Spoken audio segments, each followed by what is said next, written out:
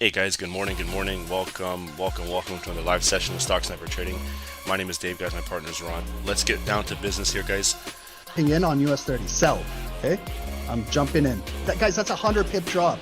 Yes, we caught it. Hey, guys, 200 pips, please, secure.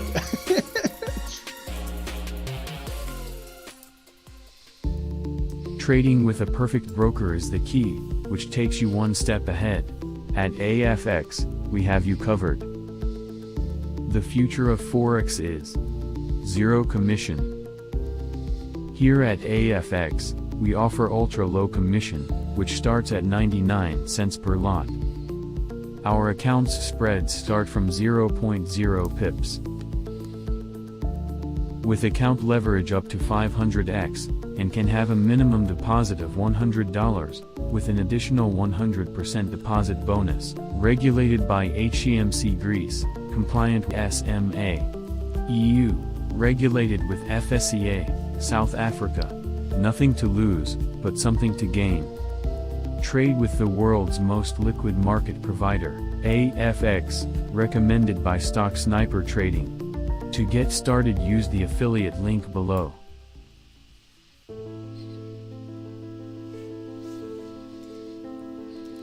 As a trader, we all look for tight or low spreads, which helps us to get in and out of the market. Using the right broker can help us try different strategies. With multiple options of brokers on the web, here at Stocksnipertrading, we have a recommended broker, that is, HankoTrade. With spreads as low as 0 pips and leverage up to 500x, HankoTrade is just one click away. With multiple account types to choose from, you also have a minimum deposit of $10. Using HankoTrade's affiliate program, refer a friend and earn up to a 40% commission on trading volume. Built by traders, for traders. HankoTrade. Hey guys, welcome, good morning, good afternoon, and good evening to everybody around the world. Welcome guys, my name is Ron from SST, my partner is Dave. How is everybody doing? It is a lovely day today. It's Tuesday, May the 9th. Welcome guys. And what we're going to do is, guys, we're going to have a nice little educational session, live trading session like yesterday. I saw that a lot of you guys got some good value out of it, so we're going to kind of continue this and gauge interest at the end of the week and see if you guys do like these type of sessions. You know, it helps us at SST know what type of education everyone's looking for and things like that. And I just personally like educating and trading, obviously, in a live environment. So I really like doing that as opposed to just back testing. I really like to explain concepts as they're happening live. If I'm in a live trade or you guys are, we can learn faster that way. I believe that that's the true way of learning. That's how I had to learn when I was trading the markets. I didn't learn like really back testing and things like that. Everything I did was in a live environment. But at that time, nobody was really demonstrating how to teach in a live environment. That's what was lacking. So we feel that we want to change that and teach and trade live, and hopefully we can help everybody here, okay? For everybody. And when I mean everybody on Zoom, all of you guys are at different levels as well, and we can help you at every level you're at. And same with you guys on YouTube. You guys are snipers too. And we want to help you guys at whatever level you're at too, okay? So before we get started, guys, I just got to go through a few things, okay? And so we all are on the same page. I'm not a financial advisor, guys, okay? So what I do is for education, entertainment. You guys have to practice your own proper risk management for your accounts. We're not responsible for anything you guys do here at SST, okay? We're all adults here. You guys manage your own accounts. I trade live myself, so I'm trading, but I'm managing my own account as well. Other than that is, guys, let's just have some fun in these markets. I just want to go over, guys, if you're looking for a broker or to start a demo account, check out with HankoTrade, okay? They have a 100% bonus, okay? So if you open a demo first, see how they are. But if you want later on, if you're ready to really get into the markets and you want to deposit some money, there's brokers now that are offering a 100% bonus. So it's like you flipping your account, 100%, percentage wise. If you start off with $100, Hanko will match you another $100. So it's essentially like you doubled your account and you're ready to go. If you put in like $1,000, they'll match it and put in another 1,000. So now you're at $2,000. But when you're ready to really trade the markets and you can have a little bit of an edge with a little bit more money in your account to make some, there's HankoTrade. And then also this one, this is a regulated broker over here too, AAAFx, and they also have the deposit bonus as well. So whatever you put in, they will match it. So this is really good that brokers are doing this. I never got part of this back in the day when I deposited $5,000 in my account. I would have loved if they matched another 5,000 to give me. So times are different these days. So take advantage of that. And then also, guys, we're partnered here with MFF. So I use them as well, and we do have accounts with these guys. So if you do want a little bit of a discount, if you're looking to sign up for an evaluation account, we have a code. It's Stocksnipertrading, and we'll get you 5% off. So okay, now we got all that out of the way. Now what we're going to do is I'm going to kind of break down US 30 with a top down, and we're going to go we're going to do more than one security today, but I want to take my time slowly, explain everything that's going on over here. Then we're going to move on to our next chart, and then we're going to explain everything that's going on down there. Okay. Yesterday was one chart. We spent time with US 30 to kind of break things down. Hopefully you guys are getting more familiar with that, and then now we can move forward. Okay.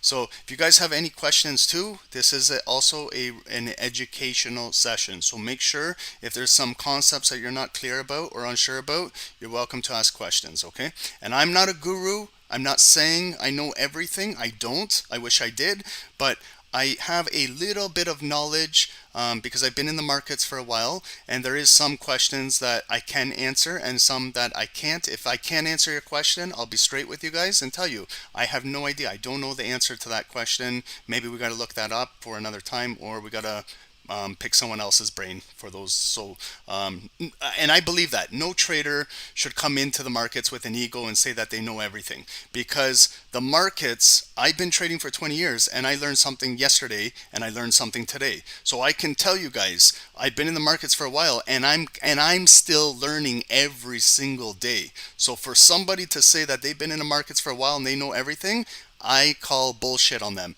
There's absolute no way, because technology is advancing, and that's how trading advances. It's not 20 years ago where we used to trade against humans on the floor. Now we're trading against bots, algorithms, high frequency trading. You can see now with like AI and how all of those things are taking over. So us as humans, we're falling behind. So to know everything, it's not possible. We got to continue learning. I'm a student of the game. I've been a student of the game since day one, since I took my first trade, and I still am. So you got to respect this game. Trading is not easy, guys. If you take it for granted, it will clean you out. It will take all of your money and more. So respect the markets. Okay, if you come in here with 500% leverage and you have no idea what you're doing, I'm going to tell you right now, 99.9% you're going to lose all of your money. I'm telling you, it's better you do not put that money in the markets and you learn how to trade and take the time to learn, because if you come in there with that attitude, high leverage, you're gambling, you're going to lose everything. Okay. And you'll be a statistic, and that's, I don't want to burst everyone's bubble here, but it's better to start off on the right foot forward, and we got to put time into learning how to do this. Okay, you might have a really good day where you get lucky in the markets, but what we're looking for is not just one lucky day of a week. We're looking to be consistent every single day with achievable, realistic goals. Okay, so that's how you can become a consistent trader over time. So what we're going to look at now is, before we start any trades, are you guys getting in the habit now of looking at news? Before we start even taking our first chart, we do a top down, we even take our first buy or sell. We got to look at the news, okay? Always. Remember what we talked about. There's different news channels that you can go to, websites. This is a very, very basic one, Forex Factory. Okay, so if you're like a beginner trader and you want something that's easy, not complicated, like if we look at Bloomberg and we look at other news outlets like FX Street, things might get a little bit more confusing because there's more folders, more news, but this is a really basic Forex Factory. So you can come in here and then look at the times, 2 a.m., 3 a.m. This is normally when we do pre-London, London. Over here is pre-New York, 5, 6 a.m. And then now we get into like Wall Street hours. So this was today. all folders were yellow, so that's low impact. We have orange folders, medium impact. Then we have those red scary folders. Those are the high impact volatility folders. So you can see that there was some light news in the market. Nothing really to really like a catalyst in the market. Does everybody know what the word catalyst is? Because I'm going to start to use this word more often. So I just want to make sure everybody understands what a catalyst is in the market. A catalyst is something that it's kind of like a spring, like a trampoline or a spring, something that can move the markets if there's news. So tomorrow, you're absolutely correct. There's going to be a catalyst tomorrow in the market, and it's going to be the CPI. So the entire market is waiting for this tomorrow. 8:30 a.m. These three USD red folders: CPI month over month, CPI year over year, CPI core CPI month over month. Okay, so this is a catalyst in the market. This is going to drive the market tomorrow. There's going to be a lot of volatility. So if you're not aware of this tomorrow, then you're unprepared. So at least we know tomorrow then we know how to trade into this. Okay, so what we're going to do now is we're going to get started with a top-down analysis on US 30. Yes, we will also look at gold this afternoon. We'll do all of that, but let's take it, guys, again, one chart at a time. We're going to break things down. I want you guys to learn concepts. I want you guys to learn what we're doing. It's not just about hitting a buy and sell button, okay? Take your time. I saw some of you guys write yesterday that you guys learned a lot with the session yesterday, and you guys even you guys saved it, and you guys said that there was a lot of nuggets in there. So that's good. Now let's continue. So for those guys that were learning, I appreciate you guys. You guys are actually putting in the time to learn new concepts. So good. It will help you with your trading going forward. But if you're just here for a sell or buy signal, I'm telling you guys, learn how to trade. Learn. You will appreciate more, and you can be able to do this for the rest of your life. You don't need to rely on someone telling you to buy or sell. Okay, so look at right now what's happening, and this over here is called Bookmap. Okay, so this might be, I'm telling you guys straight up, this might be a more advanced platform for most traders, because most traders are used to traditional candlestick charts like over here on TradingView. This might be a little bit more advanced. So if you're a beginner, don't feel stressed out or get anxiety if you don't know what's going on in here. Okay, we will explain this like more in depth on another day when we're just have a dedicated educational class on Bookmap. But what this is a live liquidity feed. YM is the futures ticker for US 30. So this is US 30, this is the Dow Jones futures. Over here we have a DOM, which is called a depth of market. Okay, so we have over here, this is the book. You know, when traders talk about the book, have you ever heard of like the order book? Like this is, you know, when traders are talking about the book and things like that, this is essentially what it is over here. This is the order flow book of US 30. These above us are the offers in the market, and then below us in green we have the bids that are in the market live. So I can just see right now this red candle that just broke down and now it's getting a wick. I can see what happened. It broke this level where we had all of these trapped liquidity sellers, and it broke the structure where we broke the previous low over here, this green candle. And when we break a new low in the market, there's gonna be bids possibly to bring it right back up, and that's what represents a wick on a candle. It came all the way down into here, but it came into maybe a level of demand where there is still some buyers with pending orders that want to get filled in here. Okay, and what can happen now is the bids get filled, and it's bringing the market right back up into offers or into like a retest area for confirmation to see if sellers can continue to push this down. Okay, and what this white line is called a VWAP. It's a volume weighted average price. It's kind of like, if you want to look at it, guys, as a moving average, it's similar to maybe like a 200 EMA if you want to. It's not like that, but I'm saying if you want to visualize something like that, that's what it could remind you of, like a 200 EMA in the market. But this is actually not not just a moving average. It's a volume weighted average price. So this factors in the volume and the average price. And institutions are more attracted to come and transact near this white line. There's going to be erratic movements that break out above and break out below, but for the most part the market wants to return here as like a mean coming to transact. See where we dumped all the way down here and it's coming right back up? It's kind of coming back up to transact near the VWAP. Okay, and now you can see it's a nice big bullish engulfing candle coming right back up on the next bar. So sometimes, guys, when you're scalping and you're scalping in a range, this is what can happen.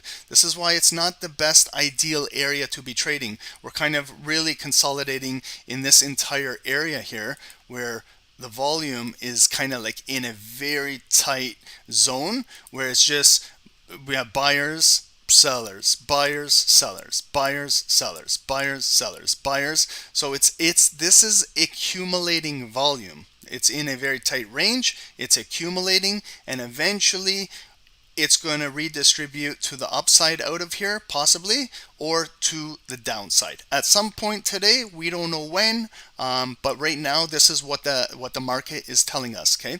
So what I'm going to do is, we're not going to sit on 5 minutes right now. We're going to move now to a top-down analysis. So this is how I recommend everybody should maybe start off their day just looking whatever security you're trading. So I'm looking at the Dow, okay, on the daily now, okay. What we just had on the other screen were 5-minute candles, okay. That was just the 5-minute structure currently in the market. But this is the overall daily. So now we get a better understanding of how it's moving, where we're moving, what lows and highs were triggered in the market.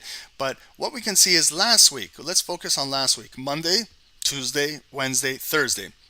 We had a 4-day downtrend. Every single bar was making lower lows and lower high. Lower low, lower high, lower low, lower high. And yesterday, I hope you guys learned about the 50% rule. Remember, we were talking about that yesterday. So learn concepts every single day, practice them, and we're going to continue learning more and more and more as you learn more and more and more. So take your time with that, okay? So now, what do we have? From Friday, we had this big bullish engulfing candle. That was the high, and then that was the close. We closed near the high on Friday. Friday was NFP in the market, non-farm payroll. That was a catalyst in the market. And how did we open this week? So yesterday we opened up. It came bullish up to a little bit higher than Friday's high. So we did claim a new high to start the week. But then when it came up there, it got rejected. And then we came back down. We made the low right down here, 33,500 yesterday. And then we came up and we closed right here. So there's now left in yesterday's body, there is some red volume. Okay, not a lot, but there's some red volume. Now what happened today? How did we open? We opened kind of side by side. Close, open. There can be gaps in the market. And what did we do today? We opened bullish. We came up to here. Okay. So that's our high of the day today. So what I do with the high of the day on all securities, whatever I'm doing a top down on, I locate the high of the day with a purple line. Okay. It represents the high of the day for me when I see a purple line.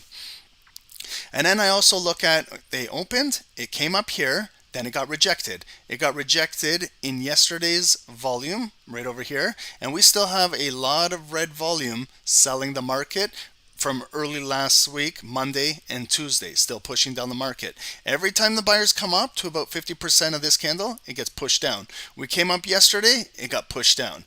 Not yesterday, Friday. We came up yesterday and we got pushed down. Today we came up again, but it's a lower high. Look at where they rejected it, 33,650. It's lower than yesterday, it's lower than this week. So essentially there is still some supply in the market. And what happened was they pushed it down where it opened and we broke, and today was a bearish day, coming down, coming down, coming down. We broke yesterday's low and it made a new lower low today. Okay, so let's identify today's low of the day. Now I know kind of my daily range right now.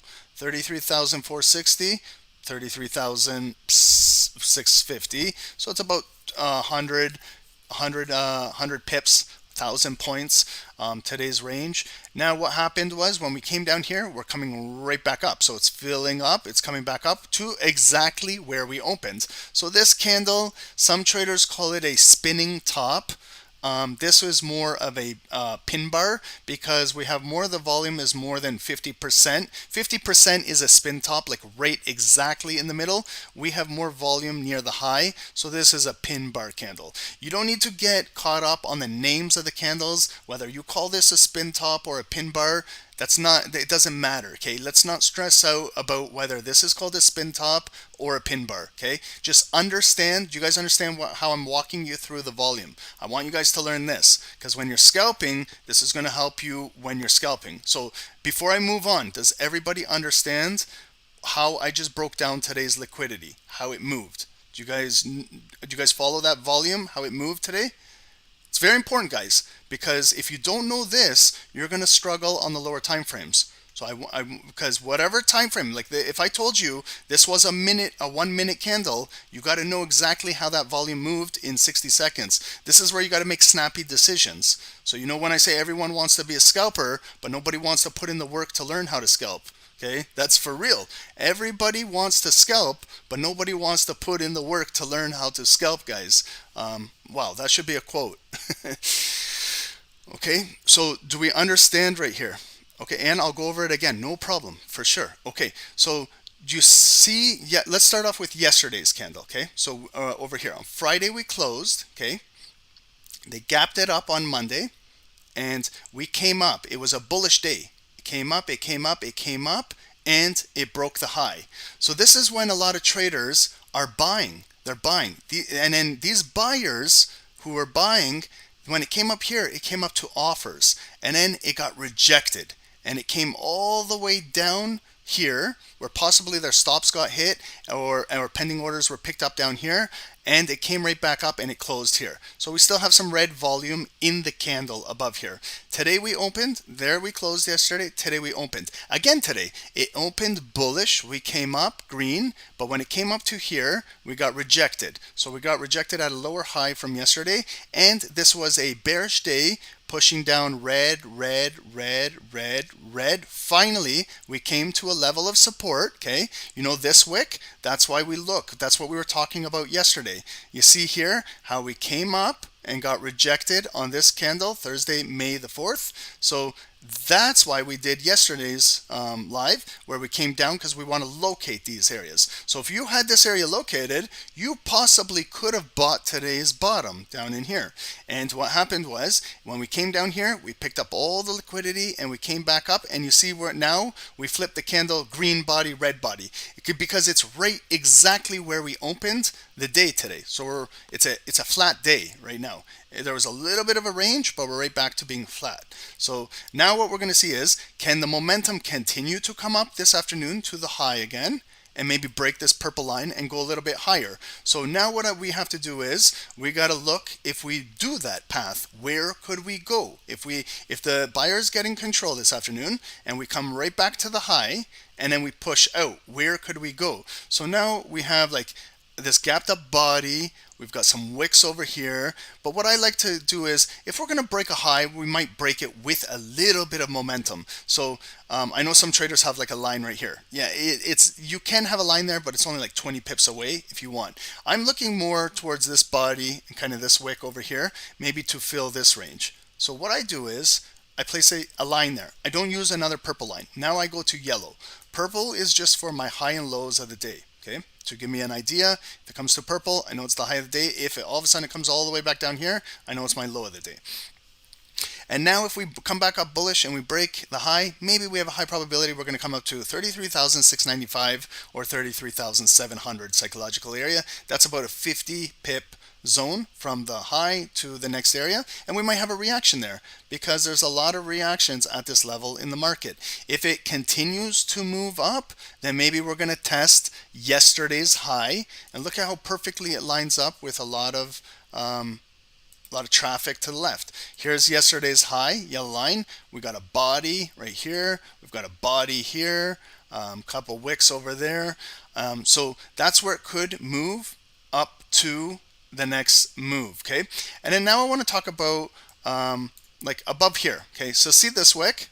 Okay, if I locate it, okay, are we all following? So see above this wick now, you guys see how it's just a nice volume based candle. Okay, you guys all see this. Yes, Joshua, you got that? Okay, so questions about what are order blocks and things like that in the market. Okay, there's a lot of confusion about what these are and things like that. So when you see, okay, remember that this was a lot of bearish volume in the market. Over here, it came up bullish and they pinned it hard here. You can see it's pinned, the rejection wick. They pinned it, and what is this candle called? Okay, this red candle. Does everybody know the name of this candle? I want to make sure everyone, because this is hammer. No. Hammer is a bullish candle, Eric. Hammer is, this is a hammer right over here where it came down. That's the handle. That's the head of a hammer, and it's bullish. This is not an inverted hammer. An inverted hammer is has a green volume. Let me see if I find one. This is an inverted hammer right here.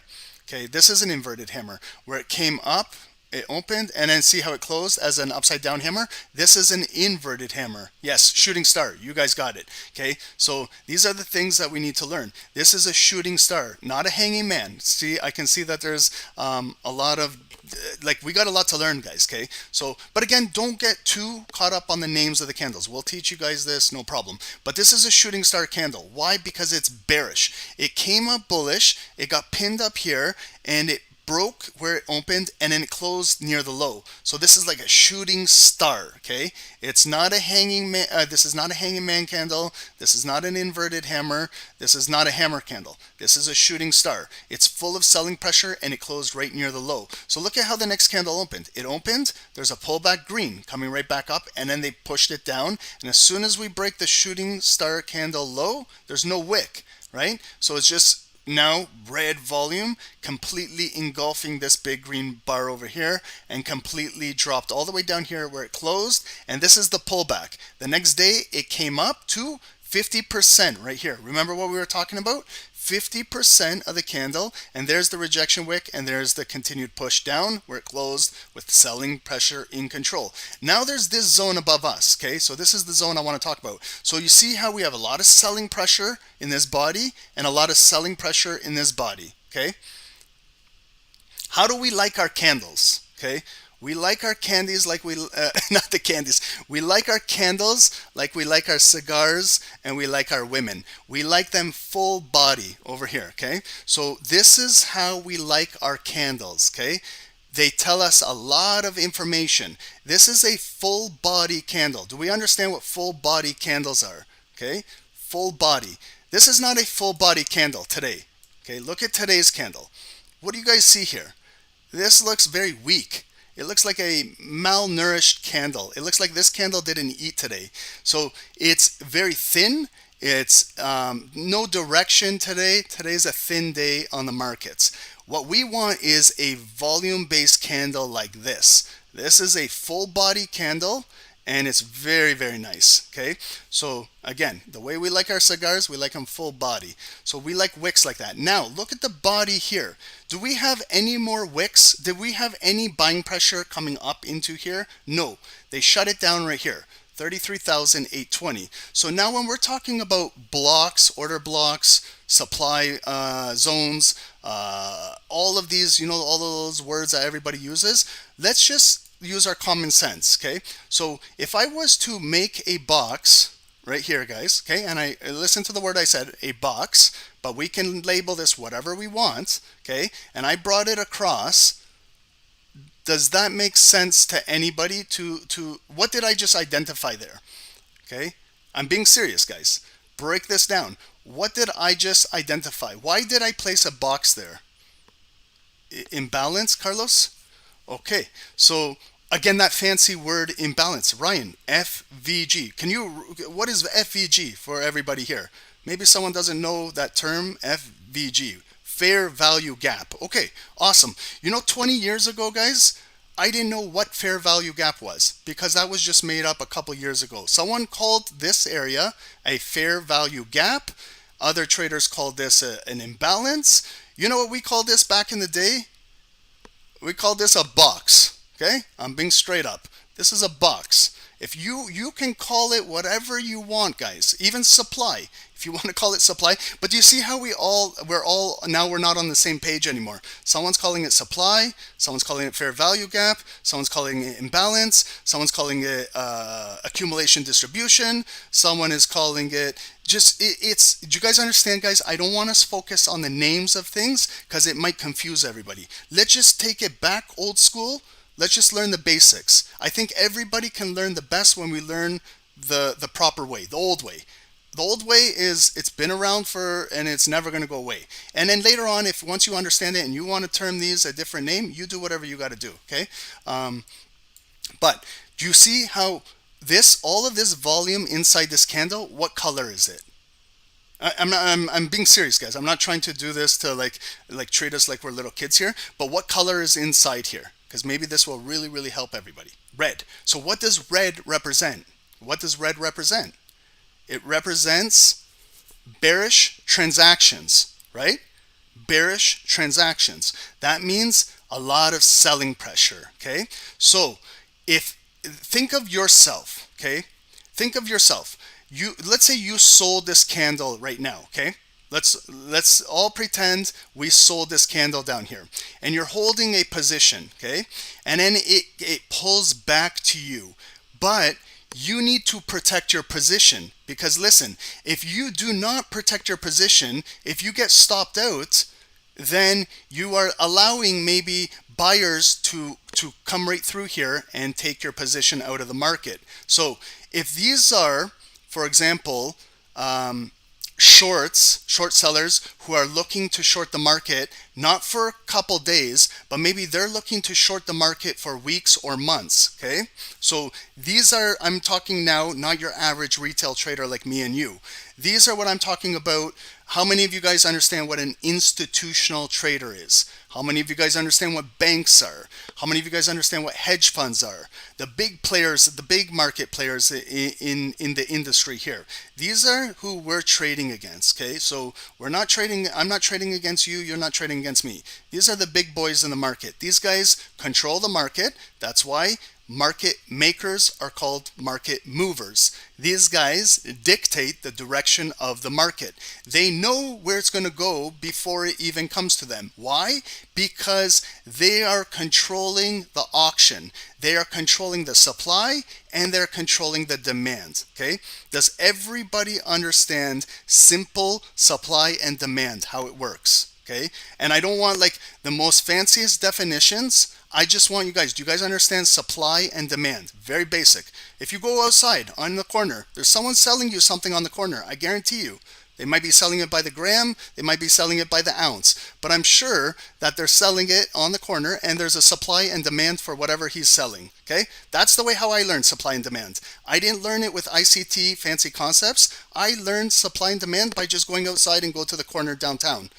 And I guarantee you're going to learn about supply and demand real quick. You'll get the best education out there. City boy education, okay? That's how you're going to learn. So there's somebody in the market who has a lot of supply and pushing the market down. All of a sudden, the demand comes back up to the supply. Maybe there's more supply in the market and he wants to hold the supply. He wants to continue to short the market. So this zone that we've identified is a supply zone. Okay, does that make sense, guys? That's why we flipped this zone red, because we had a pullback here and it got rejected. We had a pullback here and it got rejected with a lower high. We had yesterday's volume come back up again, get rejected. So what are multiple rejections telling us? That there is resistance here, but over time, resistance can turn into supply, supply, supply, supply, supply, okay? And whatever you want to call this block, either you want to call this a supply zone, a fair value gap, order block, we've identified it in the market now, okay? So at some time in the future, there might be volume that comes back and transacts in here. And then this is what we look for. So you know when we're looking to maybe buy above the zone, okay? You know when some traders, we like set up a green box above here. What are we trying to do when we're looking for a buy above the supply? What are we trying to do? Anybody know?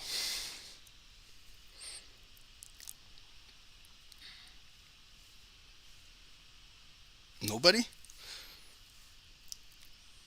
Okay, what we're trying to do is we're trying to take out some new highs, but we're trying to flip the supply. We're trying to flip the market. Okay, you know when they say flip the book. Okay, have you ever heard of the term flip the book? Okay, that's what I was talking about with the order book.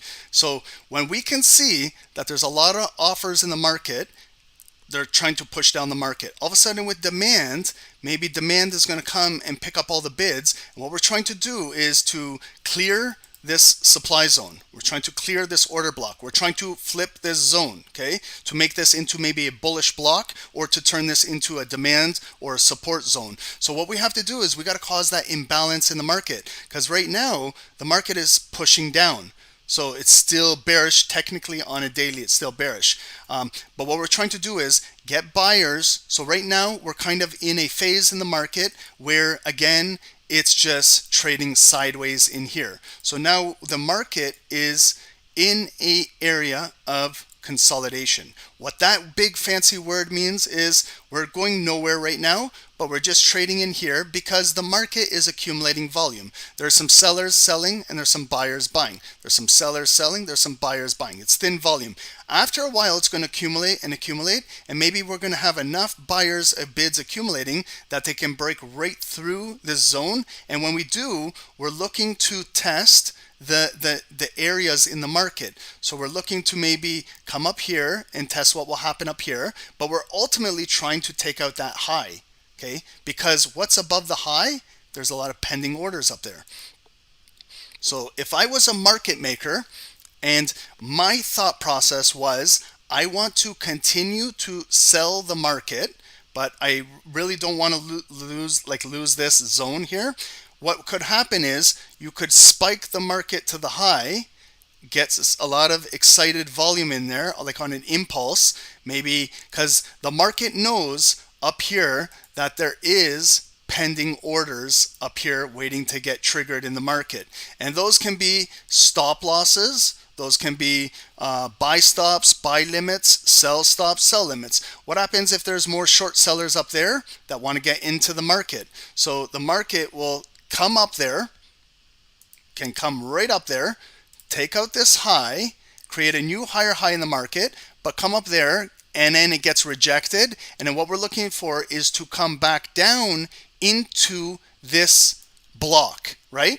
And if we're above it, the reason why we flip it is to see if it's going to turn into real bids in the market. So that's why when it comes down here, we always look for a retest. The retest will give us the confirmation to know if this seller is still in the market or this zone is going to flip, and then maybe there's a lot of demand coming in the market, then all of a sudden this zone flips and then we're starting a bullish uptrend. And this zone is kind of where it all happened. It all happened in here. But if it breaks right through here and it's like a false move, this was just an impulse break, you know, when we take those impulse candles before they close and then it catches a wick up here and then all of a sudden it's a big wick getting rejected, then we continue to close below here, then this zone is still a red zone. It's still a red zone. But what happened was that's the double top. Okay, that's the double top. That's the theory behind what a double top is. Do you guys know what a double top is? Before I even talk about a double top, do you guys know what that is? The M pattern. Very basic trading pattern. It's a very popular pattern for most traders, but do we understand like what it represents? Okay, so that's an M pattern. But now we just kind of broke down what it is, okay, like down here. Okay, so I know you probably don't see it here, but what I mean by that M pattern is we came up here, there's one leg, it got rejected. Here's the bottom, here's our neckline starting Friday.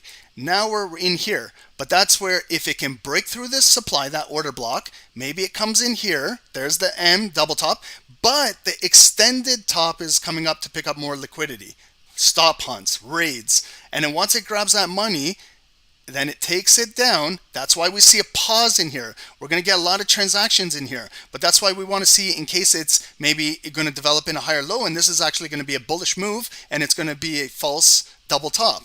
then all of a sudden the market is rallying up here. But what we're looking for is if it can come back down into here to this kind of consolidation zone and trade in here again, then if it comes to retest here, then maybe we're going to have that lower supply and then the market really breaks down. Okay, so those are just basic simple patterns. That is a bearish pattern to maybe sell the market.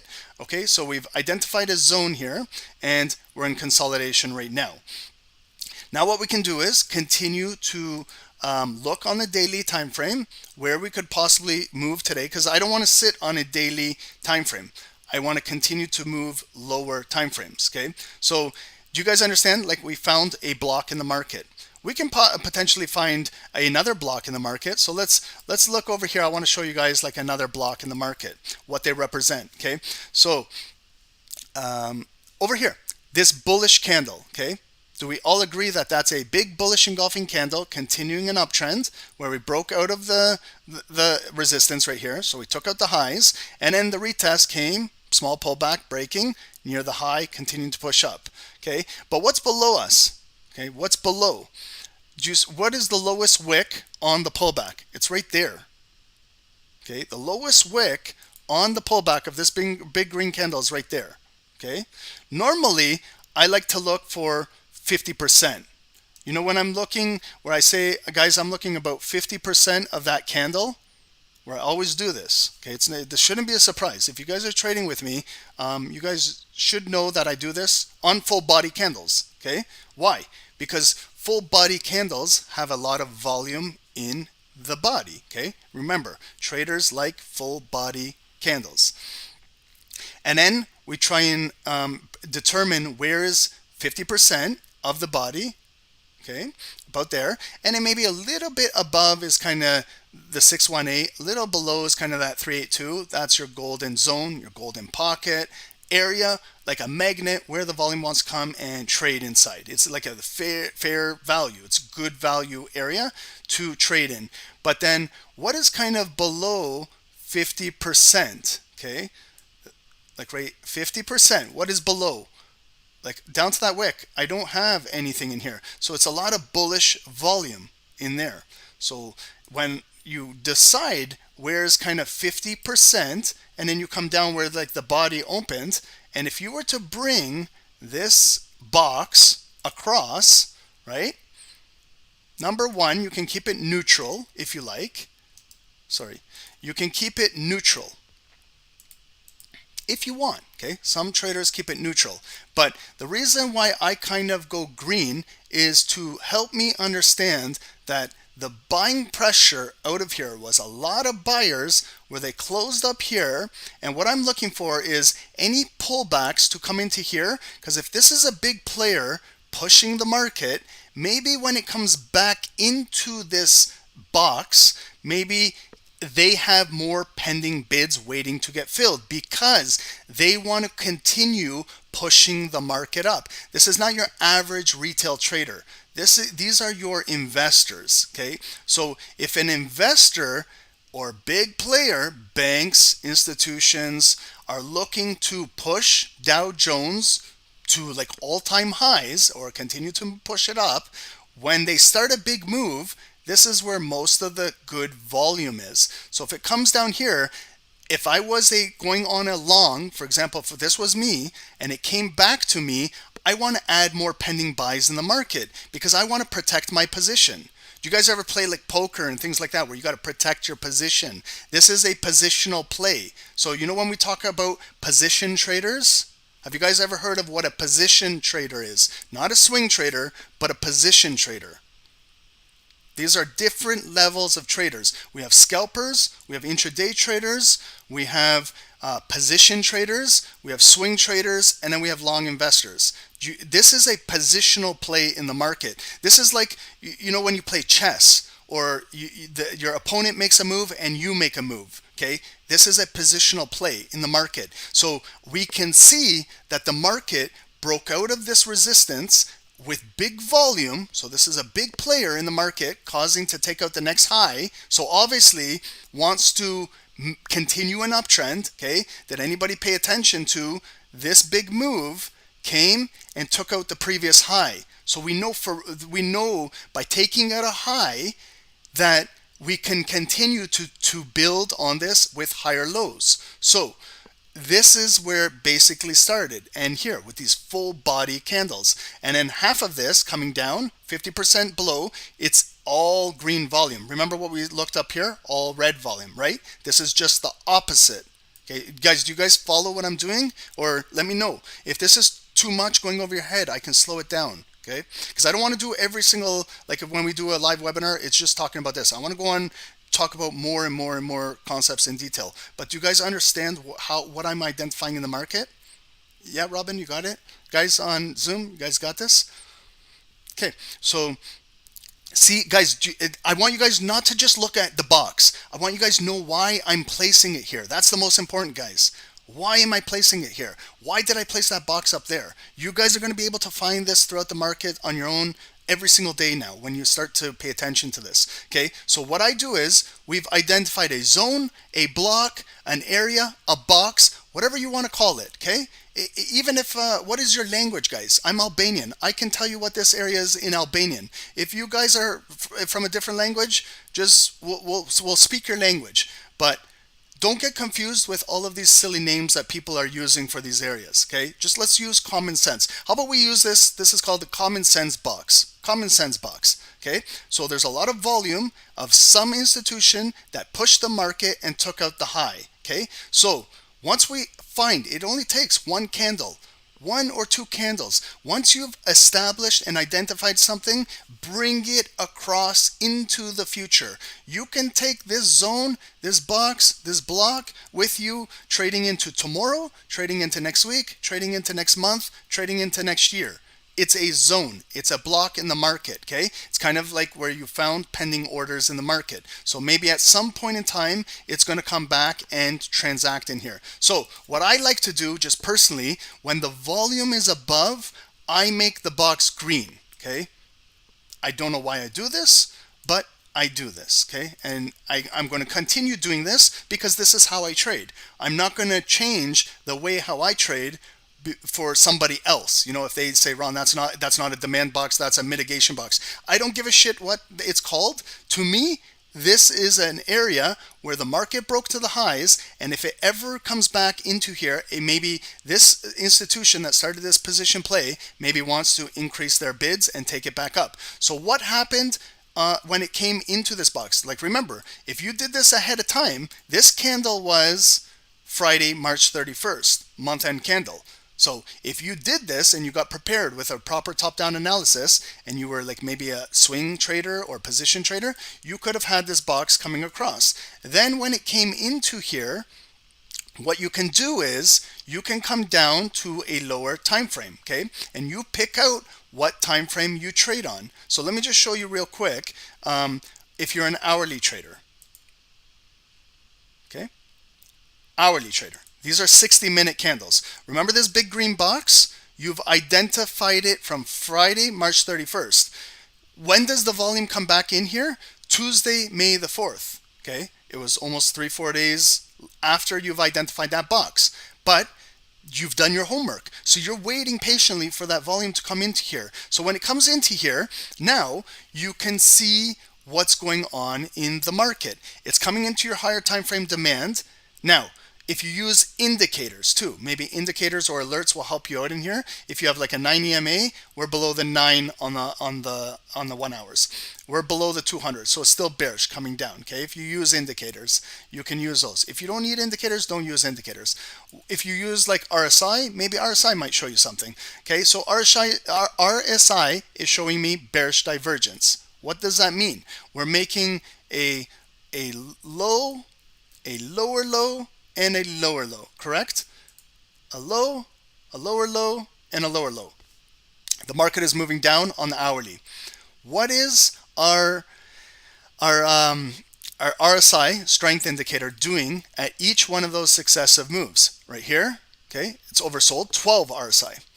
The next one, it's coming up right there, 18. The next one, we're coming up again, okay, in the 20s. So the strength is slowly increasing while the volume is coming down slowly. Why? Because it wants to gravitate inside this order block. It wants to come to this zone. It wants to come and transact in here. Why? Because this is where the auction will take place. There's going to be some heavy transactions going on here, some big orders in the market. So when it comes in here, now you just follow your basic trading. You know, like you look, now it's got a nice big bullish engulfing candle close above there. Okay, so it closed above. There's your retest. If you buy, now you got to go through your simple, okay, you buy. Where do you place your stop loss? Okay, most traders, okay, if you're a conservative trader, you'll place your stop loss 50% of that body below there. If you want to come below all of the bodies or below the previous low, there's your stop loss. Your stop is inside that big demand box, where if it comes back in here for a pullback, you're looking for that big institutional player to continue with the move to buy and bid it up. So you got to give some space for trades to breathe. And if you held this, right, if you're an hourly trader, you're not looking to trade for 5, 10, 15 minutes. You might be holding for multiple hours or a day. But then look at where it comes up to. The previous high. It took a while, but it got up there. And when it tapped up there, it broke and closed above. Okay, so when you're measuring a move, if you're an hourly trader and you take all of this, just up to there, like right there's 130 pips if you held it for 2 or 3 hours. But if you really went with the momentum of the market, 300 pips, there's 400, there's 500 pips, okay? But now, that's hourly. I've also identified a block on the hour, okay? Just by looking at this, right?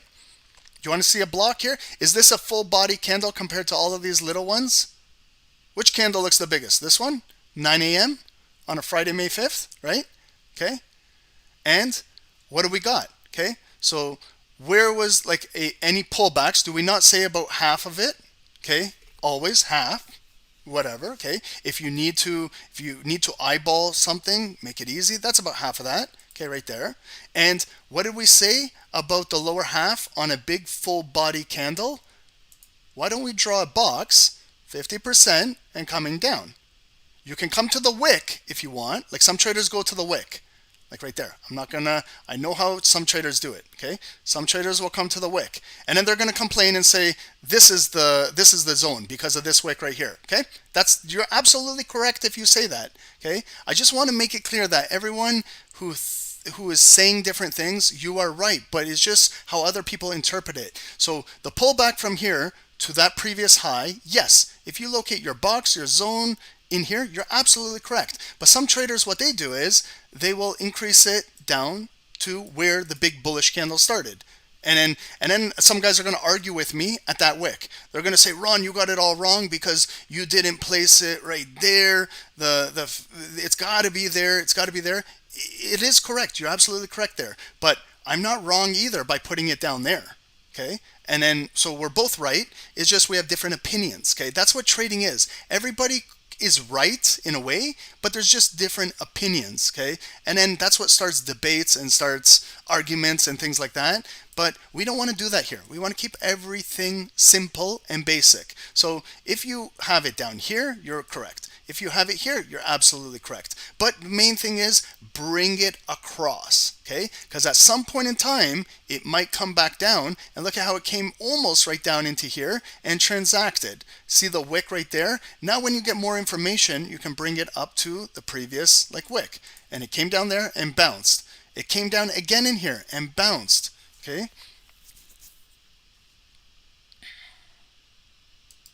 Okay, so that is a zone on the 1 hour. If you're a 1 hour trader, you can locate things on the 1 hour. Okay, so let's now continue with the analysis, and we're going to go into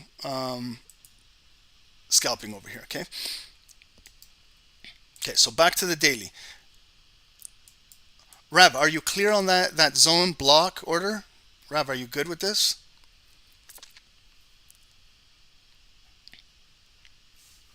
Okay, and this is a lower one. Now, the market has came up a little bit recently, okay? So this is a big bullish candle on Friday, Okay, and then when it came up, there was the pullback. Okay, so if I want to now again locate another zone or block, I absolutely can. I can take it from the pullback or 50% and come down to here. Maybe I come down to this volume of that candle, okay, and right down there. Now you can see how I've kind of trapped the volume a little tighter on the daily. So here's our supply above us. Here's kind of our demand. This is why we're trading in between here sideways. This is what's called the consolidation. We're at a big area on the daily where we have supply above us and we got some demand below us. And right now we're just trading inside here. Why? Because both parties above and below are accumulating, and at some point the Dow is either going to rip bullish above here, or it's going to come back down into this lower block and transact down in here. If it can't hold, then we're going to push down and come down into this market. Okay, so I just want to start again fresh, get rid of all these zones, blocks. We'll find them on the lower frames, but that's a big one, so I can keep this one on my chart for a long time. Okay, because if it ever comes down here, maybe it's going to hold, and this one I can hold above here because the volume is now inside here. So when I go to a lower time frame, I'm probably not going to see these boxes. But what I want to do is continue with the top down. So we did everything where we can come up above today, but right now we're pushing down bearish. Okay, so let's maybe see if we take out anything to the left of the chart. So you see like this wick in here, a lot of bodies in this area. Why don't we place like a yellow line inside here? Okay, so what I did was, that was a previous high, there's a body, kind of a wick retest. So maybe that's going to play a factor today in this area, 33,568. If we continue pushing down, maybe we're going to take out this low right here, 512.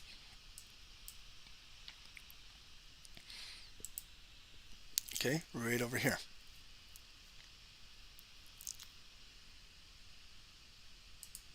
Okay, so if we continue pushing down, maybe we'll come down today to here, 33,508, maybe back down to our low of the day. And then if we break our low of the day, then where could we come down to? Okay, that's that next big daily area. But then over here too, you got like a wick in here too. It depends how much analysis you want and what type of trader you are. I'm a scalper, so I like to have more zones like on a daily, as opposed to someone who's swinging. Maybe they don't need these tighter zones. Okay, so that's good enough for daily. Let's move into hourly now. Okay, so these are the hourly candles. This is how they're moving. Okay, so inside here, let me get rid of this. Remember up here, this is like our big daily supply above there. This is that big daily demand. So at some point, maybe these hourly candles are going to come back up here and transact in here. Maybe they're going to come back down in here. But right now, we have our own levels right now in the market. Okay, so we can see today we got rejected 2 times up here. So that is like our hourly resistance in the market currently. And what I do is like I identify it with like a red box going across like this. So it's to tell me that if we ever do come back up here, we got rejected at 9 a.m., 10 a.m., and we came back up at 11, and it's a lower high. So this is holding as some supply in the market. And look how much we're holding behind us. Okay, that big red body candle, if you kind of look above and then you bring it across, like that is representing a lot of bearish volume still in the market. So it tried to come back up there, but you can see a lot of this big body that was yesterday, Monday at 9 a.m. is still really holding the market down. So what could happen is this move over here is adding more offers in the market over here and absorbing this pullback, because maybe they're going to continue to short it down at a later point in time and break this low and come down for new lows. Okay, so we can see that there's still a lot of supply to the left of us in the market. Okay, now if you want to lower it a little bit, like now you found like a block or zone, see this previous high where it came up to, and then see this big red volume at 10 a.m. So we do have some more supply pushing down. So this is kind of an block we've identified in the market. Now it's continuing to push down. Now where could it come down to? This was the previous low on the 1 hour. right here, the wick, and then there's that body. So if I was to extend this across and right into that daily, make it green, now I can see where we've got buyers still holding up this market, like right over here. See how I extended it a little lower to the daily? I could have left it right there, but I'll get a few more pips. I'm going to keep it at that daily, the bigger line in the market. Okay. And then if I wanted to find my other order in the market where there's good bids in the market, below that wick and to the body, kind of right there, you could have a small green one. But this is too many blocks, too many zones. Okay. So what I like to do too is I like to have a white line to represent also hourly resistance without drawing too many boxes. So this wick, this wick, this wick, this wick, 5 touches up there, got rejected. So I like to place this as a white line to let me know if it ever comes up here, this is a hourly resistance. Okay, and now we're continuing to push down. So now look at it, the move. Okay, we came up all the way up here. We're pulling right back down into this area. So maybe we're going to come back up a little bit. Maybe it's going to come back up into some offers and push right back down.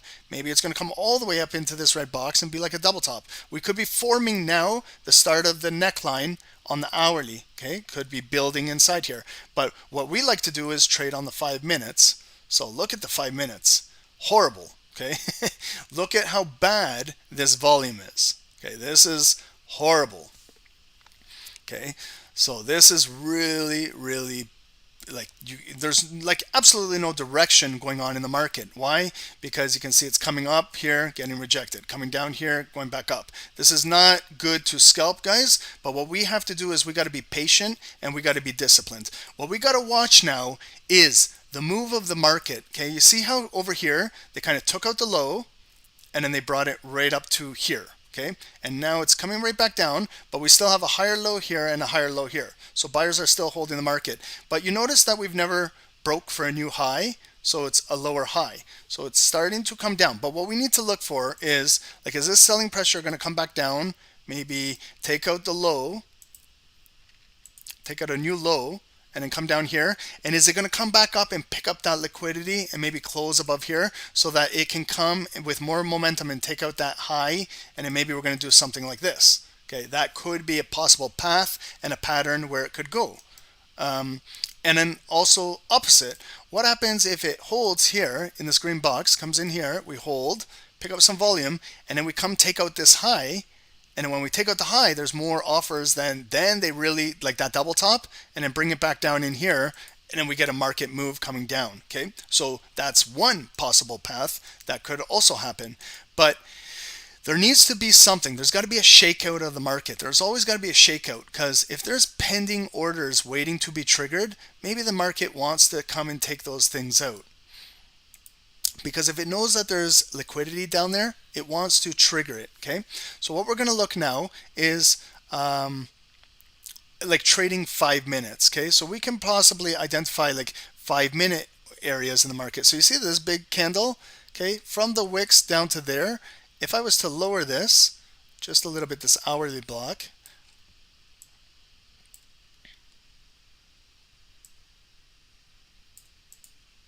let me see over here, sorry.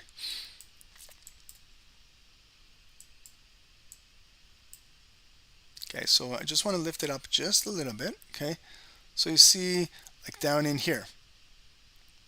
So the 5-minute volume, like this big candle that broke out of here, it took out the high, okay, it took out highs, and then it pulled right back into here. So this body that's still in the market still caused this big move, coming all the way through there and made that high. And now it could be coming right back into this area. Okay, so right now we have like equal lows in the market, these two wicks right here. Okay, so we're going to see what happens when it comes, maybe if it can come into this green box. Okay, so, and then what could happen is it could maybe have a false break like below here, maybe come to the daily, or come down to maybe touch one of these wicks at like 33,304, like right here, or the next one right there. And we got to make sure that it doesn't like really break this low, because if it does, then it's going to break the structure of this uptrend that's forming. Okay, so what we got to do is maybe concentrate as what will happen when it comes into this area. Okay, and then we can also look at like we're not really in an oversold territory where it might strengthen that buy in there. So it's still holding here, and we are still forming this trend coming up over here, which started down here. Okay, if you catch that pullback, catch where we are now. It's still technically in an uptrend coming down here. But now if we want to scalp, like sometimes scalpers, like we like to get in the market and scalp, but it's getting like just tighter and tighter right now. Okay, because you can see above here, see this big red volume. Okay, there's a lot of selling pressure below these wicks, so it's still pushing the market down. This candle too, from above here, there's a lot of selling pressure still below the daily, the yellow line right here. So there is like a red box above us there. So we're really going to see how we can really trap this volume. Maybe it's going to trade inside here. So if we're looking to scalp, guys, like this is the thing. Even this is a horrible zone to scalp, but if we're looking for trades, you always, like what I do is I measure my zones. Okay, I measure everything, whether I'm going to take the trade or not. Okay, so like here, this imbalance, if these buyers can break this daily and fill up to these equal highs, I measure this, okay, all the time, from here to there. It is approximately 19-20 pips on US 30 just to fill that imbalance up to there. If it pushes a little higher, maybe like a higher high breakout up to about 50% of this candle, maybe it's about 25 to 30 pips. If it can come strong all the way up to that, it's 40, 45, 50 pips up there. Okay, but if I'm taking that trade, that's what I'm expecting for a target like on a scalp up to here, and then I see what happens up here. Okay, right now it came again in there and getting rejected, so nothing above there. What we also have to look for is volume also to close above. If we're pushing and looking for buy, we want to close above to show that the buyers are strong, and then to retest this zone that we can flip. You know, it's a smaller zone because it's we're scalping the markets, like how we found those daily ones. But now I found like my 5-minute kind of block, and maybe I'm looking for that higher high to come up down there. But if it doesn't close above, then that's just like an impulse candle that could break out of there and then go back down. So these are things that you have to understand. If you're taking impulse trades, if you're waiting for confirmation, that's the trickiest part of trading, is when to take those trades. And now we're kind of in a tight zone down here where we might trade sideways down into here. But just this entire area, it's not the best to be trading. Okay, you can see how it's just moving. Maybe we got to see what they can do, if they can break a low, take out another high, grab some more liquidity to really push this market. But if it does break below here, and we kind of close below here, this is where the market could potentially continue to break that hourly trend, break this area, retest, and then break that low and then drop down into here at the daily low. Okay, but if you're not comfortable trading this is not like the best to be trading. Okay, we want more volume, like moving volume like this. We like something that's moving in a trend. Okay, right now we're not really trending in the market. It's just trading sideways. Okay, remember, we don't have a big catalyst in the market to really drive anything currently, so we have to be very careful. But what we can do is we can move over now to look at a different chart, guys. Okay, so I don't want to stay with US 30 the entire time. But what I wanted to explain was the different type of concepts and everything. Next chart, what we'll talk about is similar things, but like if we see a candlestick or something like that, and you don't know the name, if you want to know the name, ask the name. And Florian, good question. Do I have some rules for an impulse trade if I take one? Yes.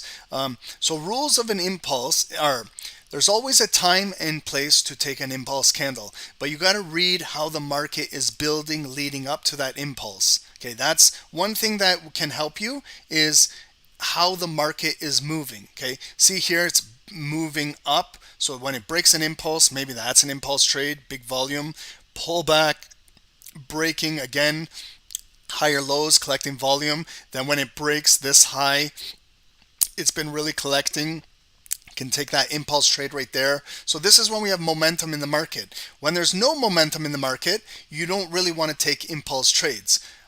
What you want to do is, if you do feel inclined like you want to take that trade, I recommend you use a very small size to just feel out the market. Because if you take the impulse on a very small size in here, if it reverses on you and you get stopped out, it's minimal loss to you and your account. You can control that loss. But if you go in big with an impulse trade when it's not the time and place, you could get in trouble. Okay, so if the market is trending and it's going in a strong direction with momentum and volume, that's when maybe you can look for those impulse trades. As long as they're collecting, they're coming down, they're respecting the lows, they're picking up higher lows, they're picking up more bids, then when you get that initial break, that's where the candle can pop and impulsively break out for 10 to 20 pips depending what security you're taking. And then I also have rules when I take impulse trades. If they come up and they break out for 10, 15, 20 pips in a supply area, 99% of the time I'm either closing that entire trade, or if I have time, I'm securing 50, 60, 70, 80%, leaving the rest with a break even, because it's impulsively breaking out into a supply. So we don't know what's going to happen up here. But if it comes into supply impulsively, what happens if there's a ton of offers and then push it right back down, and then you get this? So that was an impulse break of that wick into supply, and it went up for 30 pips. But if you don't do anything, this is a big red box. There's no guarantee that all of this green volume is going to stay in here. Why? Because there's a lot of offers in here. So there was more offers than bids, and they took them out. There's the pullback to about 50% of where all those supply was, and continuing to push down and break the low and come all the way down. So that was like a false breakout into supply, but the buyers still pushed for a new higher high. So that's important for later on. If we do continue to build down here, maybe we're going to come up with more nice volume, and then maybe we get that impulsive break to the next high. Okay, so there's always a time and place when to take impulse trades. It's kind of intuition with how everything is moving. That's why I really like to stay with one chart when I'm trading throughout the day, because I watch pretty much every single candle, and I know what happened down here. I remember this because I was trading it. I remember this because I was trading it, and things like that. If we just keep flip-flopping charts, this and that, I might miss like an important liquidity grab, and you might lose focus on what's going on in the market. So that's another thing. If you stay with a certain security, maybe you can watch it and continue to move. Okay, so what we're going to watch for is, again, we're just trading in here. It came back up, lower high, and we just made a lower low, so we're continuing to push down down into here. Okay, so let's look at gold. I know a lot of you guys like gold. Let's break down gold, and then I'll come back, guys. We'll do NASDAQ, but some of you guys want, yeah, gold is moving. Maybe we look at gold. Okay, so gold, guys, and then I'm going to keep this over here. If you're in looking at US30, this is US30's live liquidity. Okay, so let's look at gold right now. Yes, beautiful move on gold, double bottom gold, attempting to break the neckline here at 2030. If it can break, we're looking at top over here, 2032, 33. If it has enough momentum, this could be like also an impulse break and get rejected and come through here. Okay, so what we're looking for is that to break and also to close above, and maybe we can find like the size of this candle, like a block. This is a big 5-minute big candle. It's going to close in 45 seconds. So like where it closes, like down to the wick, or a little bit lower, like if you want to kind of judge 50% right now, this candle down to the body, if you kind of bring that. So if it ever comes back to transact inside here, we're going to see if it can continue to hold bids in here. Okay, and this is the resistance point that we're trying to break right above here.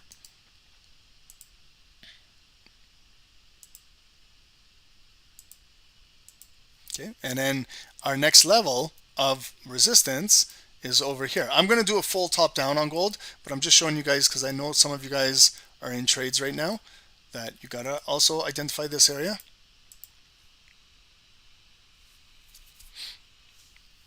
Okay, so see where we closed? Okay, look at the candle. Okay, look. See the previous high?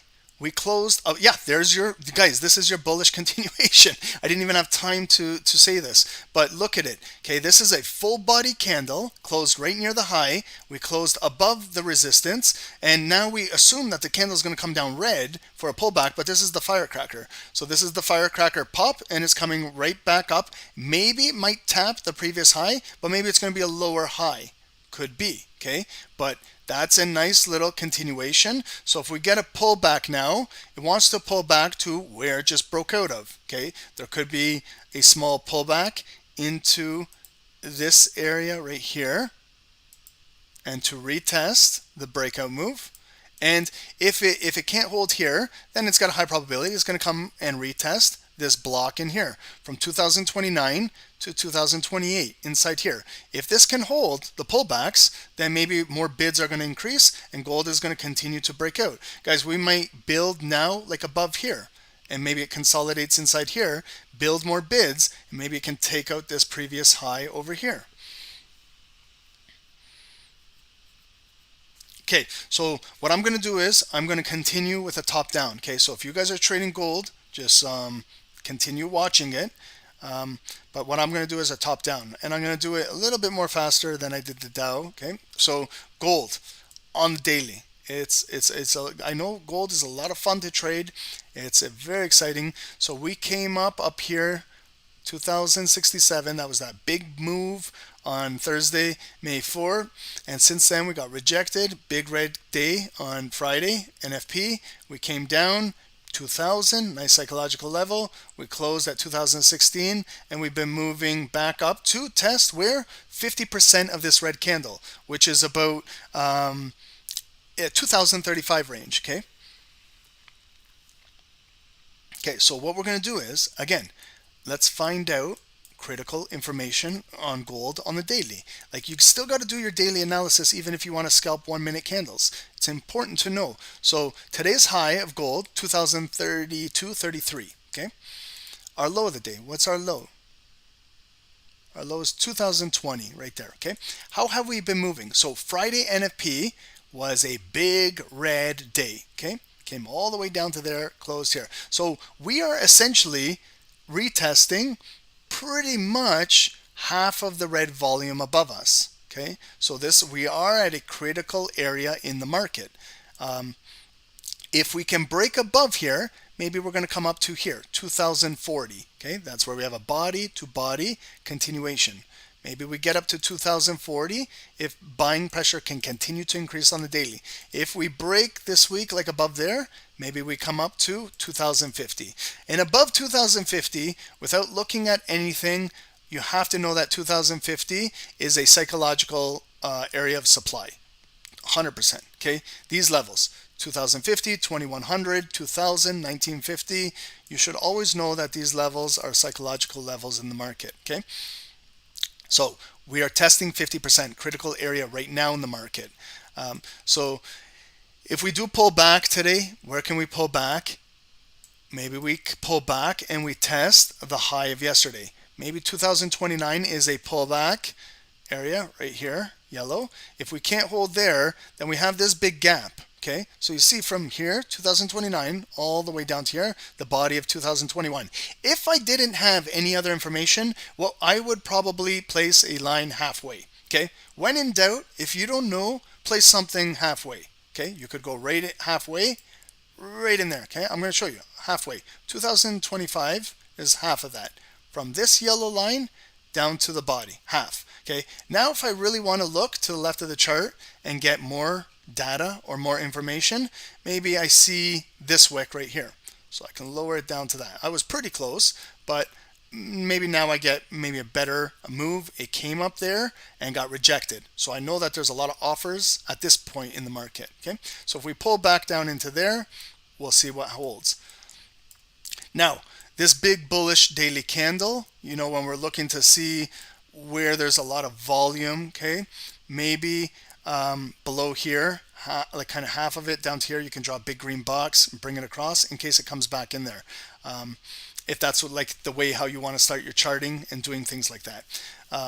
But now we're pushing up. Okay, so 50%, We have some good volume in the market, but it might come up to 50% and get rejected. And then maybe we're going to start to push down. If it can break out of here, maybe we're going to push today to 2040. So let's go to that 1 hour.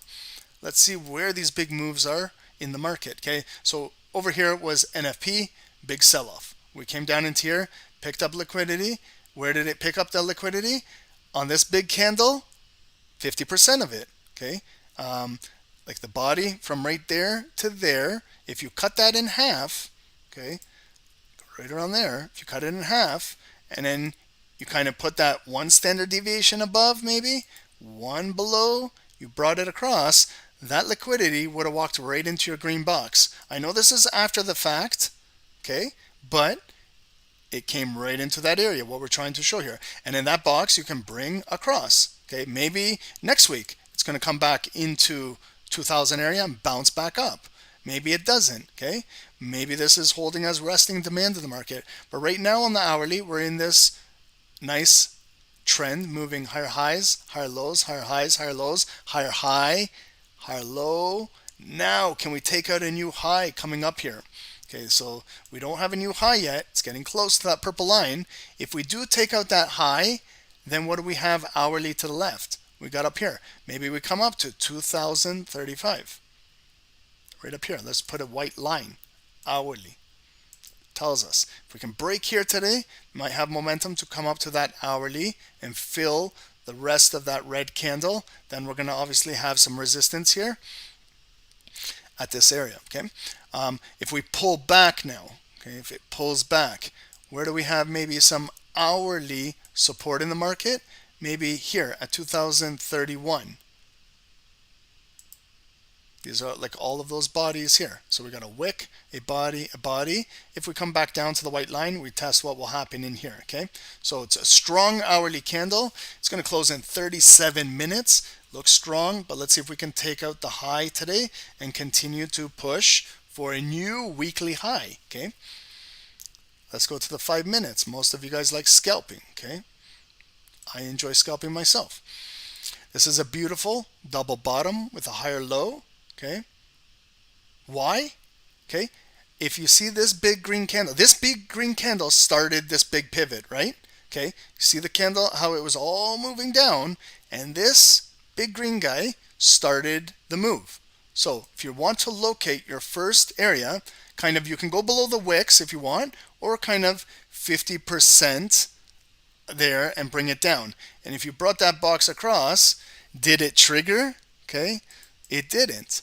Okay, so it didn't come exactly and touch the box 50%. But if you brought it a little higher, maybe to the recent pullbacks, like see those wicks there and there, one of them tapped. Okay, so it came right into here. Okay, but you got to use your intuition too. You don't always are gonna get a tap right in the box.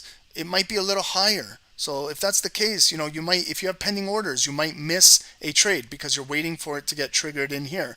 But that's why sometimes I use market executions. So I watch how the market is coming down there and I get into trades. But that was one level.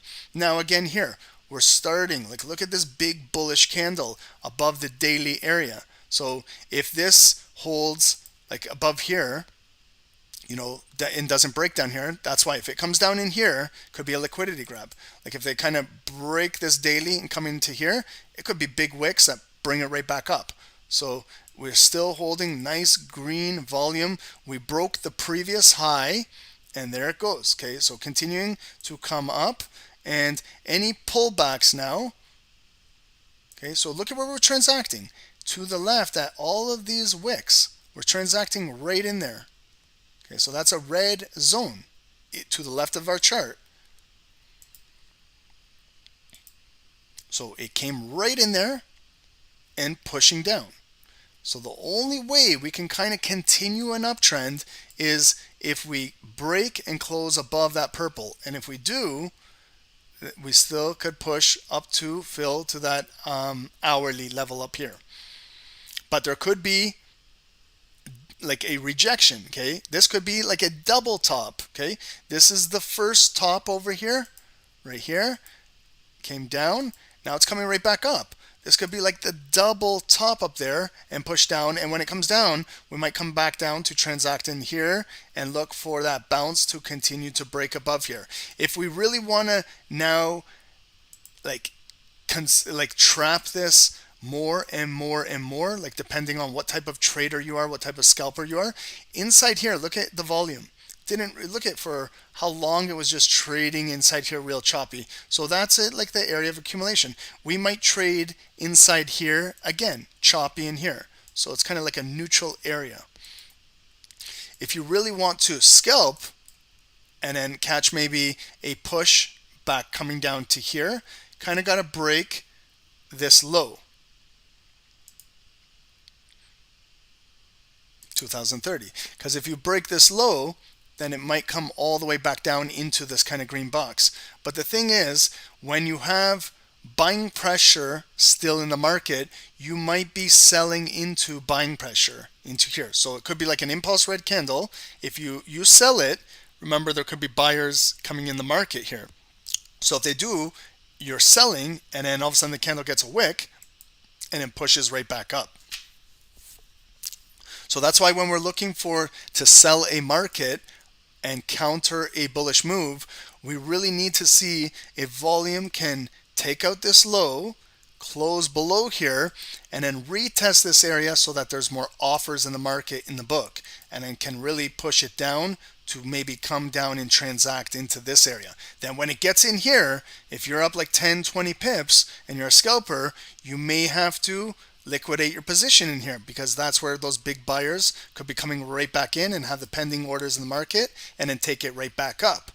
Only if you're in your sell and it breaks this area, then it could break, retest, this is red, and then we're coming down to take out 50% of this candle and then this structure down into here where gold could really break down. Okay, so these are the things that you have to ask yourself every time you're trading. Are you trading with the trend right now, or you're countering the trend? Are we really overbought right now? It's at 70. You know, like a lot of traders are already hitting the sell button because they believe it's overbought, but it could come down and then go right back up like this. This one came down. If you sold in that red box, it came down, but then went right back up. This one came right back up. So you got to understand that your stop might have to be above here. If you're giving it room to breathe, because it could trade sideways in here, go green, red, but eventually maybe if it breaks down, you could look for a continuous sell. Above us, like now, if it comes back down, picks up bids, and we come back up to take out the high and we close above, then maybe we go back into a buy, and we're continuing to come up to our hourly resistance, 2035 up there. So we could be looking for a buy later on. If it comes up there strong, we could be watching it up there. Right now, we got to watch how it trades inside this white box, because in the past, this is kind of not what you want to be trading. That's like 1 hour of consolidation before it really broke down. Okay, so we got gold. Okay, so we have that W. Now we're coming right back into this area. So again here, this break to there. I always measure moves when I'm scalping. If this is like a move I'm looking to take down to there, it's about 10 pips, maybe 15 if you come into the green box. But it could just be like a red candle that comes down quickly, picks up a wick and goes up. What we're looking for is volume to close kind of below. Take out the low and close below. If not, might just come back for a pullback and then pick up bids in here again. Okay, so we'll watch that. I saw some of you guys took the gold trade when it started to break out. So if you did, good on you guys that you guys read that. It was before I even charted this, so some of you guys took that trade. Okay, let's look at the Dow again. Okay, so Dow breaking down. Okay, so if you get caught buying, like here, I was an impulse candle into that red block, push down. Every other successive green candle that came up, rejected, and now they're pushing it down. Okay, so now look at how it's coming down. If we take out this green box, there's that daily. If it really breaks, we're going to look for volume to close down into here, because this is the only area that's holding the market up right now, currently, like in the that we can see. Okay, and you see over here, so see what happened at the VWAP? It was like a liquidity grab, an impulse move up here. It was this green candle right over here, and push right back down. Okay, so the supplier welcomed all of that volume and absorbed, and there's your trapped bubble. That's your trapped buyers up there. They're trapped liquidity in the market, and then now the market moves naturally away. Think about yourself. When you buy a breakout candle, you buy a big green candle, all of a sudden it gets a wick and goes down against you, you're in drawdown. Okay, you're down $5, you're down $10, you're down $50, you're down $100, you're in the red. And then what does the market want to do? It doesn't want to come back up to you to get you back to break even. The seller wants to move away from you, wants to squeeze you. It's kind of like a squeeze in the market where it wants to squeeze you to tap out. It wants, you know, in UFC where you can't take any more of a beating, you tap out, or else you're either going to faint or you're going to break an arm or a leg if you don't tap out. So that's what the market is doing to you too. It's squeezing you to the point where you can't take any more, and then you're going to tap out of the market, or you're going to be holding for a big loss. So that's what the market is doing to all of these buyers who are buying these candles. The market is continuing to move away.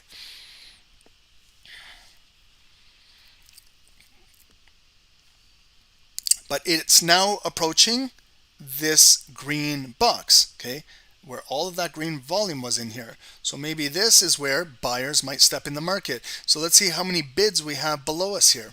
This area, psychological area, 33,600. Okay, we do have a lot of bids here, and then also at 580 we got 55 bids coming in the market. Okay, so we got to find out if the market is going to come down and transact down in here.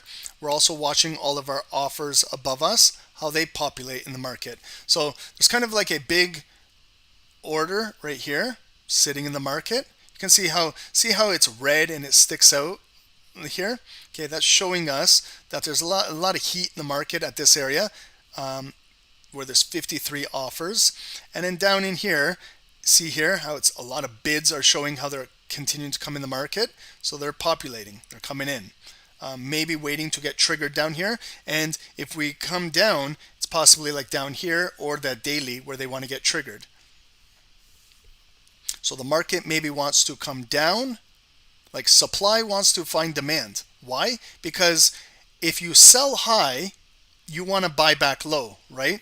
Have you guys heard of that? You know, when normally traders say buy low, sell high. Okay, that's essentially where there needs to be a transaction. For when you profit, when you make a lot of money, when you close a position, you're selling to somebody. Okay, you need a seller. When you're buying low, you got to sell to somebody, and that's how you make money. The opposite is for if you're a seller, you're selling high, like sell, but then when you close your position, you want to buy back lower. So you got to sell it and buy back. You got to close the position down here. So it's best you close where there's a lot of buyers that want to buy down at the low. So you make your money on that short position down in here. But if you don't close your position and you're in a sell, now the buyers can bring it right back up. Why? Because it's an identified zone. You've identified this market. So that's why when we're trading or scalping, when you identify your zones and the liquidity comes in there, you need to make a decision. Okay, you're either gonna, like sellers right now, it came down there. There could be still holding their sell position, and it could be clawing back, but they might be holding through a pullback because they believe it might just be a minor pullback. It's gonna more offers are gonna absorb, and then it's gonna continue to break the market. Okay, that's if you have like a longer position. You're looking for something bigger in the markets. But as a scalper, some of us are not looking long term. We're looking to trade for 5, 10, 15 minutes, sometimes even minutes. Sometimes when we trade minute candles, we watch to see, we take a break here, minute to come into the bigger demand, and that's it. We're closing our position, like right here on the 1 minutes.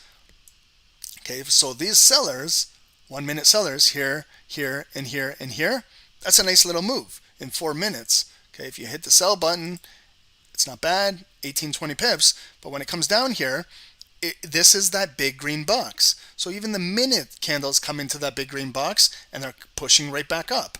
Okay, the 5 minutes came into that green box. Where did we find this green box from? We didn't just find it now. remember what it was? What caused 9:30? Okay, is this not 9:30 candle? 9:30 a.m. That's a big candle. That's Wall Street. That's a very serious candle in the market. And when it closed above, that was kind of the pullbacks at 935, 940, held the lows right there at 33,530. So you see where the buyers are coming right back in the market. They're coming in where they were interested at Wall Street first 15 minutes. Why would they not be interested in the later in the day? Okay, so they're coming in. They didn't really break this structure. So now it came up with a nice big bullish engulfing candle, but we're still inside this really tight range. So if it really builds and we start to continue to get nice buying volume, maybe we break for a new high, and then maybe we can take it up to this red line up here, maybe up to that upper area for the new higher high into that supply. But we'll watch how it builds in here.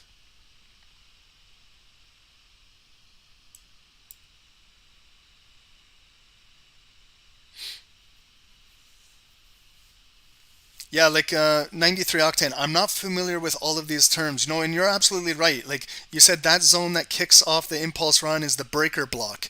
You know, like these are all terms that are new to me too. Breaker blocks, that's another one. Like there's just so many names, guys, for all of these blocks and zones and breaker blocks, and oh my goodness, like I can't even keep up with all of these names of all of these things. Yeah, we call it the chicken wing reversal. That's yeah, that's have you heard of it, guys, of that? The chicken wing reversal. Okay, look for the chicken wing reversal. It's the new concepts.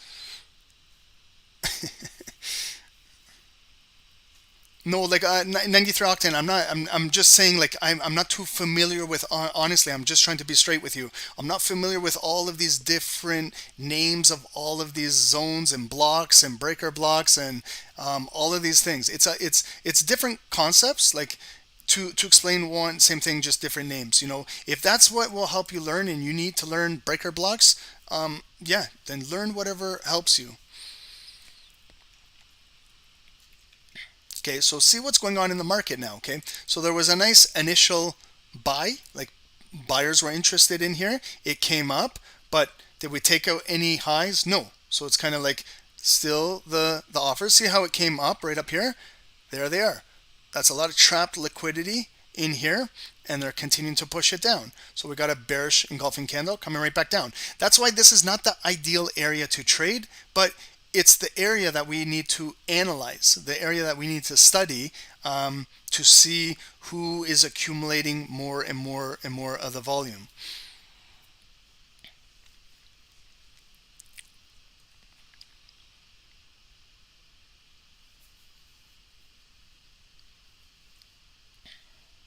Okay, so now they're pushing for a new low. So they trap those buyers and moving the market away from them.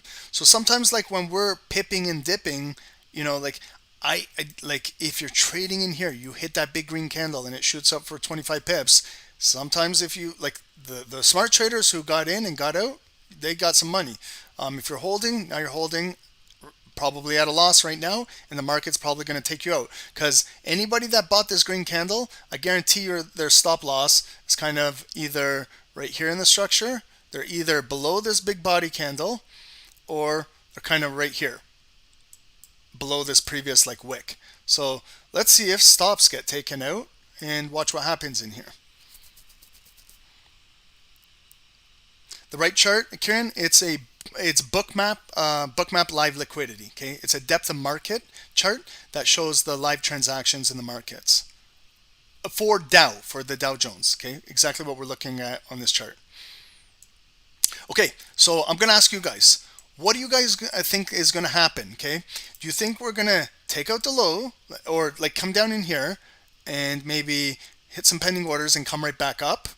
Or do you guys think that we're going to break the low, like over here or here, break a low? When we break a low, there's going to be a liquidity grab. Okay, it's possibly going to come back up, but then what we're looking for is come back up and retest this area and then maybe push down, and we have a nice bearish day in the market. But got to remember, this big area is Wall Street. Okay, so this is a critical area in the market where we're coming down to. This is not your normal area. This is Wall Street's big move today, 9:30. They started the big move at 9:30 a.m. Eastern. So we're kind of retracing all the way back down. If I use the fib, okay, from this 9:30 low to today's high, and I was to draw a Fibonacci, we'll know exactly where we are right now, okay? So from 9:30's low to our New York high, okay, we just look at, we came right up to the 618, next red candle, rejected 618, and now breaking down. Okay, so our next levels right now, we're at that 786 right now in this green box. If it breaks, that's my daily area, 33,512, and then down here is your overall retracement coming down. Okay, so if there's any buys like building, now what I can do is I can start to lower like my buy. I can start to maybe bring it a little lower because maybe I want to be kind of like maybe above the 618. Right around here. Maybe we do get some nice volume coming in the market, and then maybe I can fill up to that next zone.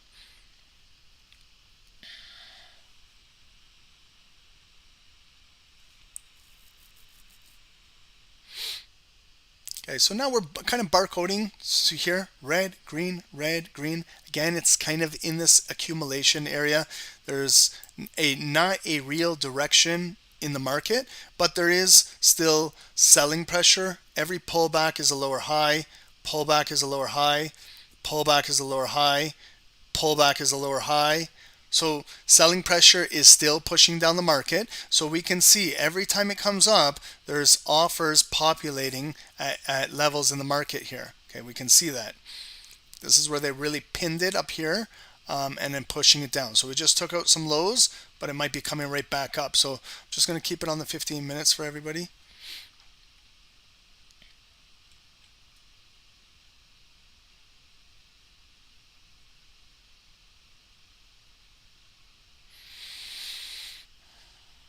Straight dump. Is that what you guys see?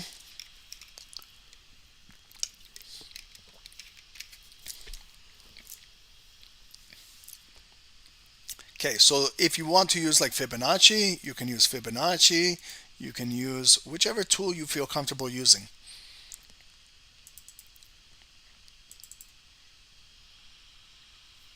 Okay, let's look at gold too. Sorry, guys. Okay, so gold.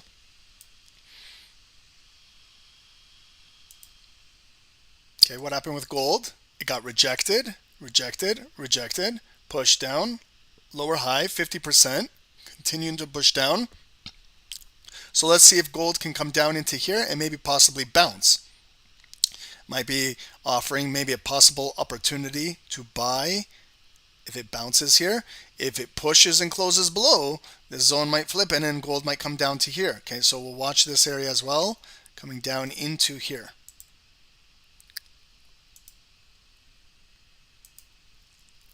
And I'm watching US 30 as well. Okay, do you guys have any questions what we kind of went over today? Do you guys have anything? We'll do more charts, guys. Don't worry, we'll do more charts. We'll look at more securities as well.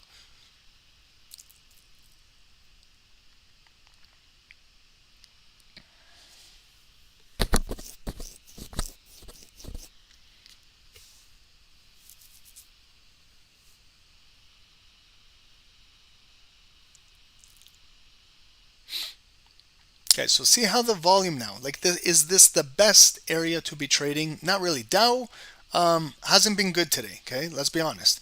It's like a flat day, okay? This was Wall Street's move. They pumped it up to here. We're retracing all the way back to kind of where Wall Street started. It's kind of flat day in the markets. Okay, so we're barcoding. Red, selling pressure. Green, buyers bringing it right back up. Red coming right back down, buyers coming right back up. Okay, so it's the fight, it's the afternoon fight right now. Okay, it's kind of like lunch hour in Wall Street right now. Markets will pick up again at 1 p.m., 2 p.m. This is kind of like algos trading right now in lunch hour.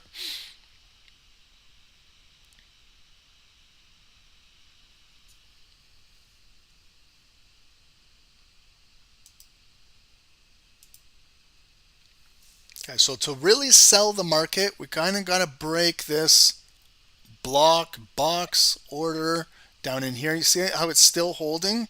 It's still holding. Yeah, market is for tomorrow, CPI, 100%. But there's still trading to be made until we lead into tomorrow. Okay, now we're picking up good bids. 33,600 is still holding, nice psychological level.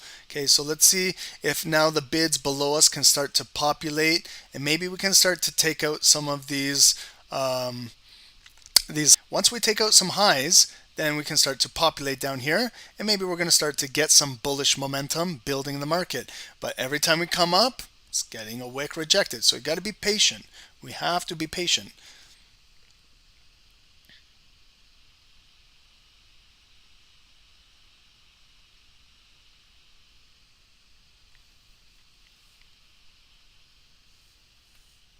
What is another chart you guys want to look at? Okay, we've looked at gold.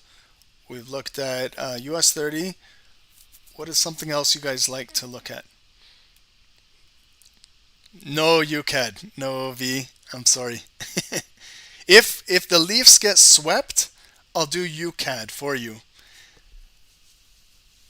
If the Leafs get swept, I will 100% do UCAD for you, and it will be amazing doing it.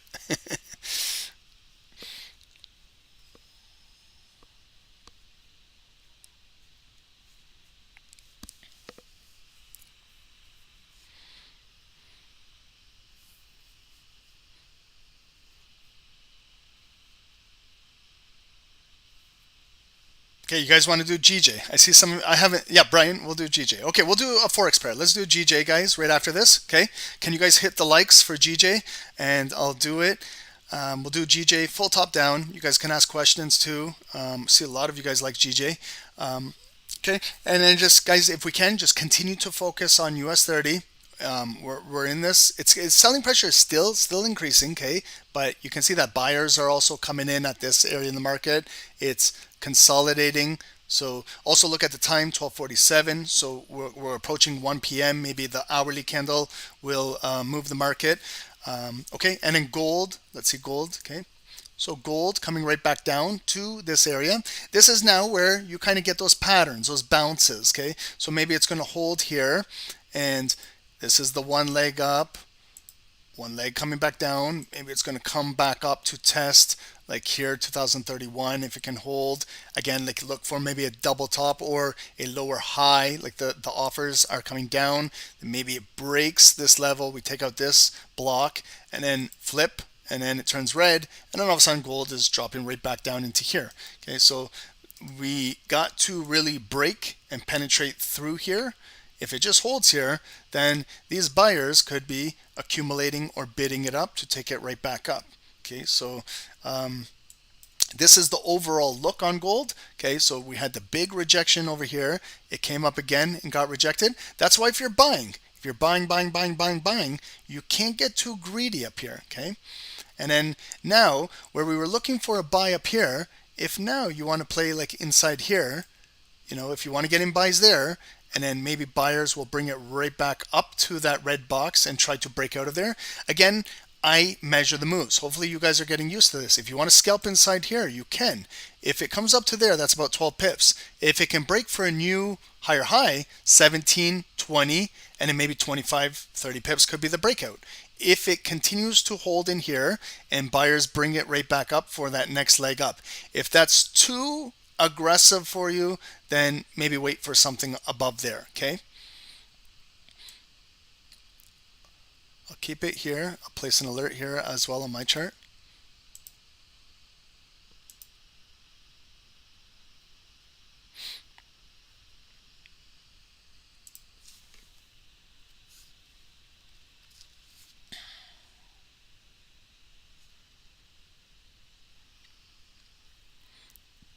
Guys, and maybe in an hour, like I wasn't planning on going too long today, but maybe we can go a little longer. Maybe in an hour we'll have a little smoke break, and we'll come back. Just 1 second.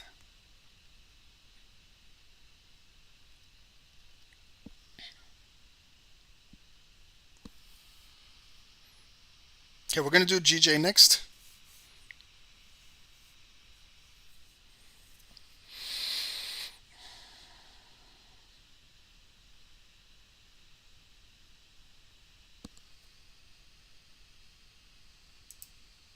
Okay, so US 30 is building a little bit, guys. Let's not lose focus on US 30 as well. It's building a little bit. We can see we're holding 33,600 level.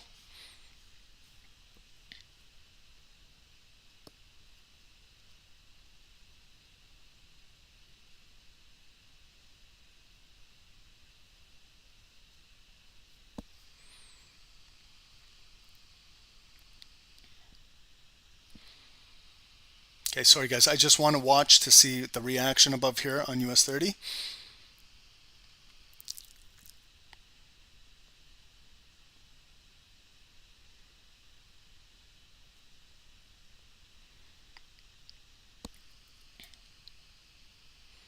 Okay, Rav, sorry, before we go on, guys, Rav in our group has a question.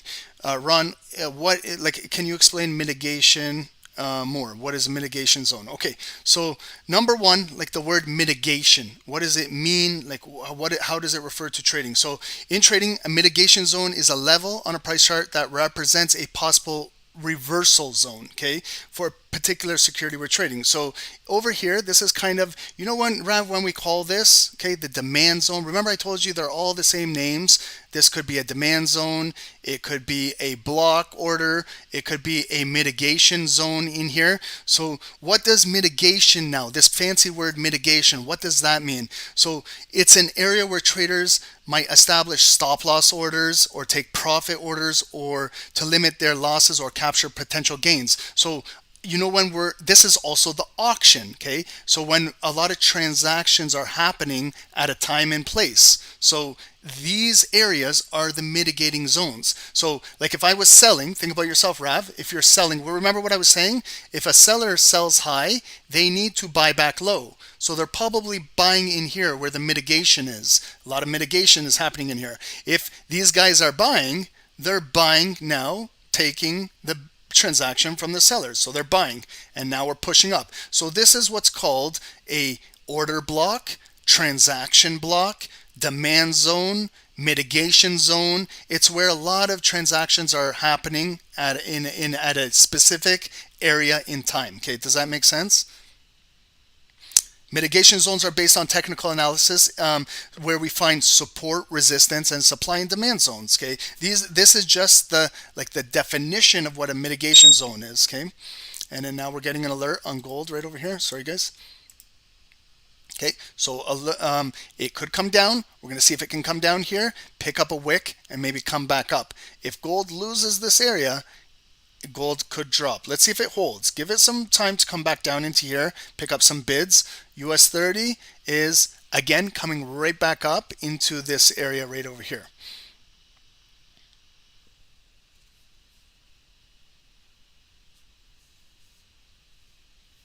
Okay, mitigation zones are also maybe pivot zones. You know, back in the day we used to call them pivots. Pivot zones, pivots, okay? Now all these fancy words, they're changing the names to a mitigation. So it's where basically a lot of transactions are occurring, where a lot of sellers are looking to unload their position. It's where buyers are looking to load up. It's those higher time frame areas in the market that can identify where everybody is in the market. Okay, that's what mitigation means. It's where we're having a lot of transactions, a lot of exchanging. I'm buying from you, you're selling here, you're selling to me, I'm buying, I'm selling to you. It's just a lot of transactions at a specific level where the big guys, the bankers, are looking to exchange and transact. And you and I, we need to identify where these zones are in the market, okay? So we're coming right back up. Now, what we're looking for, the buyers now that bought at the 930 mitigation zone, maybe I should write on here, mitigation zone, order block, demand zone, all of the names, maybe I should put it inside here. So that, yeah, the Ricky Bobby zone, whatever you want to call it, guys. Like, honestly, that's how silly it's getting. We can make up our own name, okay? You can call it whatever you want, okay? Just as long as it makes sense to you, okay? I see so many traders are losing focus and missing out on trades because when I say this is a demand zone, some traders are saying, Ron, that's not a demand zone, it's a mitigation zone. I'm like, well, did you take the trade? And they're like, no. I'm like, why? Because they're like, it didn't show me demand, it showed me it's mitigating. And I'm more confused. And I was asking them, I'm like, what the hell does that mean? What does that mean? I'm so confused. I'm like, did you not hit the buy button inside here? And he wanted to hit the buy, but he was so confused whether this was a demand zone or a mitigation zone. And now missing out on this big bullish engulfing candle breaking out of here. Okay, so guys, don't get so caught up on these silly names that people are inventing. It's not the names, okay? It's what's happening. Do you guys understand here? Please understand what I was talking about here. 9:30 a.m. is Wall Street open. This is the most volatile time in the markets. This is when the influx of volume comes from the New York Stock Exchange, meeting with the Forex, meeting with everything here. And we also have red folder New York USD news in here. This is the most pivotal time in the market. Mitigation is all in here. You want to use that big fancy word? This is where the markets mitigate at Wall Street, okay? I don't want to get too much fancy words in here. I want to keep things simple. But you know your simple supply and demand trader who's on the corner block? This is him, okay? So, you know, I don't want to use these type of analogies, but when you buy something from him and then you use the product and then it comes back down, you got to find him again. Where's he at? He's at the corner waiting for you. You're gonna mitigate with him, okay? So I'm gonna mitigate with the corner block dealer over here. He's got the supply. The demand is there. We got guys coming right back to him. You know, we know where he is. He's always on that same block corner. And then when we come here, what do? We transact. We mitigate. We do our exchange. You know, just old school style what we do in here. And I'm a happy guy. He's a happy guy. And then the market keeps moving up. Okay. So think about it as maybe this is going to be called the corner block zone. This is the hood corner block zone. That's what we'll call it now, okay? We'll have the new SST words for the block. This is the corner block zone, okay? Maybe most of us understand that type of talk. Okay, now we're breaking out impulsively, okay? So what's happening up here, okay? Are we gonna break out and take out this high? Okay, so if you're not in a trade, okay, you know, I feel like a lot of traders, when they're not in a trade, all they're worried about is, Run, do I buy, do I sell, do I do this, do I do that? What I tell you is, look what's going on in the market. Have we taken out this high? Okay, that's the most important thing. All of this volume, it's nice, it's coming from an area of demand, but if we cannot break this high, it's pretty weak. So look at how it's coming up there right now. Let's see what happens. And when it takes out a high, a few things can happen. When it takes out this red line, when it takes out that red line, there's the daily yellow line. So it's possibly going to get rejected. There's our VWAP on the order flow book. Okay, so we could come up there, take out that high, and when it gets up there, it's got a high probability it's probably going to get rejected. It's because there's a lot of offers up here. So when it comes down on a rejection, see this area that used to be our red zone? Wick, wick, wick, wick. What I do is I flip it green. We're trying to find now our new demand or our mitigation zone. If we ever come back to transact into this green box, we're going to see if it can hold and respect this area. If selling pressure push us down, then we're looking to look in the book, are all of these bids going to absorb that pressure coming down, and then it's going to be a pullback. So look at how we're closing. Very strong candle. 1 more minute to go. Okay, so what we're also going to look at is our own style. We're going to look at half of this candle for the pullback. Look at now, okay, so we're testing the previous high. 930 volume is still holding strong. Wall Street is still holding here. Yes, there's the breakout, okay, beautiful. So if you kind of loaded at this mitigation zone, at this demand zone that we identified in the market, you're doing pretty well right now.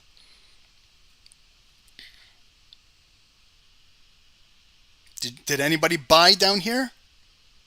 Okay, do you guys need me to physically say to buy down here? Or do you guys want to learn, guys? Okay, because I can tell you guys buy all day. We do that in the Zoom. Okay, that's why we have the Zooms in there. Okay, but now, okay, what happened? We took out the high, nice new higher high. Okay, pullbacks. Now the pullback, look at where the pullback occurred. Okay, remember the red line? That's why I place red lines on my chart. That now it pulled back and respected the red line. So now they're pushing it right back up. But is it going to take out the previous high? If it doesn't, it's going to pull back. This is where it's going to consolidate maybe. If you cannot take out that high and it's a lower high, we're possibly going to consolidate here and form our flag. Okay, and then if we break, what we're looking for is to hold 50% of the volume of the body. Where's half of it? Okay, from here to there, that's approximately half. Nice, strong candle, going to break out. There's the VWAP. There, it's flipping, guys. Beautiful. It's continuing buys. Took a new high. Okay, so all we have now are these 3 wicks right above here.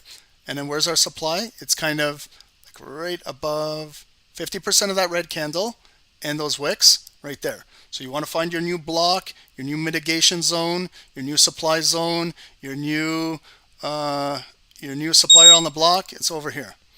Okay, gold is crossing. Okay, gold. Okay, did it not come down to the block and go right back up? Okay, so it's still holding all of this support down here. Did it break down? No. Now if it trades inside here and breaks and closes above or impulse break, gold is going to come up to 2031 right here and maybe possibly take out this wick over here. But it's a nice, beautiful down up move. We created the neckline, rejected 1, 2, 3 times in the block. Why did I choose this area? Because that's what represented most of the volume that caused the big move. So when it comes back on discount, the bids are populating the market and taking it back up. Okay, so that's gold, US 30, heavy rejection. Okay, why did it get rejected up here? The VWAP. Okay, coming close to that VWAP. Remember, it's like a magnet, kind of wants to come up there, and when it comes up there, there's a lot of offers in the market. We did create the high, pushing right back down. Now we got to see where this candle body is going to close. Okay, so it came down, there's the low. Did it come down to 50%? No. When it came down, look, it picked up massive volume, 2.5 minutes, big, picking up those bids. Now let's see if we can continue to break and close above here, and the next candle could be like an ignited bar continuing to come up maybe and transact in here. So the close of this candle is going to be very important. Remember when I kind of consolidated it before it was building inside here? So we see it came up, higher high, it came down, respected down here, higher low. Now the volume is still inside here. We've got to watch how this body closes. 2 more minutes is a long, long time. Lots of things can happen here. Now it turned like into a spin top for the first 3 minutes. Gold is pumping, yep. Yeah, gold, beautiful. Was that not a zone to buy right through there? That's your 12, 13 pips. Again, see if gold can take out the high right here. And then we're continuing off. Where can gold go once you break the high? I'll show you exactly where it will go. 2034, 2033.90. And then the next move is coming up to 2034.80. Yes, sir. There goes gold. Okay, why gold started right here? Okay, gold started right in here at this area, block, zone, mitigation, chicken wing reversal pattern, whatever you guys want to call it. It's all started right here. Okay, the pullback into the base of the volume of this whole candle that started that big move. Okay, why? Because they're protecting their position. They don't want to let gold break down structure. If you're a long buyer, when it comes down here, you're adding more positions.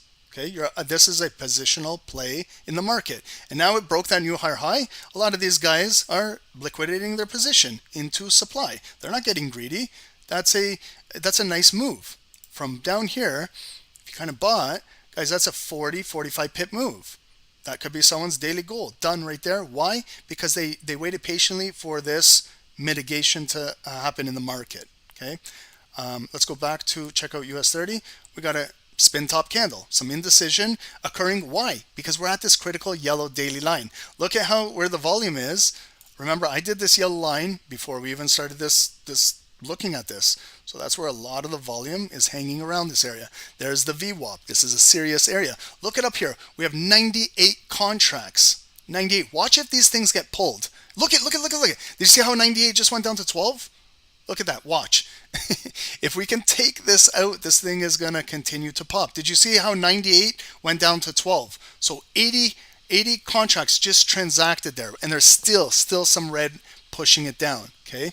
So that's why you see it now coming down red. Did you see how many offers just got filled and it's still red?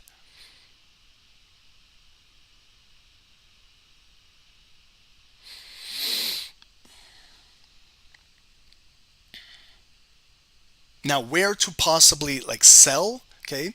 If you're looking for a sell, you'd like to lose maybe 50% of the volume of this candle and below here.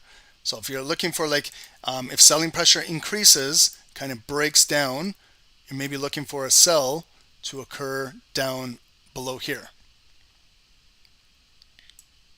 You don't want to just take a sell like here, because it might come into bids and go right back up.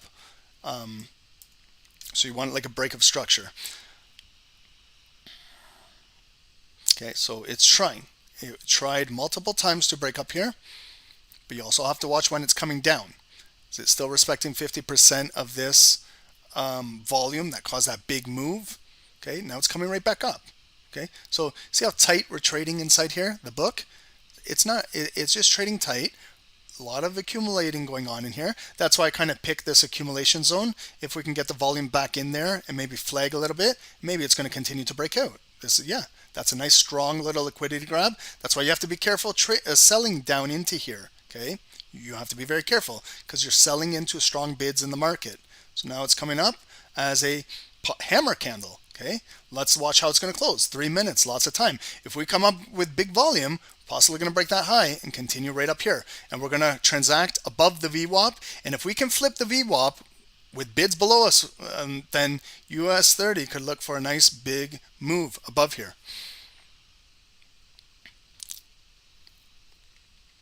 Okay, so let's see gold. Yeah, gold now, retrace back down. Okay, into here, holding maybe 50% of that move.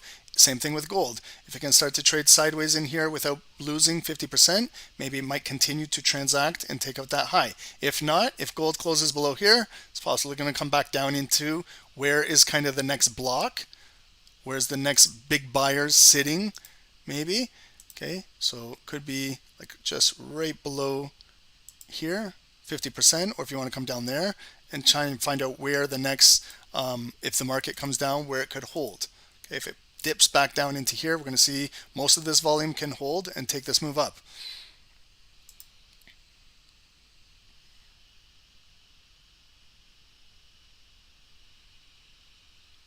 Okay, what's going on with US 30? Okay, so it's a flag with a lot of indecision. Look at these candles. Okay, so there's a lot of indecision, but we got to watch how the volume closes. See, we're transacting right in here, 637 into 650, still building. Okay, we're right at that VWAP, but if we flip this, this could be a bullish move continuing.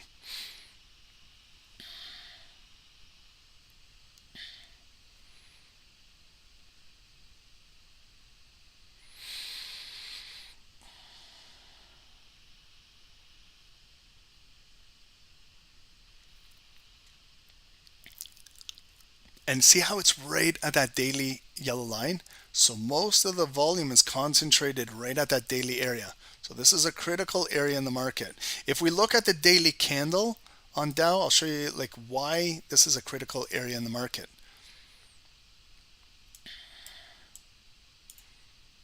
Okay, today's candle, daily candle.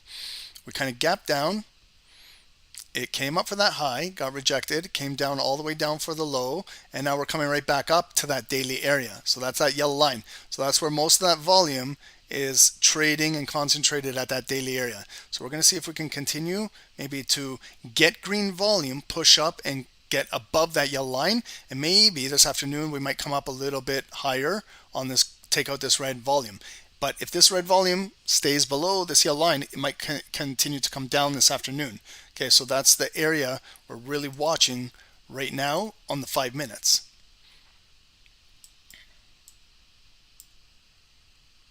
Okay, and that's that red line. So now we close below it. It's possibly going to come up green. If it gets rejected, we're going to watch it maybe take out the important base of this candle, but it's still technically holding. Okay, let me get rid of this box here. Maybe it's confusing you. Okay, so now we're going to watch green candle come back. Can it transact back inside this consolidated box? It might come back in here and get a lower high and go back down. And then what we're going to watch for is a break back down into here. But if it still holds, still holding roughly above 50% of this bar, this candle, still holding. Nope. See, it came up to the yellow line again and got rejected. So still accumulating, but a lot of offers are winning right now. Okay, so we're going to see if it can come back down, maybe hold this area. If not, if the selling pressure can break this zone, this green box here, break that trend line and close below here, maybe a retest, then we're going to shoot back down into that 930 block, back down into here.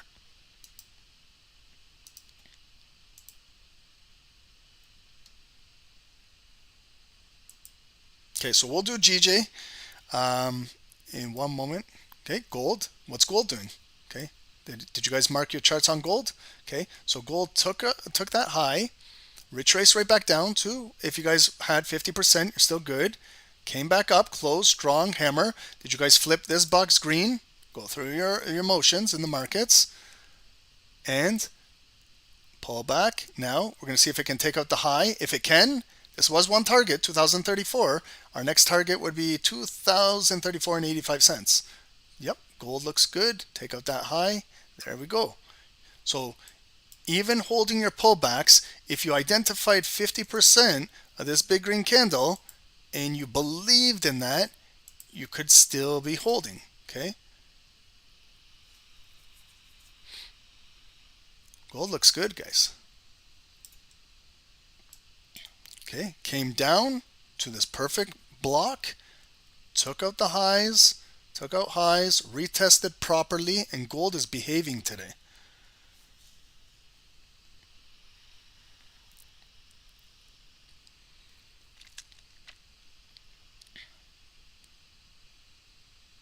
And then also part of your job as a trader is, I don't know where you bought in, okay? Maybe bought here, maybe you bought here, maybe you bought here. I don't know. But your job as a trader is, if you start to go up 10, 20, 30, 40 pips, you need to reduce your risk. Number one is you got to start taking your stop loss. If you were risking 10, 20 pips, now you're in profit. You need to now mitigate, you know that word, mitigate, okay? So not just mitigation zones, but you need to mitigate your trading, okay? This is you mitigating. So you need to mitigate your risk in the trade. So if you go up 10, 20, 30 pips, you need to mitigate your trade by adjusting your stop loss. The best way to do that is if you can go to a break even when you're up in profit. Then you take any anxiety out of the trade, you've reduced your risk. Worst case scenario is it's a break-even trade, but none of your hard-earned money is at risk in the markets. That's the most important thing. And then if you go into profit, then the next thing you're doing is mitigating your profit. If you don't want, to keep a break even, if you go up 30, 40 pips, maybe at 20 pips, you want to have your stop loss there. So you've banked 20 pips no matter what. And you can continue. If this trade continues now breaking in your direction, higher highs, higher lows, at every mitigation level or mitigation point that gets respected, you move your trailing stop loss at that mitigation zone. That's what mitigating is. Yeah, Elaine, can't believe how clean gold is trading. Me too. Like, it's beautiful. Like, look at it. Just excellent. This is kind of like a cup and handle pattern. I know it's not the best here, but this is kind of like a cup. There's the pullback on the handle, and then there's the next move coming right back up. So this is kind of, if you see a cup and the handle, and that's the continuation beautiful move. Okay, guys, so gold is great. And where did it start? It all started on this healthy pullback right into this area right here. Did everybody understand like how I explained that pullback? Why I chose this green box at this daily yellow area?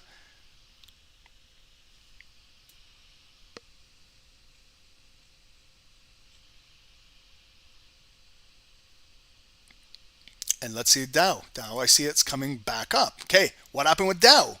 Did it come into the mitigation zone? Did it come into the demand zone? What happened with the Dow?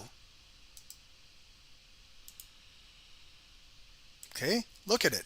It came perfectly right into there and right into welcoming bids in the market. Okay, so I know it sold red. Yes, if we're scalping that zone, you know, most of us do. We scalp red down into there. It came down into our mitigation zone 10, 12, 13 pips. You need to make a decision because there is buyers waiting to transact with you. So if you scalp that and you get 10 pips, you might have to dip out of the market because you're counter trading the move that created this whole thing. So now it came in there, picked up liquidity. Let's see now with this big move, this volume, can we take out this high and create a new higher high? If we cannot create a new higher high, then unfortunately with this big volume base rejection, then we're going to have to continue to consolidate, or it's going to, selling pressure will pick up on this weakness, because to me this is weakness. If it came all the way down here and picked up all of these bids in this volume and it can't come up to take out this high, that shows me weakness. If I was like a short seller, maybe I would test it out by increasing some more offers here and maybe continue to push this down. Then if we really break below here, that's where the market is going to sell off, because then we're going to lose all of these buyers and then sell the market down in here. So that was the impulse break, the low that we need, you know, to start a downtrend. There's got to be lower lows and lower highs, lower lows. So even if you're not in the trade, you're still watching what's going on. This is a very important wick in the structure of what's forming here. So that created a lower low. Look at now what happened. It came back up weak and offers are still holding the market down right here. I can draw a yellow line on the chart to show you exactly right here at this level. It's getting rejected. These are all trapped buyers. See the big green bubble up here, the big green bubble, big green bubbles? These are buyers that keep buying these highs of these wicks and they're getting pulled back. So maybe this seller up here is absorbing all of this liquidity and is going to get ready to release it down in here. I can start to see maybe a double top forming. Like see over here, maybe here, there's kind of the base coming back up. Maybe double top, absorb some more buyers, trap some more buyers up there. Then this supplier is going to push it down, break. When it breaks, the retest confirmed, because now the offers will populate down in here, and then that could be the sell coming back down into here. That's one path, but we got to wait for it to come and do that. We can't assume. We got to still watch what this volume is doing. There's still buyers continuing to push it right back up. There's a minute and 45 seconds to go. Lots of time. We might come out and take out that high, and this is the next area like of supply block in there. If we transact up here today, and this could be a bullish move, and then we're coming right back up into this area. But it's all going to start with what happens over here in the next little bit.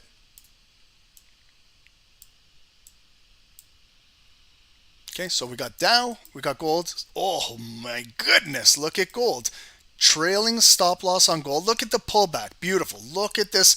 Wow. Okay, so we close near the high, small pullback, like a 1 pip pullback, and breakout firecracker.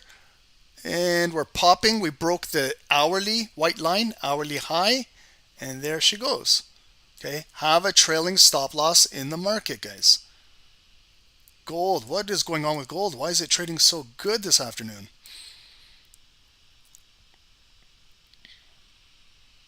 Beautiful, guys. Did anybody take buys on gold? It is. Wow. Okay. To the left of the chart now. Where could it come up to? I'm going to say 2037 and some change right over here. Okay. If it can break out next level, looking right over here, 2038. Okay. Look at the imbalance we filled. Okay. So see the big red drop. Okay. That's where the market dropped below that hourly. We're coming up now, so the retracement could come back down to 2035, to the white line. Good job, guys. Rico, you took that. Good job. Respect. Okay, but don't get too greedy, guys. You know, like that's gold could pull back. Like look at, let's see, RSI levels. Okay, they're at 77 on the 5 minutes. They could continue to squeeze short sellers, but look for that red tape up there. That's the next level, 2037 and 30 cents. It could pull back down to this this hourly level. So then if we're kind of trying to find our next like mitigation or box or level below the hourly, if we can hold like 50% of that volume down, if it transacts back in here, maybe we can still hold this uptrend. So maybe like right there, kind of assumed, I'm assuming there's going to be a pullback coming down to the hourly, maybe into 50% of this volume. Maybe if it continues to hold here, this thing is going to continue moving up. Dow is coming right back up as well. Look at Dow. Here we go. Dow is breaking out, guys. Yes, Dow. Beautiful hammer candle. Here we go. Hold your buys on Dow. Liquidity grab. Here we go, guys. Excellent market today. I love it, guys. You know, some days when we have really, really shitty volume in the market, sometimes mid-afternoons, they turn out really, really nice. Okay, so we broke a high. That's important for the uptrend. When you break highs, there's always going to be possible pullbacks, because when you break a high, there's always going to be offers above. So when the offers push down, that's natural. But when they come down, we got to see, are our bids populating? Do we have more demand coming in the market? They're excited about that high, you know, that break of the daily up here. Maybe now we're getting interest of more position traders. Maybe we're getting more interest of swing traders. Maybe we're getting more interest of 4-hour hourly swing traders. Maybe we're getting more interest of intraday traders. And then you and I who are scalping the market, we welcome that volume. We hope that they come in and start putting some nice bids in the market, because every time maybe it rotates back, the bids are populating and we're going to break out of this VWAP and we're going to continue to take out these next two highs. Okay, that's 33,586. That's a target. Those were the tweezer tops that started this move coming down. Now we're kind of rotating, almost retracing 100% back to these tweezer tops. So hopefully with this volume, we can maybe either take out these highs, or because if we don't, you know, then the algorithm will start putting in more offers if it shows weakness, if we cannot take out these highs. Then unfortunately, there's going to be a pullback coming back down, but then we got to find where our strong demand is in the market. So I can see over here like 33,624, there's 47 bids coming in the market. Continue to populate 20 here, 13, 18. Yeah, now we're transacting up here, so that's why we're transacting near the high of the candle. 2 minutes, here we go. If we can pop up here, we're going to take out 657, 660, 663. We're going to replace these red offers with green bids in here. Look at here, 651. We got 52 bids now waiting to get transacted in here. So it looks strong. Okay, look at it, 52.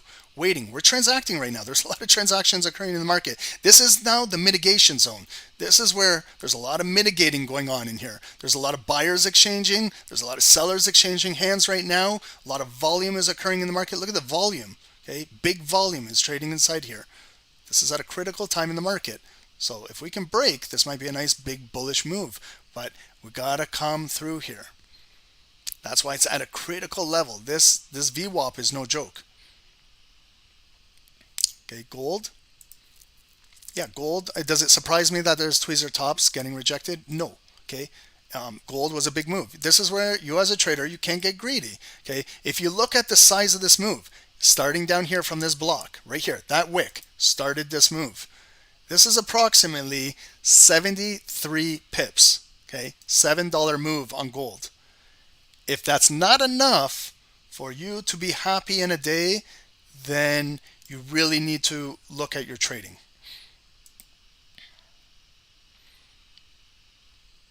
Okay, so big rejection at the VWAP. Okay, so remember all of those 52 bids we had in here? They're gone. So they got eaten, they got taken out, they got pulled. So still lots of offers in the market, but this is what happens. It can pull down. As long as we get a higher low, we can break out of this consolidating area. Maybe we can close with some volume above there, but it hasn't really broke down any structure yet. Okay, there's always going to be pullbacks, but we did create a new higher high. That's important to extend an uptrend, and then got pulled back because there's bigger offers, but now could come back up green.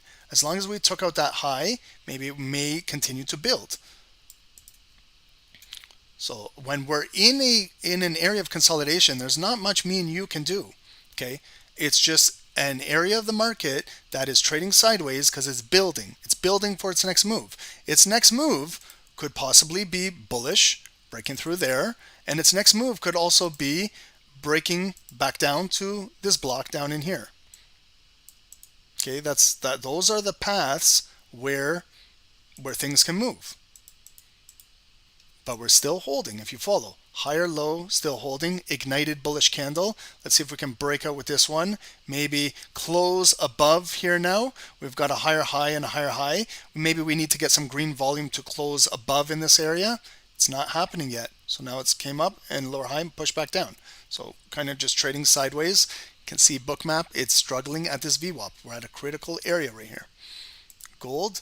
Yep, so gold is now trading right in here. We kind of found maybe where we have a little bit of resistance now. Obviously, if you see those two wicks, you know where there's some resistance in the market now.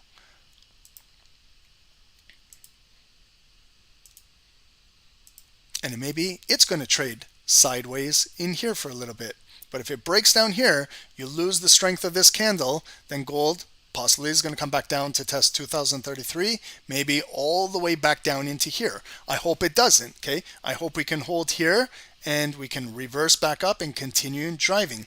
But we got to also tell ourselves like it was completely overbought up here, so maybe it needs to cool off the RSI.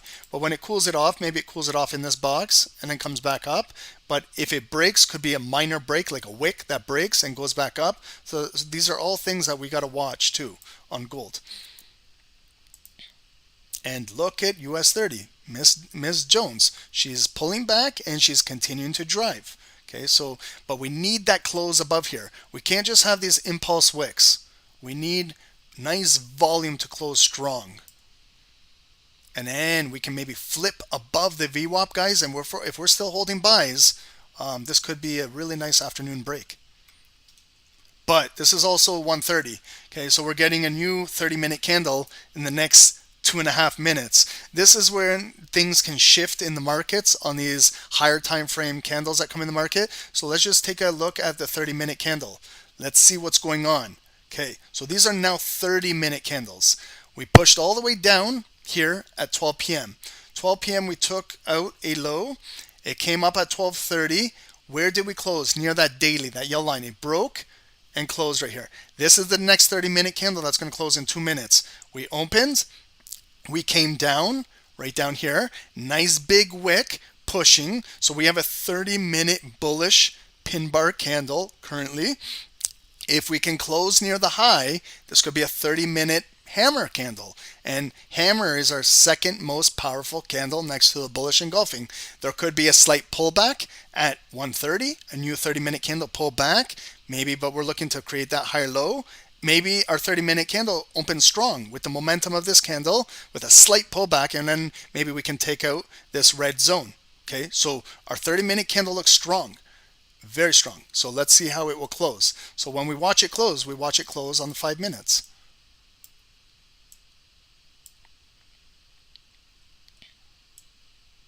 Okay, yes, we took out a high. Beautiful. Okay, can we take out these highs? And if we take out these highs, maybe then 130, it's going to open with a bearish candle coming down. Look at now, yes. So we took out the VWAP. Look at all the bids populating, guys. Here we go. Beautiful push on Ms. Jones. There was no reason to, be scared of this move. Every single move respected higher lows and nice areas, okay? The markets are trading really, really nice today. Really, really nice volume. Okay, but what happened? Did we come up into the red zone? Yes. Did we break some highs? Yes. So when you come up here, you need to understand that there's going to be offers in the market when you come up to these red blocks. Like we came up here, this area 669, 663, inside here 665 area. That's where it came up. But as a scalper in the markets, when you identify there's a 12, 13 pip move, here's the ignited 30-minute candle opening. So let's see if it can really take out a high and then get rejected. If not, lower high rejection, maybe it's going to come back down, pick up wick. It's ignited, okay? So understand what this represents. It's holding, didn't even break a low. Opened, let's see if it takes out this wick. And if we start to get bids on pullbacks above the VWAP, this is going, guys. This is a nice buy on Dow, continuing. All started down in here. That was a nice liquidity grab. It's for real volume, but we're breaking new highs. So if we can kind of clear 50% of this red candle, then we might have enough momentum to take out the upside up here.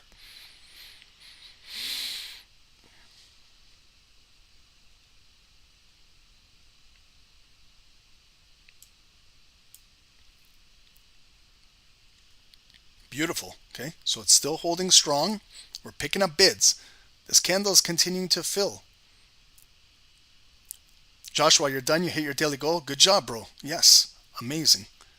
Okay, that's what it's all about. And you know, Joshua, now pack it in. You're done trading for the day and get out. That's it. Okay, so you see, guys, we came up in there. Okay, got rejected. It's coming back down, picking up more volume, picking up more bids. Still holding. This is a bullish ignited candle. So it just came back down. It's kind of like fuel for a rocket ship. It came down and it just reloaded. Now with that reload, can now it break and continue to go? Because if it doesn't, then the offers will bring it back down. Like now, it's coming back down. Let's see if it picks up more bids and reloads. If it reloads again, then we might take out our own high of the candle and continue to push for extra pips. But it's yeah, here we go. Load. Let's see the break. I'm watching up here on Bookmap too. Taking out, see here, this level. Yes, we took out. Okay, there we go. See how we took out. There it goes, guys. Amazing, guys. Yes, runners are going all day right now. Okay, those are those nice little impulse moves. See how we took out 663, 665, 668. We populated it with bids now. Gold, guys. Yeah, gold respecting the box, continuing to break for a high. Okay, did gold break any structure? No. Do we need to sell gold? No. You can still hold your buys. We came right down to our mitigation box, our demand box, our chicken wing box, whatever you want to call it. Okay, and it's continuing to move. Came into our corner man. Corner man got. It's got the goods in here. Okay, and US 30 continuing, but this is where don't get too greedy, my friends. Okay, because we're coming up approaching 50% of this big red candle. We do not know what type of reaction it can have above here. All we can do is look at the levels above us. I can see some heat coming in now at 33,681 right here. So let's place a line there just to give us heads up on the Dow in here. Okay, so we see 23 offers. Okay, so we know that this is a bigger area, so there's obviously going to be offers trying to short this move down, but pullbacks, we got to now build structure in the market. Still have a lot of room for our side to drive. Okay, but where are we going to close? Can we close above 50% of this candle? This is important. This is interesting. Okay, the close. Okay, yes, continue push, 60 seconds. So we're right up to 50% of this candle right here. This candle was 11:35 a.m. Eastern. It was a big bearish candle, okay? That's 50% of it. So we just came right up to it, and there's some rejections there, okay? So selling pressure is still holding this volume right here. We came up, guys, okay? So it was a big move, but now it's not enough. So the market rotates back down. Now, we're going to possibly retest this VWAP in here, maybe down in here.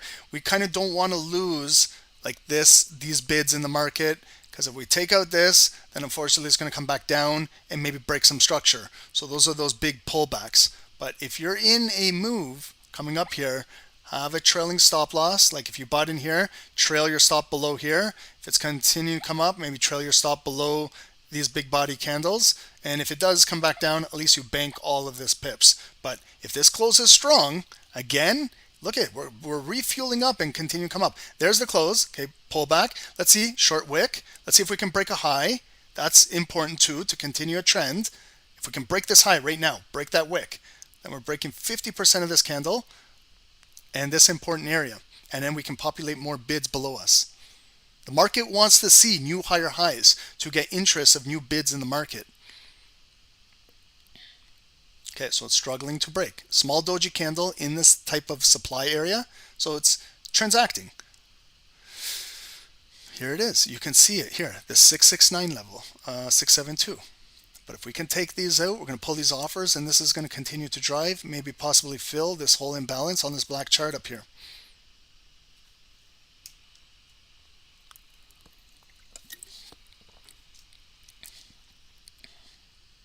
Okay, so gold is continuing. So gold, what do we do? In the meantime, was that not resistance? Flip it green right now. This will show some short-term support. Gold is gone, guys. Okay, short-term support maybe right here.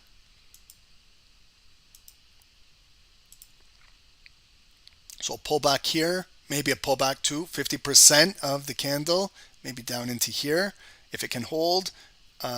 But you got to ask yourself too, how look at the move now. Okay, so now there's bearish divergence. Okay, this is where sometimes it's not going to continue going to the moon, but we have to be logical here. Okay, so we are making some highs. The strength is slowly starting to decrease. Okay, but gold could still pull back and continue to go, maybe trap some buyers. But if you're in positions of a long trade, that benefits you, okay, if the higher it goes. But for other traders, if we kind of lose 50% here and we lose this area, this is where some traders will look to sell. They'll look to sell below here. Why? Because if you lose 50% of this candle and this big candle, then it's probably going to rotate back down to this green box. And then when we're looking to sell, how far down? I measure my move. If I'm looking to scalp from below here down to there, it's about 20 pips. And it might be red candles come down there and I get my 20 pips and I get out, because it might come down here and bounce right back up.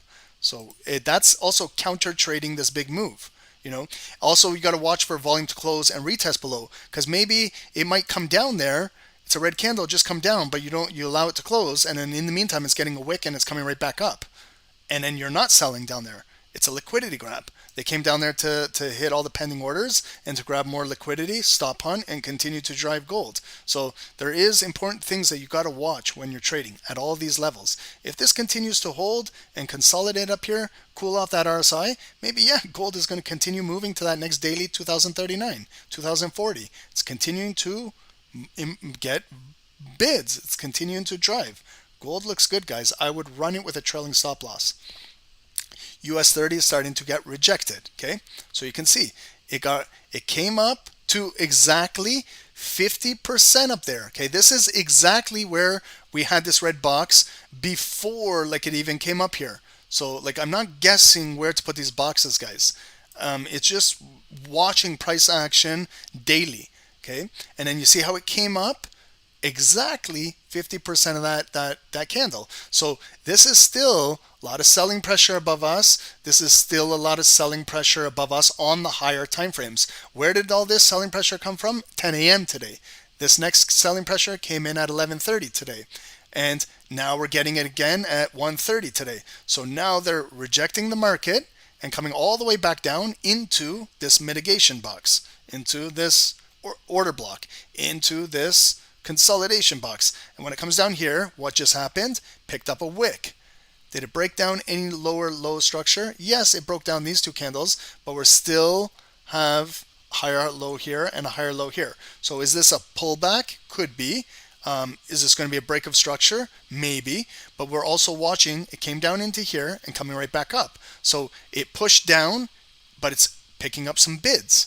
So now we might get that, that consolidating phase again where we're trading. We're coming into all of that garbage volume that we were trading inside today. So this is where the market could be flat going into the afternoon. Again, trading inside here where my barcode, green, red in here, till we get another move above here, or maybe we get a move below. Let me just clean up these charts here.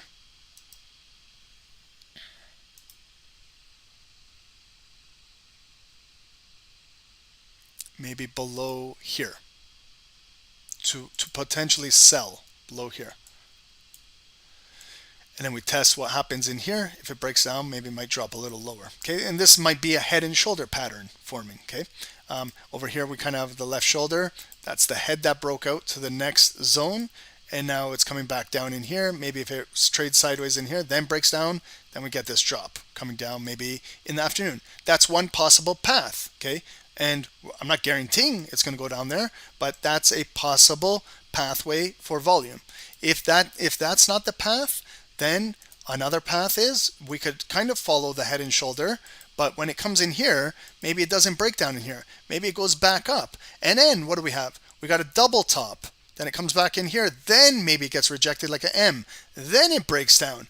Then we get that push. But if it does that, maybe it needs to come back into this red block to pick up more offers and pick up more selling volume to really break this area. Okay, that's one possible path as well where the markets can move. Or if we continue to move bullish, what could happen is here was our higher high, got rejected at that area of supply, half of that, and pushing down back in here. Maybe if it breaks, maybe it comes down here, picks up more volume, and then buyers bring it up with more volume, and then it breaks here. And then we break for a new high, pull back, and then all of a sudden it's moving up like this. Those are all pathways where potential volume can go, but we have to see candle by candle how it reacts at previous levels. So right now, how is it reacting? Just sold off in the supply, in the mitigation. Okay, you know all of these buyers. Okay, so let's explain what happened up here. There was buyers down in here, there was buyers here, there was buyers here.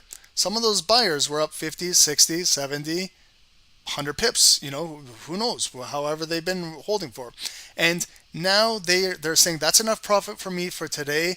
I want to close a position. So a lot of positions got closed inside this block right over here. And does it surprise us that it's coming down red? It shouldn't surprise us. This is where the greed factor. If you continue to get greedy while it comes into these areas, you might have to stomach a pullback. But if the pullback continues to come up, you're okay.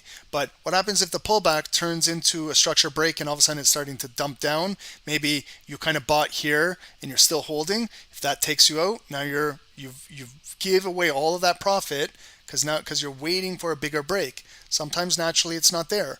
What you can do as a scalper is you scalp up to there, close your position.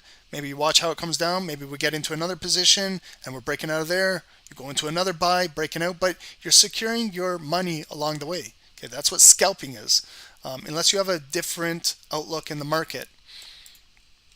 This was more of a position trade over here. These guys that started this move at 9:30, and what I mean by these guys, the institutions, not you and I, started the move here. It came for a positional buy right back in here, but maybe they're still holding. Okay, so maybe where are they going to add their next positional buy? Maybe they add it in. Maybe they added it right there. That big liquidity candle that came down there, maybe that was another position buy they added. So if this one, we bring this green box across, if it ever comes back down in here, maybe we're looking for buyers to hold. If they can't hold here, fortunately it's going to drop down, back down into here for the double bottom. The markets are moving really nice today. Okay, so this is good volume. Just take some time. Over here, this was tough to trade. But do you see how it kind of opened up a little bit better? So it's just all timing. That's all it is. What's gold doing? Gold, okay, so gold is still essentially holding this area. It might need to consolidate a little bit, trade sideways. Maybe gold is going to continue to pump. But let's also watch for a break of structure down in here. Okay, so guys, I'm sorry. I said that I was going to do GJ. I completely was explaining all these things. I'm going to go off GJ now, so please guys, if you're in any trades, please watch your own account, okay? Trailing stop losses are the best if you can, but let's do GJ. Okay, so let's take a look at GJ. What time is it? Okay, I'll do GJ top down. Maybe we'll take a 5-minute break and then we'll continue to come to the charts and we'll trade into 3 p.m. Eastern.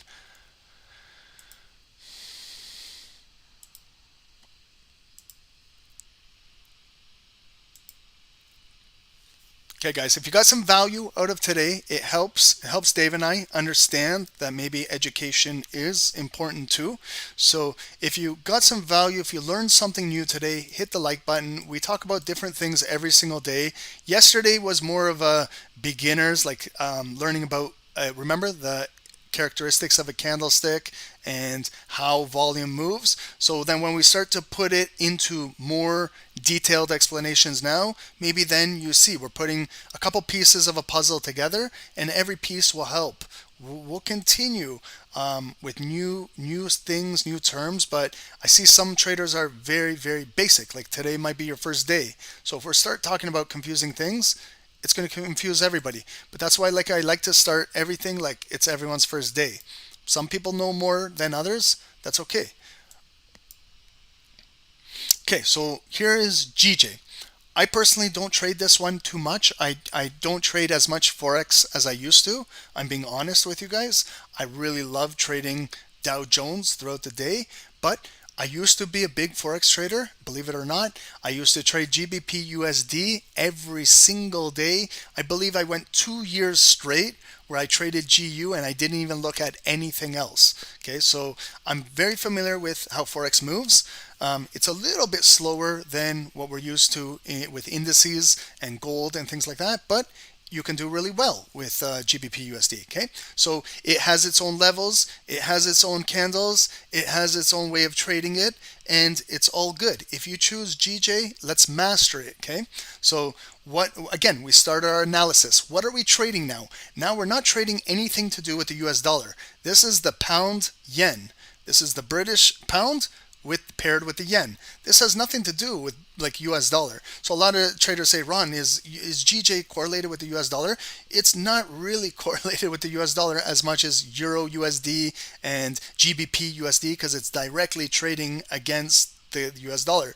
This is completely two different currencies. So if you think there's correlations, like you think if the US dollar is moving up, it's going to move this way, it's not always the case. Okay, these things run on catalysts, on news. Sometimes the British have news, sometimes the Japanese have news.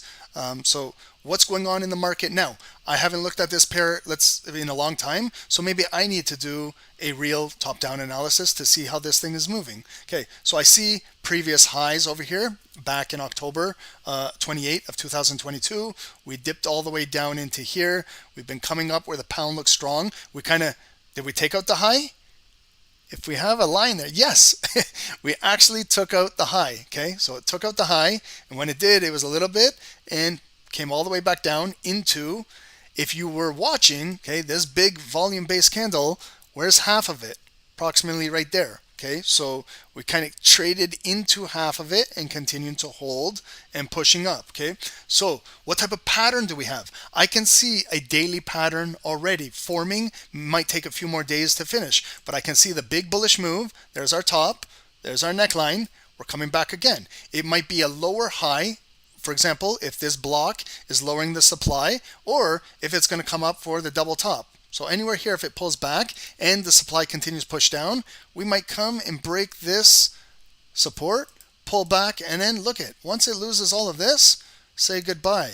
It's going to be a push coming down. Okay, that's a possible path in the future. Okay, when we're not even close to there, there's nothing that you and I can do, but that's a possible path. You got to visualize these things before they come to fruition. And then when they start happening, you're like, I predicted that. I knew it was going to do that. And then when you add more confluences and your blocks and your zones and your supply and add a little bit more things, then you're going to be like, okay, I understand this. I kind of called this move before it even happened. And that's your job as a trader, is to kind of predict these things before they happen. And then the more you do that, the more confident you get at taking these type of trades. And you're not scared of the market. You're actually excited to trade every day. As long as you're not over leveraging. That's the question. Some traders are just over leveraging every single. They're good traders, believe it or not. They're really, really good traders. Like, they understand the technicals and fundamentals of the market probably better than me, but they don't have good risk management. They're risking, they're leveraging, they're gambling, and that's what's killing them as a trader. So when you can start to understand these things, that You might be a really good technical fundamental trader, but if you lack the most important rules is risk management, you're not going to do good. Doesn't matter how good you are at identifying patterns. If you over leverage, you could possibly blow up your account or a prop firm, whatever you're using, okay? So what have I located on GJ? The high, we're right at the high, 170.62. I located the low of the day. How far did the low pull back? Did it come all the way 50%? No. So it came like just a third down and a quarter, and it's holding nicely, okay?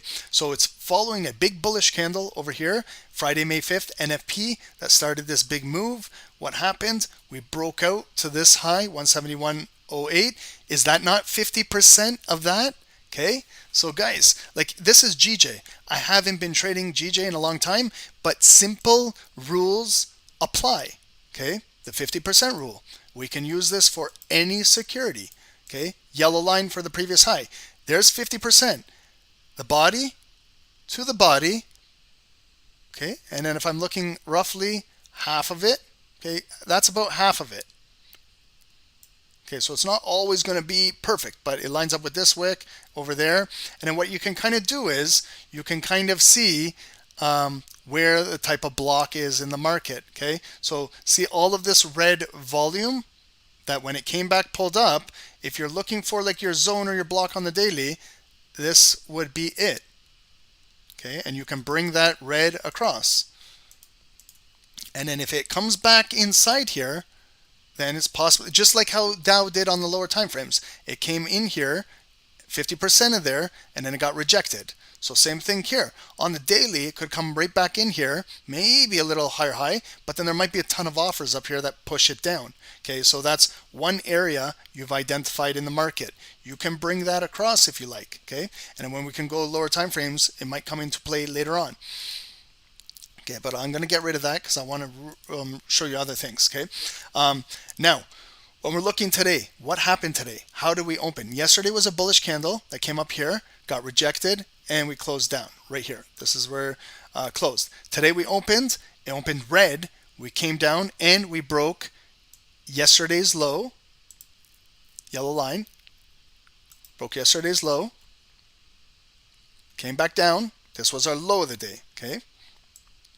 What's 50% of this big bullish candle? If we're looking at 50% of it, I would say right around there. Half of that, okay? And it lines up perfectly with that wick. So now, if I'm finding zones or blocks in the market, this could be your bullish block down in here, okay? Holding all of that bullish volume. If you wanted to find like your bearish block, could be here holding all of this volume. So you've kind of located some upper and lower blocks in the market. It's kind of like Bookmap. Right here, you see this block in the market? I can see it right now. These pending orders are populating in the market. See here how the heat map is getting red, yellow. We can see up here 33,700. There's a block in the market. Okay, you can see down here, there's blocks now coming in the market. So these things are continuing to come in the market. Guys, Dow is breaking out bullish. We came down, picked up some good bids, and we're taking out the highs. Okay, Dow is continuing to test that area. So we found now our big daily blocks in the market as well. Now, what's going on is the volume is consolidating in between. It's accumulating in here. But you and I are not just going to trade daily candles. We want to get excited and trade something lower time. So what we can do is go into the hourly. So these are the hourly candles, and this is where they all started. They started like breaking down here, came back up, held in this demand block, pushing back up. So now we're looking on the hourly, how it's been moving. Let's look just recently today. Okay, so this big red candle, London, 3 a.m. Next candle, 4 a.m. That's what made the low of the day. London low. Coming right back up. It came and took out London's high. We pushed back down going into New York here. It held higher low. Okay, this is a pivot in the market. So I'm going to place an hourly white line to represent that that was the hourly support we have today. That started that pullback in here, 170 exactly. Came in, and where did it start? It started over here. 50% of this big green candle, okay, if you see over there, it held that volume. It broke down, but didn't really break the structure down over here. So still we got nice bullish volume below us. It came in with a higher low. Guys, US 30 is breaking out, guys. We're taking out the highs, okay, taking out these pending orders. US 30 looks good, guys. Sorry, let me just go to US 30. I have to show you guys this. Yes. Did we lose 50% of this candle? No. Did we close above structure? Yes. Did we have a short pullback? Yes. Are we taking out this previous high? Maybe. Yes, we might. But see all the heat up there now? Here it is. So heat map is showing us, Bookmap is showing us all of the supply up here. It's there. But this box now, flip it green. In case we pull back, we're looking to hold bids inside here. Stretch it across. We're continuing, guys. Don't fight the market. Higher highs, nice. Higher low, higher high, higher low. Didn't break down structure. We closed above, filled that entire imbalance. That's an imbalance fill, okay? So that black chart that just got filled, it filled 20 pips. Beautiful, guys. Okay.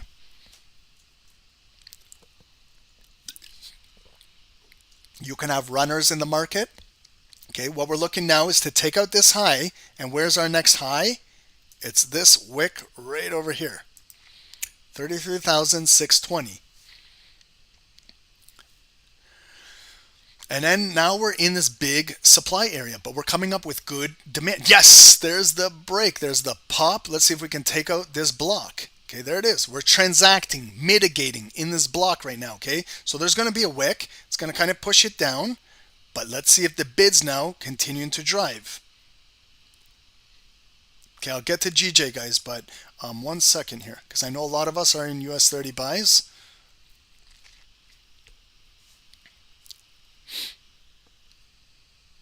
How many of us are still holding buys here? Okay, you got kind of from the move that started over here.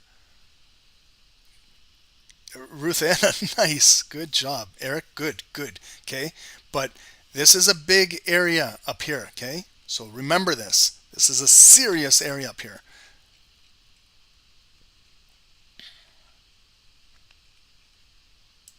And then this could be a monster move. Like if we can take out the high of the day today, it'll possibly take out that high.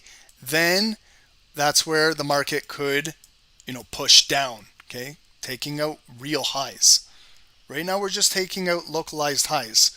But this is where they pinned it down at 10 a.m. So this was Wall Street's entire move, okay? So it came back down to Wall Street. We're coming back up to 10 a.m. This is unbelievable, guys, okay? This is nice. Nice big bullish candle, okay?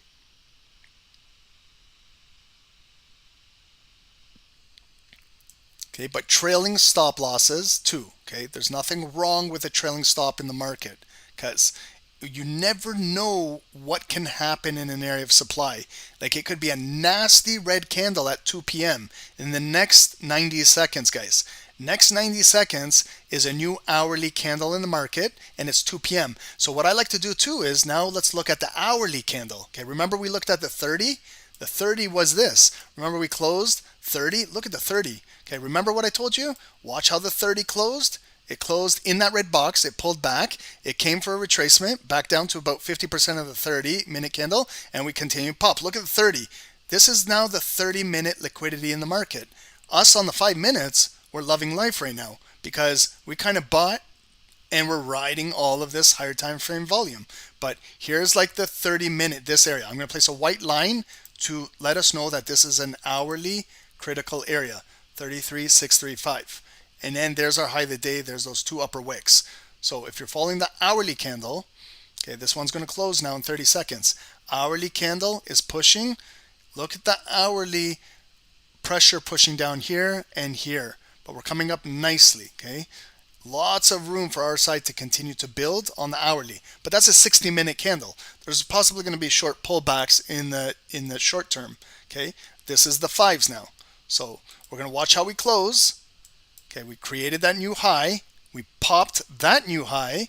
So it created new highs, and it's beautiful. Look at Bookmap continuing to populate. Here's 2 p.m. Okay, if it pulls back, let's see if it pulls back 50%. If not, it's an ignited bar.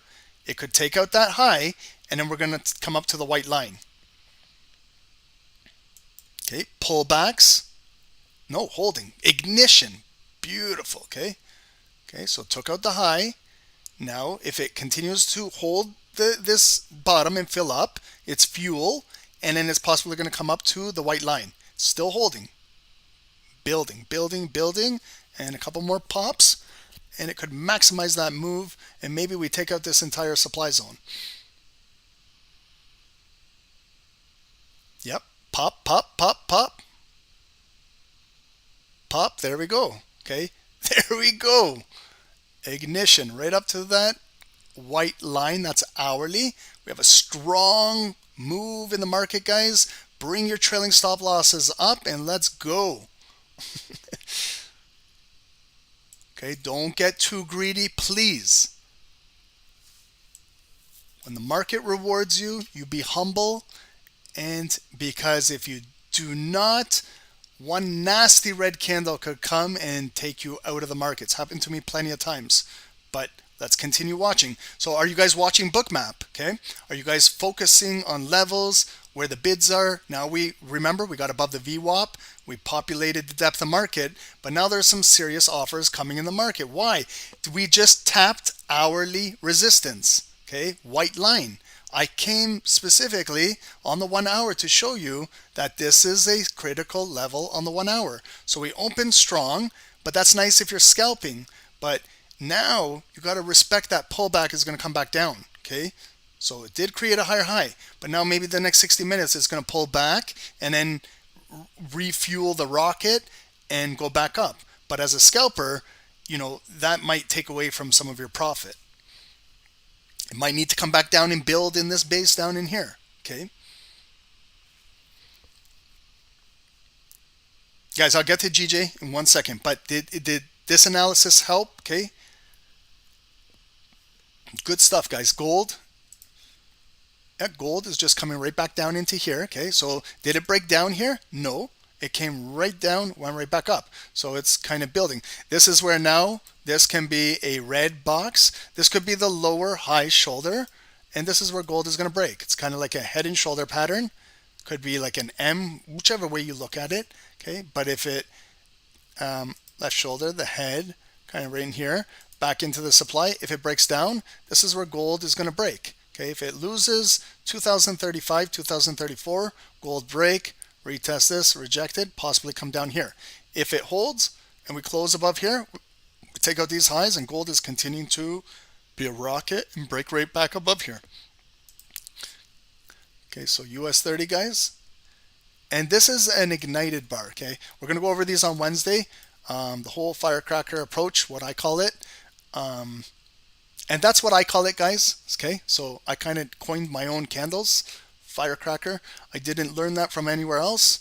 I was a kid and I used to play with a lot of firecrackers, and I learned my lessons with those firecrackers. So when I started to trade candlesticks, kind of reminds me of those, you know, with a candlestick with wicks and all of that stuff. So long wicks, short wicks, the way they pop, the way they blow up, and things like that. So we'll have a webinar, guys, on Wednesday talking about all about firecracker candles. Okay, so right after the 60-second close, I'm going to move on to GJ. We'll finish off that chart, but when we see moves in the markets, we got to look at what we're trading. Okay, are we surprised that it's getting rejected at the hourly resistance? Most of us should not be surprised. Okay, it kind of maximizes its move up there, and then hourly resistance is going to pull the market down. Okay, this is where, you know, when you understand market structure, this is where as a trader you can possibly predict where it's going to move with high probability. That's the most important thing about trading, is kind of being predictive with these zones.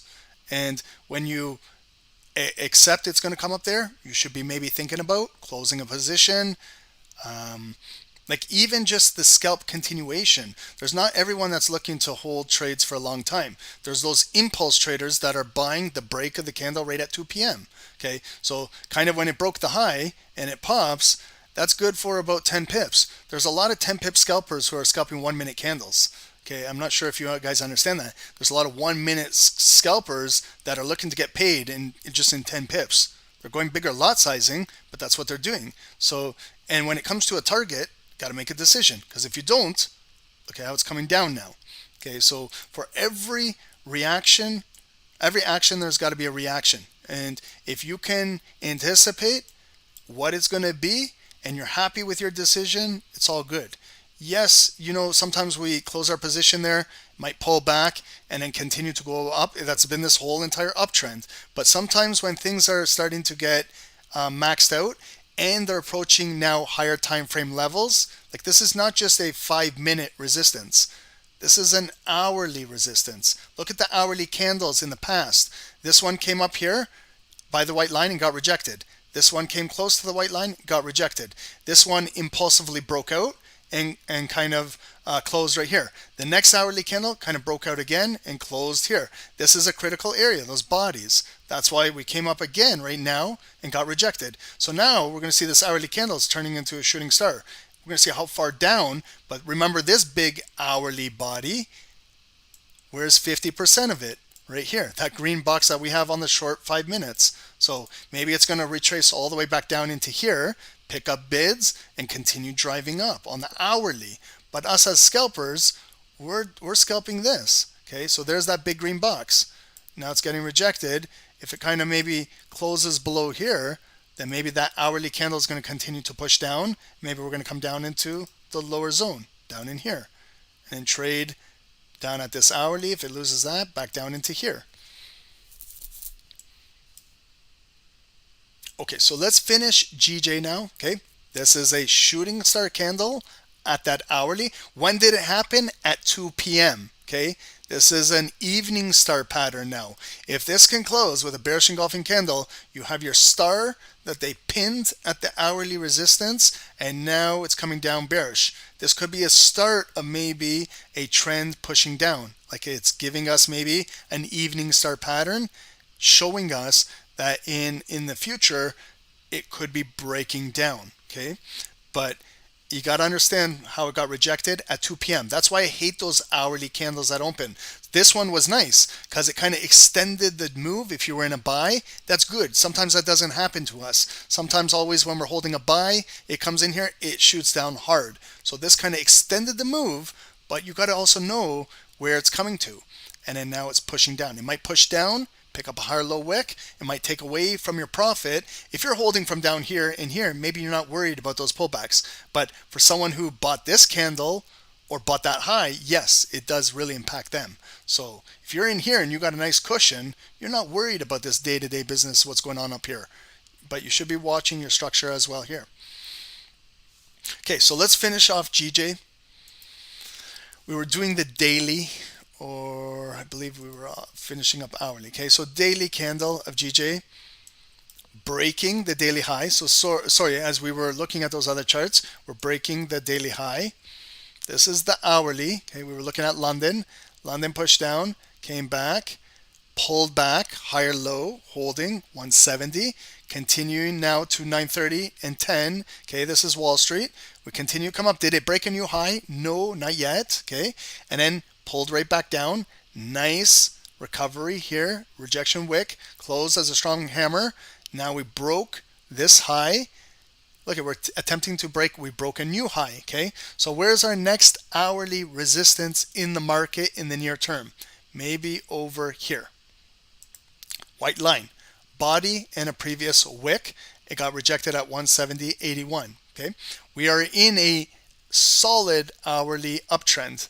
Okay, if you look at like the base of these candles and everything going on here, it is pushing up. Okay, so every higher low is a nice healthy higher low, pull back, higher low, pull back, higher low, pull back, higher low. Continue drive. RSI has a lot of room to run. We're not even worried about that. Okay, and now levels. Where do we have good hourly resistance that maybe flipped into demand. You know, when we're kind of looking to flip the book right here. Why am I choosing this area? There's got to be a reason why I'm choosing to place a line here. Okay, see here the pivots where the volume held above. Yeah, there were some minor breaks, but the volume closed above. This is about 50% of this big red candle. From the body to the body, approximately 50%. The pullback that came up here, 50%, got rejected. This was an impulse break by the buyers, showed strength, nothing closed above there. What happens is the market will come back down, take out a low. They took it out in London. London picked up that liquidity, pulled back at 8 a.m. Wall Street respected this zone, and now we're pushing right back up. So now, like a zone of demand, what I would look at is maybe if we can hold like this area. Now, if we can turn this maybe into demand, like going forward in here, maybe this is going to be a start of a nice uptrend forming for GJ on higher time frames. Okay, you can see this was a big neckline on the 1 hour. We kind of broke above it, we came down, more volume closed above, more. So if we ever pull back down into this zone, it might pull back into the trend line and maybe pick up more bids and continue to break out. So we have a nice move forming. Where's like our hourly kind of supply in the market? Okay, so this is where it got rejected here. There's our wick. This is the bigger demand, that big red box on the daily. Maybe I'll remove it so this one doesn't confuse you. But do you see over here, like if I'm choosing an area where there's some supply in the market, maybe from here to there. Okay, so I found now my bigger block of supply above me, right here. Below the daily, it's at a specific area, below the white line, and here's the red candle. There was the first pullback. So we still have a lot of red volume in that base of that candle. If I was to bring it across, maybe the hourly candles on GJ are going to come up here, transact in that red box and get rejected. That could be a selling point. Okay, you know, that's where the supply could be waiting to get activated, to get triggered. We'll see if it gets up there. That's more higher time frame. Okay, so nice push on the hourly. Let's go into the 5 minutes on GJ, check out what's going on. Okay, so it's, yeah, some ugly trading, some ugly candles, absolutely. Green, red, green, red, green. But this is kind of that consolidation zone where it's accumulating, and then now it's starting to break out. Okay, so some new 5 minute zones to the left. Right here, this is a critical area. See here on the 5 minutes how it came up, rejected, came up, rejected. Here it used as support, went back up. Here it was rejected. So that's one area. Now, when I'm setting up kind of like my 5 minute scalping, okay, I can see that the 5 minutes are on a little uptrend. So I use like red line to illustrate lower time frame. This is the bigger hourly trend line. Okay, what's happening up here is it got rejected at 2 o'clock. So we know now right away we can see some resistance forming in the market right here.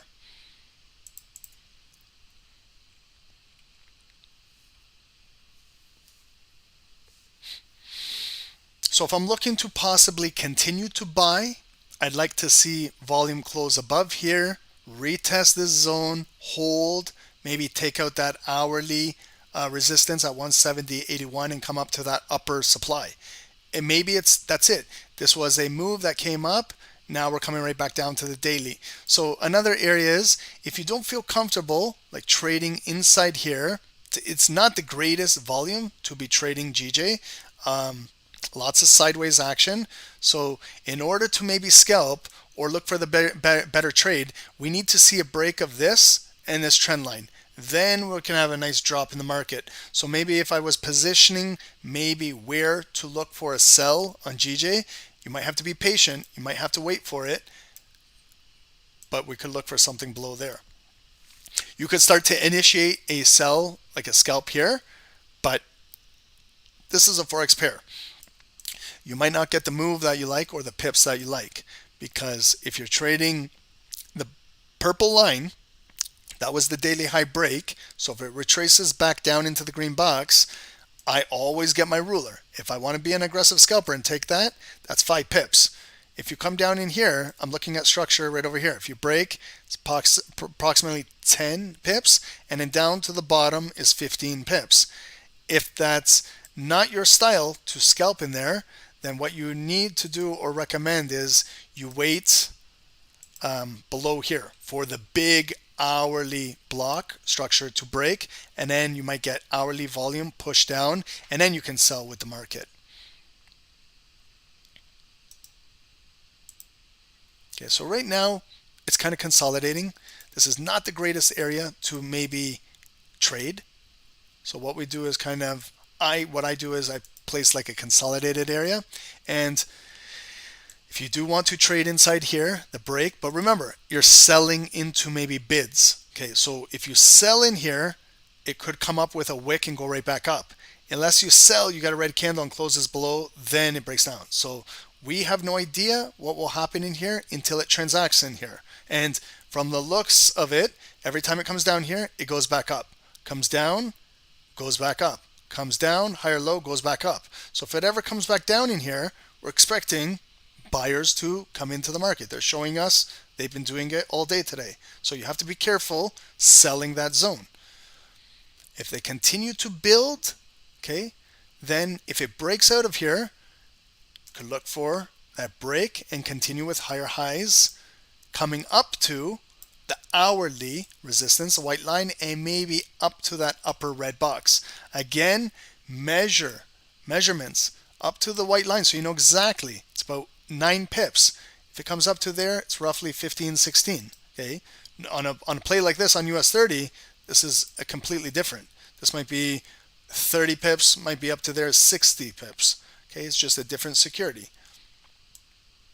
So we'll watch GJ, but right now it's still bullish. Green, red, green, still holding trend line, picking up bids. You know, we might trade sideways in here, might pop again and continue to come up. I can see US 30, it's respecting our levels, and we're coming right back up. Okay, US 30. Okay, look at it. Pull back. Okay. Did we tap the green box? No. So what does that mean? That the bids are increasing higher. They're holding. The green box is kind of right here. That's kind of where the VWAP is. So you see how we're respecting the yellow line? Where did I get this yellow line from? That was the previous resistance when we broke out, created that high, and look at where we're coming back down. We're retesting the yellow line. It's kind of like a double bottom. We're picking up bids, and now we're going to try and come out and take out the high again. Here we come up. So it's continuing. Nice little pullback. Now this is our hourly candle that's building. So the new hourly candle, here it is. Remember we opened, we tapped the white line, then it came all the way down. There's our hourly low right now. Did it come down into this big block? No. So it's good. Showing strength, higher low.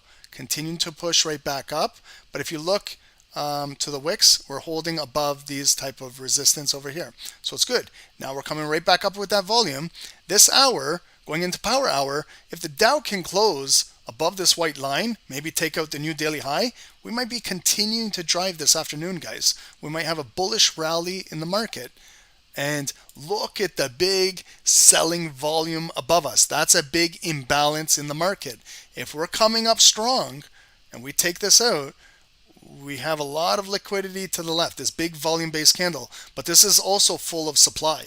Okay, so you gotta keep that in mind. We're at some big serious levels in the market here. This candle was Monday 9 a.m. a big drop.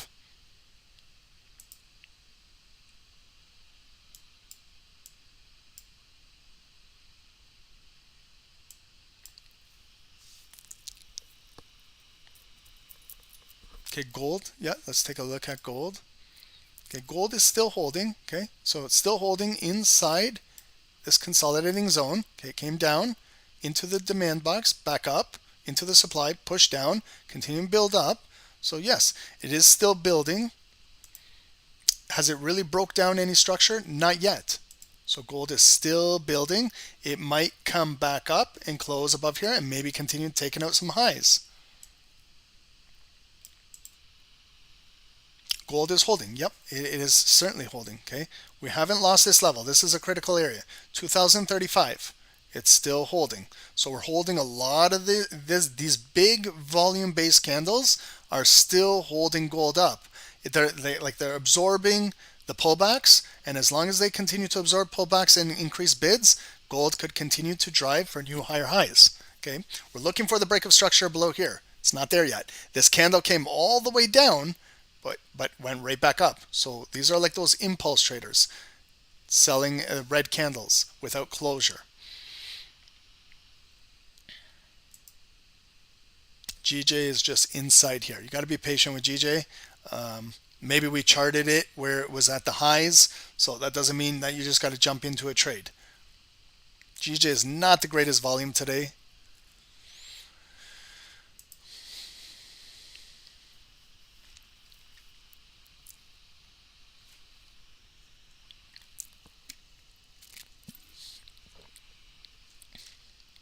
And then I keep this zone red. I keep it red until we flip it. Okay. The only way, like, I make this red zone green is if we come up here, we take out this high, we close above, then I flip it green. Because then I look for this to be bids here, or here, or here, and continue to drive the market up. But right now it's still red. Okay, we're transacting in here. This is the mitigation zone. We're mitigating in here. There's buyers and sellers transacting in here. We're like at an auction right now. You know, have you ever been to a live auction where maybe you go to a car auction? Close to me in Toronto, Hamilton, they have car auctions. My dad used to take me as a kid. When we used to go there, they'd put a Corvette up for sale, and then there's bids. Someone's bidding 50,000, someone's bidding 60,000, someone's bidding 70,000, and it's an auction.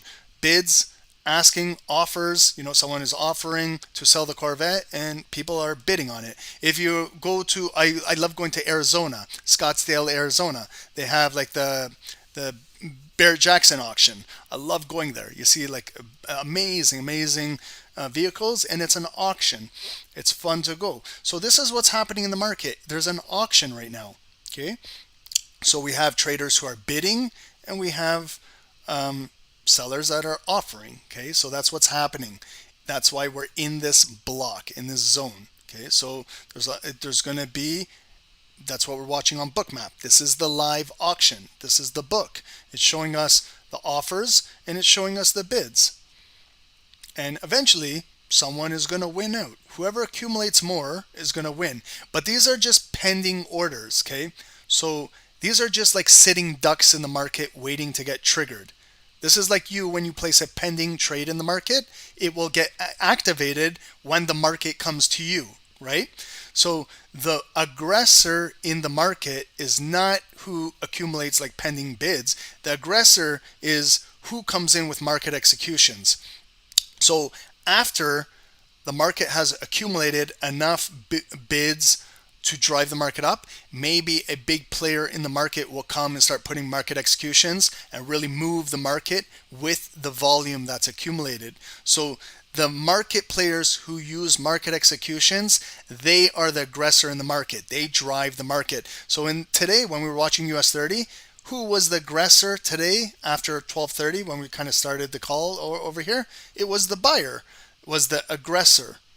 Shows us every single high got taken out, higher lows, new highs, higher lows, new highs, higher lows. So that's telling me that the aggressive buyer is driving the market currently. Okay, but now we're forming maybe a double top at that hourly resistance. So this is kind of the M top. So maybe the selling pressure, we're trading inside this block, but maybe the buyer is starting to get exhausted. Okay, so remember that word we used yesterday, exhaustion. What happens if, for example, if you keep buying right now and I keep pushing you down, I keep selling, and then you keep buying into me and I keep pushing you down, what is that going to do to you as a trader? You're probably going to get tired of buying, because every time you buy, I'm on the other end and I'm pushing the market down. You're probably going to get tired after you take 1 or 2 or 3 buys, and then you start to see the market keep pushing you down, pushing you down. Now what's going to happen is we're going to go to a mitigation zone, and this is where you might be in 3 buys, and then you're going to close all 3 buys because you're scared now that the market is going to push down. So that's where it needs to come into these zones where it's going to decide the next move of the market. This is where a lot of transactions will take place. So then maybe the selling pressure is going to take all of the buyers out of the market. Maybe these buyers might be buying the high and they should have been buying down here or here or here. And now it's easy for a supplier to come in where it's hourly resistance and just drop supply and push the market down. Okay. But when it pushes down, we also got to watch when it comes down to these big demand areas. Is this going to be a buying opportunity for the big buyers to come back in the market? This is the little fish up here. These are like the little scalpers. But the big fish are waiting, the big whales are waiting in these big zones. They're waiting. So maybe if I was like a long positional buyer, maybe I'm waiting for the volume to come into here so I can mitigate. Maybe I have a ton of bids waiting to get filled in here, and I'm waiting for the market patiently to come down to me. But this is now the fight. This is where you have now you got some sideways trading in the market. It goes up, it comes down. Goes up, it comes down. We don't have a real initial move in the market yet. So this is where you got to be patient now. But what you got to do is you got to kind of study the moves. You got to watch what's happening. Okay. The reason why I'm maybe looking for a sell below here is because if it breaks this block, then it could really drop down. But I got to be careful. I don't want to, maybe if you're selling into here, you got to also be careful that you could be selling into where there's a lot of bids and go right back up. So gold, okay, double bottom on gold. Okay, it came down, back up, neckline, back down, back up.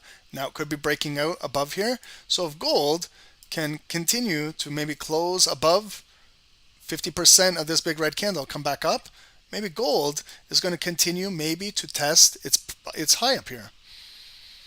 Yeah, Rico, what's happening on gold? It's looking good in the markets.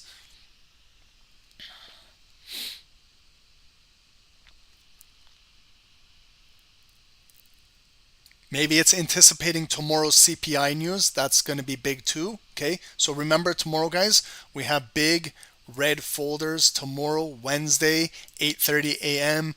Big catalyst in the market, CPI.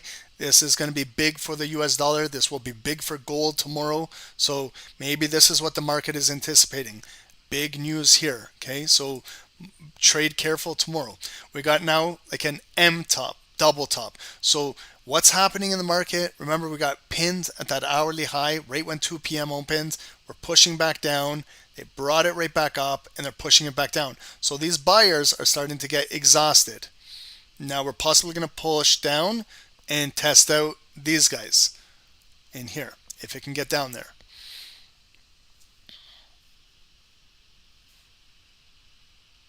Just be patient with the markets, okay? Allow them to come to you.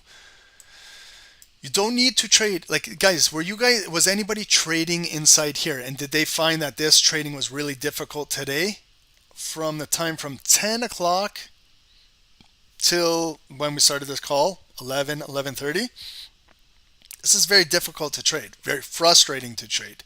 So when you recognize this type of volume, maybe you got to wait for, like, look at where it's trading. It's trading in no man's land.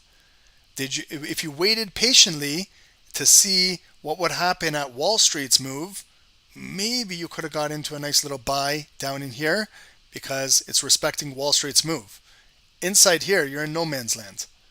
Maybe you could have taken a nice trade also if it came up. Like, let's say it came up to kind of the Wall Street high up here. Let's say this green candle continued to come up. Maybe it came up there. Maybe it would have been like an impulse. That would have been a good short opportunity. Maybe take out the high, then short up there. Maybe it would have pulled back, but we didn't get that. Kind of pushed all the way down to test Wall Street's move. Now we're coming all the way back up, but we didn't kind of take out this hourly high or even test Wall Street's high. So what's happening in the market is the offers are being lowered. Whoever is kind of selling the market over here might continue offering sells in the market. But if the bids keep populating, keep filling, and not really breaking down any critical structure, then what happens is the market moves sideways. The sellers are selling, the buyers are buying. But eventually, if the buyers buy enough, if the bids are there, we might slash right through here and take out that high.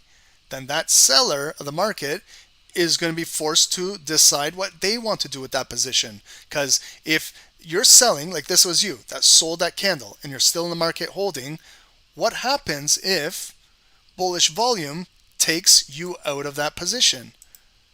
Okay, bullish volume takes you out right there, takes you out. Now you're in drawdown. This person who is selling over here and didn't do anything coming down there and still holding, right now is still in profit, okay, down here. But what happens if buyers come up here and take him out? This guy's going to be forced to make a decision, tap out or squeeze out. It's going to be, he's either going to hold in drawdown and hope that the market comes down, you know, that hope and prayer strategy that most traders do, or he's going to close the position in drawdown. And what that does is he's a pending order. What's happening is where's his stop loss? It's in this black area of this chart. His stop is probably above previous highs right here. This guy who's selling the market, his hard stop could be right here. I'm not a market maker, but I'm just assuming that that's where it could be, right? Most traders maybe place their stop loss maybe above a previous resistance, or just 10, 20, 30 pips above here. That's that range. So if I was a market maker and I knew that, and I knew that there's a lot of pending bids up here, and I want to take these guys out, what I would do is I would impulsively break the market through here, hit the pending orders, and either drive the market with that volume, pull back, and then what I would do is this area that was supply, maybe I'd populate it with bids and absorb all of that liquidity coming down into here, and I'd be a buyer because I want to protect my position. I'm breaking it out for the new high. The pullbacks are where we add.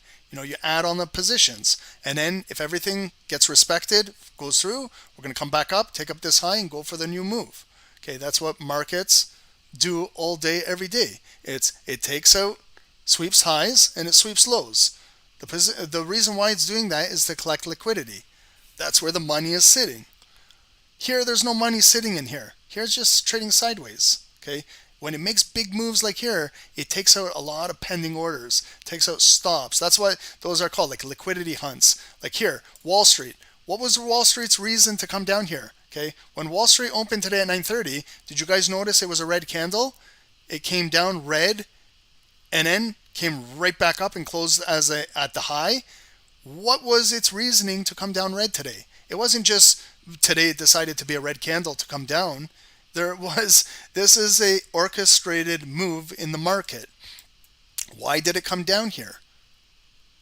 Maybe to test support down in here, still holding this move from 805. It all started, okay? Maybe there was a lot of pending orders in the market waiting to get triggered down here, so they took out the shorts, they took out the stops, everything. There's money sitting down here. They came and they grabbed the money. If you waited for the close of that candle today, okay, it closed here, it extended out, so that next candle 945, it claimed a new high, it broke that high. That's perfect. That's to extend an uptrend. But when it comes in and makes new highs, don't be surprised if it pulls back. But when it pulled back into 50% of the body, and it held. Next candle, breaking out, continuing the trend. So this is a beautiful 3-bar play at Wall Street. Okay, and it was all orchestrated with that liquidity wick to the low.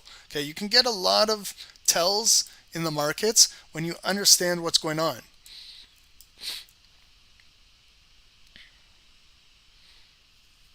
What is the name of the bubbles? It's Bookmap. Okay, this is live liquidity feed, guys. We have like a link in our description if you guys want to check it out. It's more advanced, but it does help, guys. If you really want to take your trading to the next level, you've learned as much as you can learn about price action and candlesticks. You got a good foundation, good understanding here, and then you want to complement your trading with now live liquidity, so we can see all the bids and the offers in the market. So it does help, but it also can confuse things. If you don't understand what's going on here, this can go completely right over your head and confuse you as a trader. So we're not doing this to complicate things. We're trying to make things easier for you. But I want to show you guys, because sometimes a lot of traders who are in trades in our group on the Dow like to see what's going on in the book, so we provide that for them. Okay, so we have about 25 more minutes to go into power hour. This is the next big critical candle in the market. It's going to be 3 p.m. This is the last hour of the New York Stock Exchange. So this is when a lot of mitigating happens. That fancy word, mitigation. A lot of transactions. Last hour of the day. Everyone is looking to. It's like jockeying for positions. You know, it's. The last hour of the day, everyone is looking to move. I'm a scalper. I'm looking for volatility to enter on 1 minute candles quickly. There's intraday traders who are trading. Maybe they've been holding this position since this morning, and maybe they want to close. They need to find volatility, liquidity to close. Maybe there's new buyers, swing traders who are looking to buy at the end of the day because maybe there's some after hour earnings, what they're watching. Maybe they're positioning themselves for a swing trade for tomorrow's news, for Wednesday, Thursday, Friday. There's just a lot of transactions going on. Can you watch this session back? Yeah, it's on YouTube, guys. You can rewatch it all day. Look at yesterday's too, guys. We did another educational one yesterday.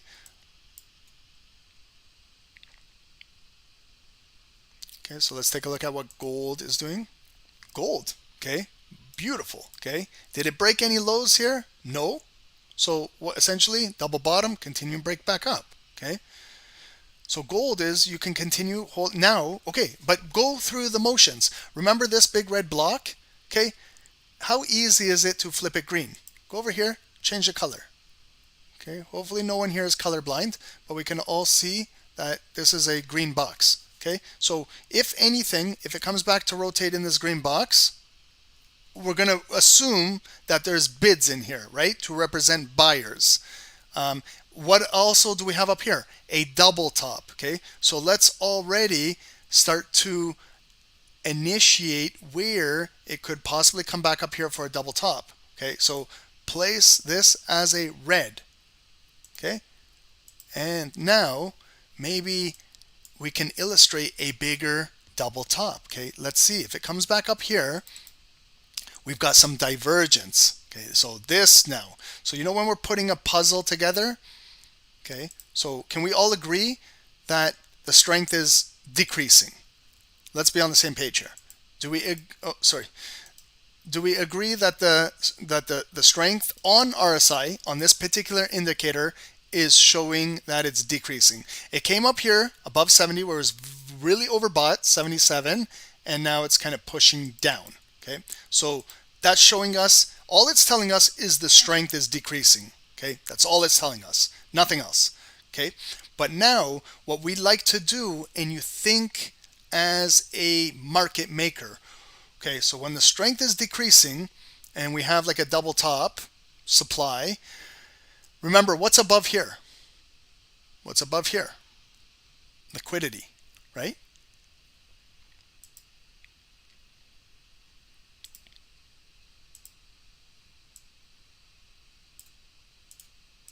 What is that?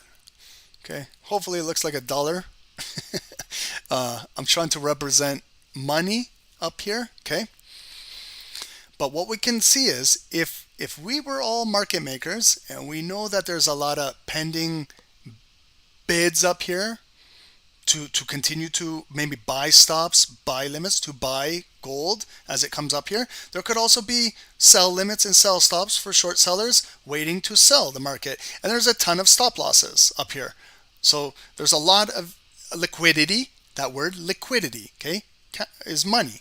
So if I was a market maker and it broke through here and it was like, you know, one of those big green candles, and then it got one of those big FU wicks, and then it came down like a shooting star, okay, that's telling us something. That's telling us a lot of information. Then maybe if it kind of closes below this block and retest, then the big drop. So what that's telling me, and it's creating a new high. So yes, the trend line will look something like this. From this previous high, it's coming up to here. Okay, it's making a new higher high up there. But the strength is slowly decreasing. Okay, and then if it comes up there, specifically to grab that money, we know that they got the bag. Okay, the market has the bag up there. So what are they going to do with the bag? They probably, if they orchestrate a move like that, is they're looking to break this block and then drop the market down into here. Okay, so that's one scenario that could happen in the market. It might not even happen. Okay, so you always have to imagine things before they happen. And then when they do, and then you see that big green candle that breaks out of here, and then it catches a wick and then it's going down, then you know exactly what Ron was talking about. You know that they're coming up here for one specific reason, to grab the liquidity. And what are they going to do with it? Once they got the money, they're going to rotate the market in the other direction. That's their job. That's what they do. Okay, so, but also what could happen is maybe it comes up here and it doesn't do that move. Okay, it might come up and create a higher high. That's good, but then pull back, and it's a nice healthy pullback, like right here or in here. And then it continues making new higher highs. So it wasn't a liquidity grab. Maybe it was just creating new healthy higher high, a nice healthy pullback, back down into here, holding, and now we're creating up. And then this was a false divergence signal. If you're using RSI, then all of a sudden maybe the strength is continuing coming up here, and then it's a false signal. No sell. Didn't break down structure. There was no real liquidity grab. It was more of a healthy higher high to continue the uptrend of gold. Okay, so you also got to visualize that too. The more scenarios you have in your head, then you can really understand and break down these markets every single day. Okay, but you got to understand that liquidity hunts happen, and also healthy higher highs, higher lows can extend trends. Okay, so we're not always going to assume that they're going to come up here and take that liquidity and dump the market. It's not always the case. Okay, from time to time that happens, but not always. Okay, I just want to make that clear so we're all on the same page here. Yeah, Rico, thank you for guys for liking the stream. I appreciate it. We offer free education. Okay, it doesn't cost you anything to like the stream if you guys are getting good value. That's all Dave and I ask. So keeps us motivated to do this. It's not easy. I've been sitting here for almost 4 hours. I wanted to I wanted to have a break and smoke something, but we're gonna just continue to finish at 20 minutes. And I'm going to get out of here. But let's walk into the close, going into power hour, the close of this hourly candle soon. What has gold been doing? US 30. So we came up here, rejected, coming back down. So you see, every time it comes up, it's getting rejected. Coming back up, getting rejected. Coming up, getting rejected. So what that's telling me is the buyers are getting exhausted. Okay, so the buyers, again, there's a bully in the market. Okay, right now the bully is the seller. Okay, every time the buyers bring it up, the bully pushes it down. Every time it comes up, the seller is the bully pushing it back down. Eventually, these buyers might get tired, but we don't know until it transacts in this big block, because every time it's coming down, it's coming right back up. It's like the buyers are still interested to buy. They're not really getting pushed out of the market yet, but they're not creating any new higher highs. That's not helping the cause. Every time they come up, they're getting pushed down. So we need that new higher high just to give hope. If I want to be a buyer and I want to continue to buy US 30, I at least need to see them break a high, like kind of prove to me that they got some strength. Otherwise, I'm going to kind of side with the sellers. If they cannot continue to break any new highs and the selling pressure continues to be lower highs, I'm following the book. Every time it breaks out, the new push is coming into more offers. Again, the new push right here is more offers. The new push might come into more offers, and then they're really going to break it down. They'll redistribute all of this volume they're accumulating, and it's going to dump. And it might dump coming into power hour. So see how the buyers are continuing to try. We haven't really lost this zone. So to me, it's still bullish, still respecting this uptrend, but we are approaching a supply area that we're kind of trading sideways. Accumulation. Gold. Okay, so gold came back above here. Now it's testing the green box. If gold came down, back up, came down, back up, yeah, gold might break and then test the previous high. But similar with gold. If it kind of loses this area, then that's where it could have that drop coming down into the next block, right over there. GJ. Okay, GJ is just cruising. Okay, it's continuing to consolidate in here. Maybe look for a move on GJ above here later on. Maybe the Asian session, that's kind of when GJ moves more. Maybe we can look for maybe the Asian session to break down, maybe sell down into here, going into London later tonight. But you don't need to force any moves right now. Okay, so we'll watch US 30 going into 3 p.m.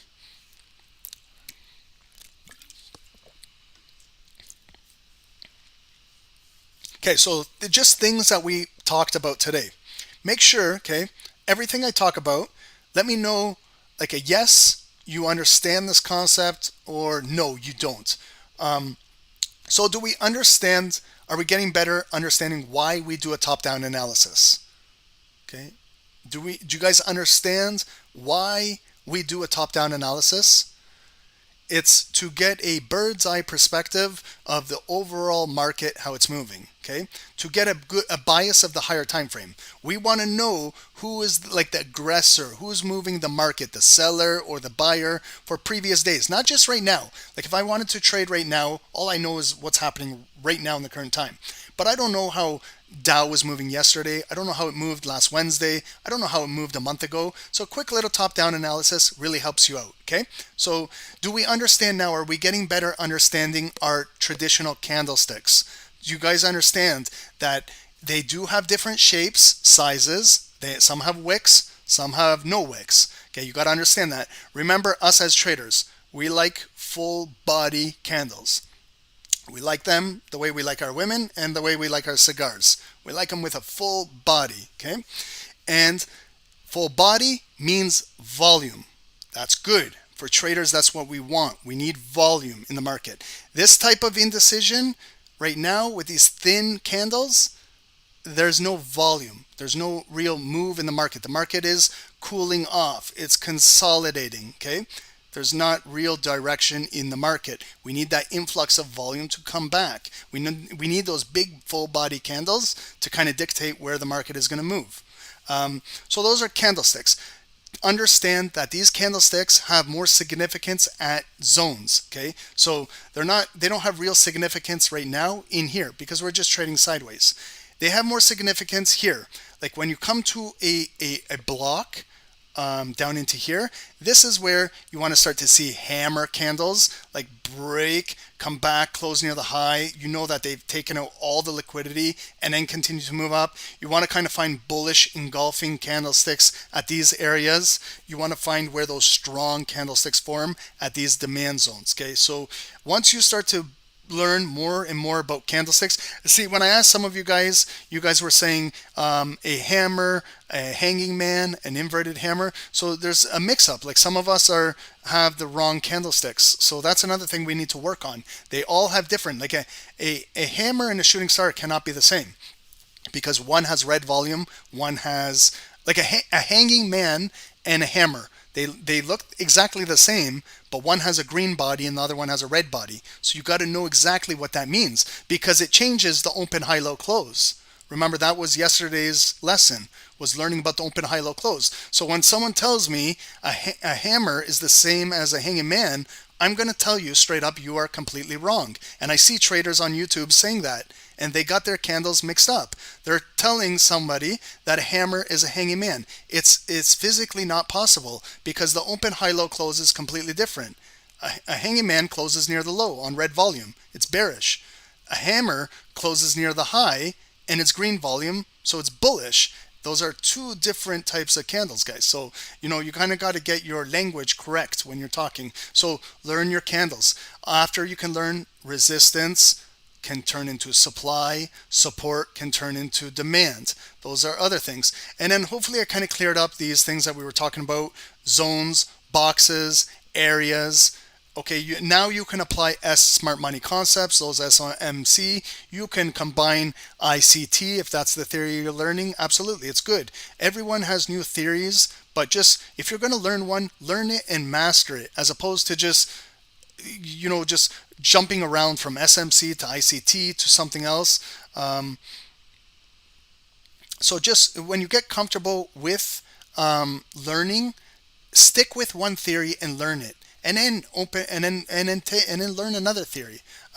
But to me, they're all called the same. It's all referring to the same analogy. It's just different names. And I think that's what's confusing a lot of traders these days, are all of these different names. So if we can keep trading simplify it, just understand that these are zones, and at some point in time, like right over here, this was red, right? We had a red over here. So at some point in time, this will represent red resistance, okay? If you can take anything from this, please take this. So you can see here that yes, we came up, got rejected. This was an impulse candle. Buyers were bringing it up, but where did it close? It closed below here again.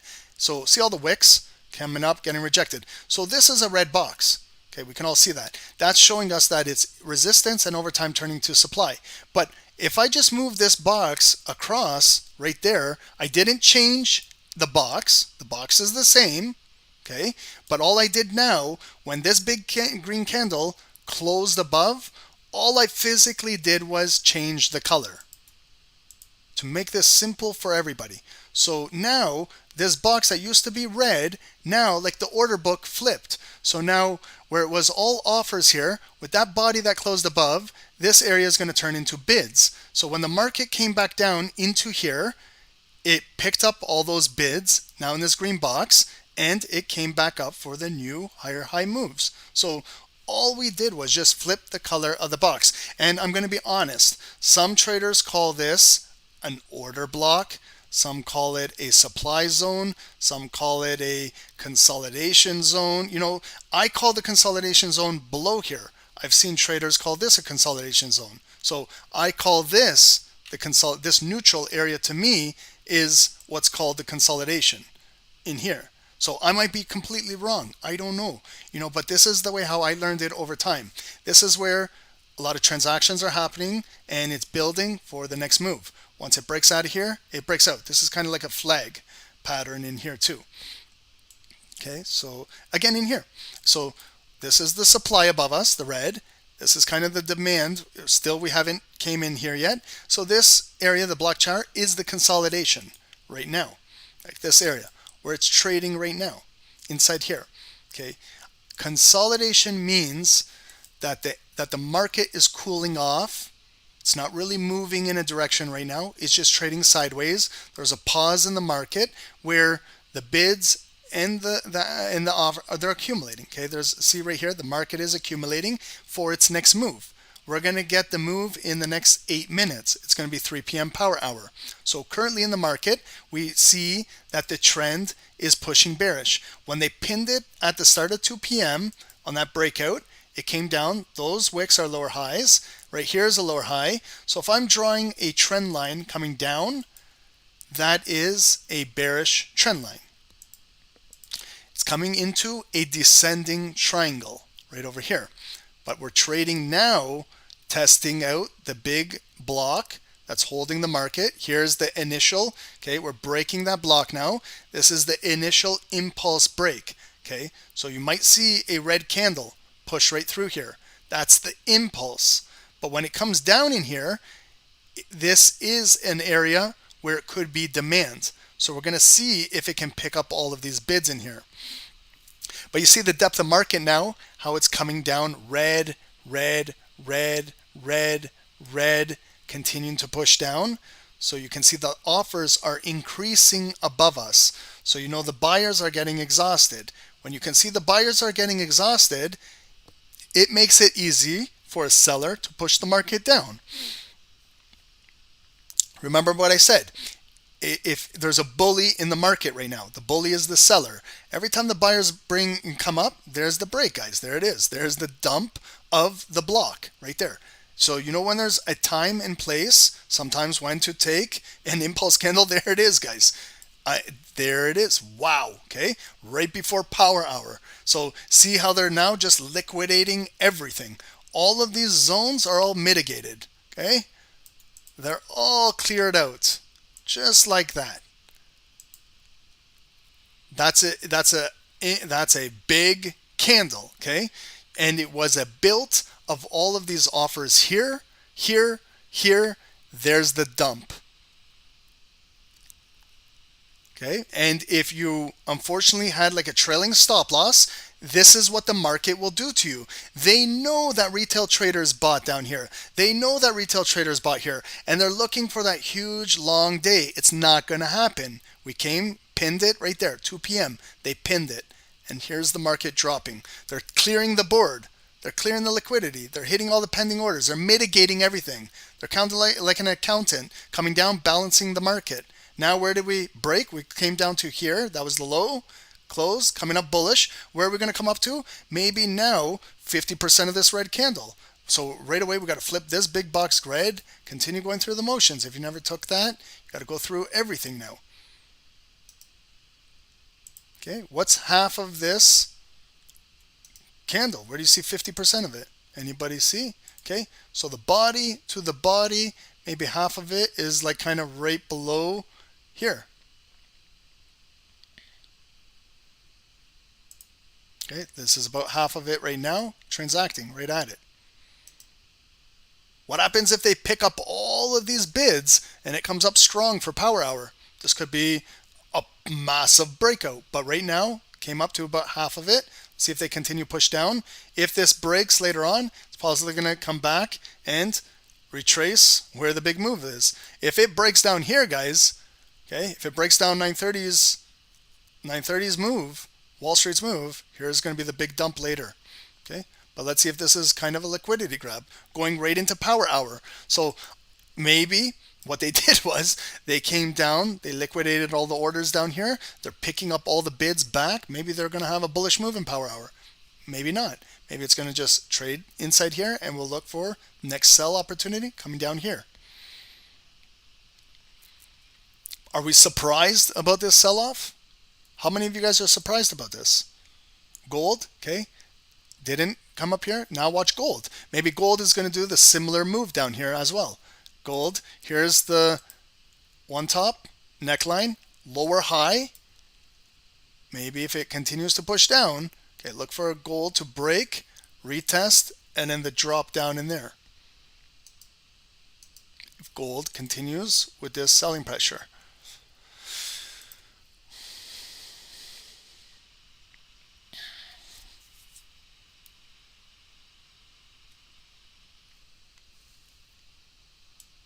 It was, guys, did this like sell make sense to you guys? The way how I was explaining it, where the buyers are getting exhausted, they're getting exhausted into an upper area of supply, so it makes it easy for the market to really dump. They absorbed all of that liquidity, but now it's coming right back up. So these are the things now. This is not you and I doing this. Okay, this is not retail traders. These are the institutions now getting ready for power hour. This is where sometimes me and you, we got to get out of the way. We got to let these guys do what they got to do. And me and you, we follow their lead after. We can eat the crumbs that they leave us, but this is not for you and I. Like, this is not us trading, okay? These are the market makers making some big moves leading into power hour.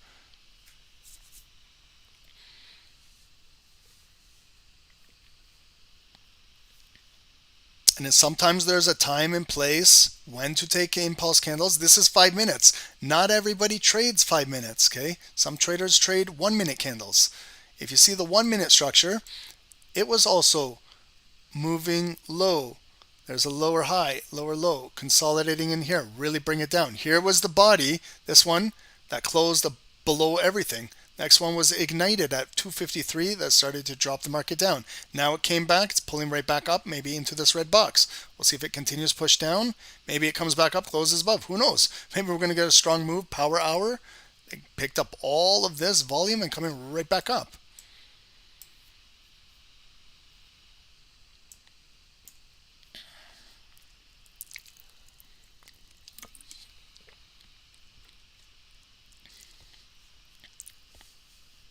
Tomorrow we can look at other securities too. Today we looked at gold, US 30, and GJ. Tomorrow we can look at something else. Okay, GJ, yeah, it's pushing down a little bit, but it's moving to gold. Okay, watch gold to see if it can break down here. Okay, gold might push down to 2032.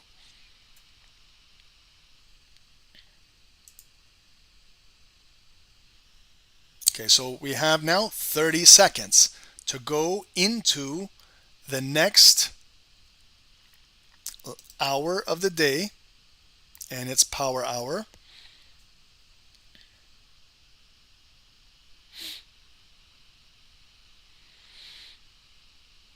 Which way do I think it will go? It's hard to say, you know. Like but you got to watch the volume. The volume talks. I'm not going to tell you where it's going to go. The volume will talk. The volume will tell us exactly where it's going to go. So what just happened? The big dump came back down into this support area, which respected this move right there. Big bullish candle closed above 50% of it. Now we're looking to hold, come back, and maybe come back into this consolidating zone. This could be a big liquidity grab forming into an inverted head and shoulder. This was the left shoulder. They brought it down. They're bringing it right back up. If it trades inside here again, we could get that bullish break coming above here. Then we go into buys. It's that simple. But we can't do that until we see the volume come back into here. If it doesn't transact into here, it's coming to this red box, it might push back down. And if it loses this, you could sell down below the green box. Right now it's building. It's coming right back up. So like if this big red box is confusing you, what we can look for is, okay, this is 50%. See this big red candle? Okay, remember we're looking for bigger body candles. These are not big body candles. This was a big red one that kind of started the move. So if I kind of look 50% of it right there, and then those wicks, kind of finding my little 5-minute block right there. If I see US 30 break that trend line, close above here, some good volume, and retest, absolutely. We might take out that hourly high and go for the daily high. We might get a pump on the Dow near the end of the day. That's one possible pathway. If we're looking for buys, that's one path I'm looking for. But I need to see it come back and consolidate in here, break that trend line, impulse break, maybe take out these highs right over here, take them out, pull back, or an ignited bar candle, and then respect this area, and all of a sudden take that out, and we're going into buys this afternoon. That's one possible path. But we still have a ton of pressure pushing us down. You can see on the map where it is. See, there's 46 offers waiting to get triggered up here. Also for downside momentum, okay? If we can kind of break this low, what happens if it gets rejected and takes out here and then drop? That could be a possible sell of the day. Push down, take that out, take out that block, and drop to the low of the day down there. If we want to trade inside here, figure out the range. If you want to scalping here, absolutely we can. We can scalp 1-minute candles too. Okay, you don't need to sit on 5-minute candles. Once you understand how to do this, you could be watching 1-minute candles. Okay, and 1-minute candles are big. These are not small candles. Right now they are, because they're just concentrated right in here.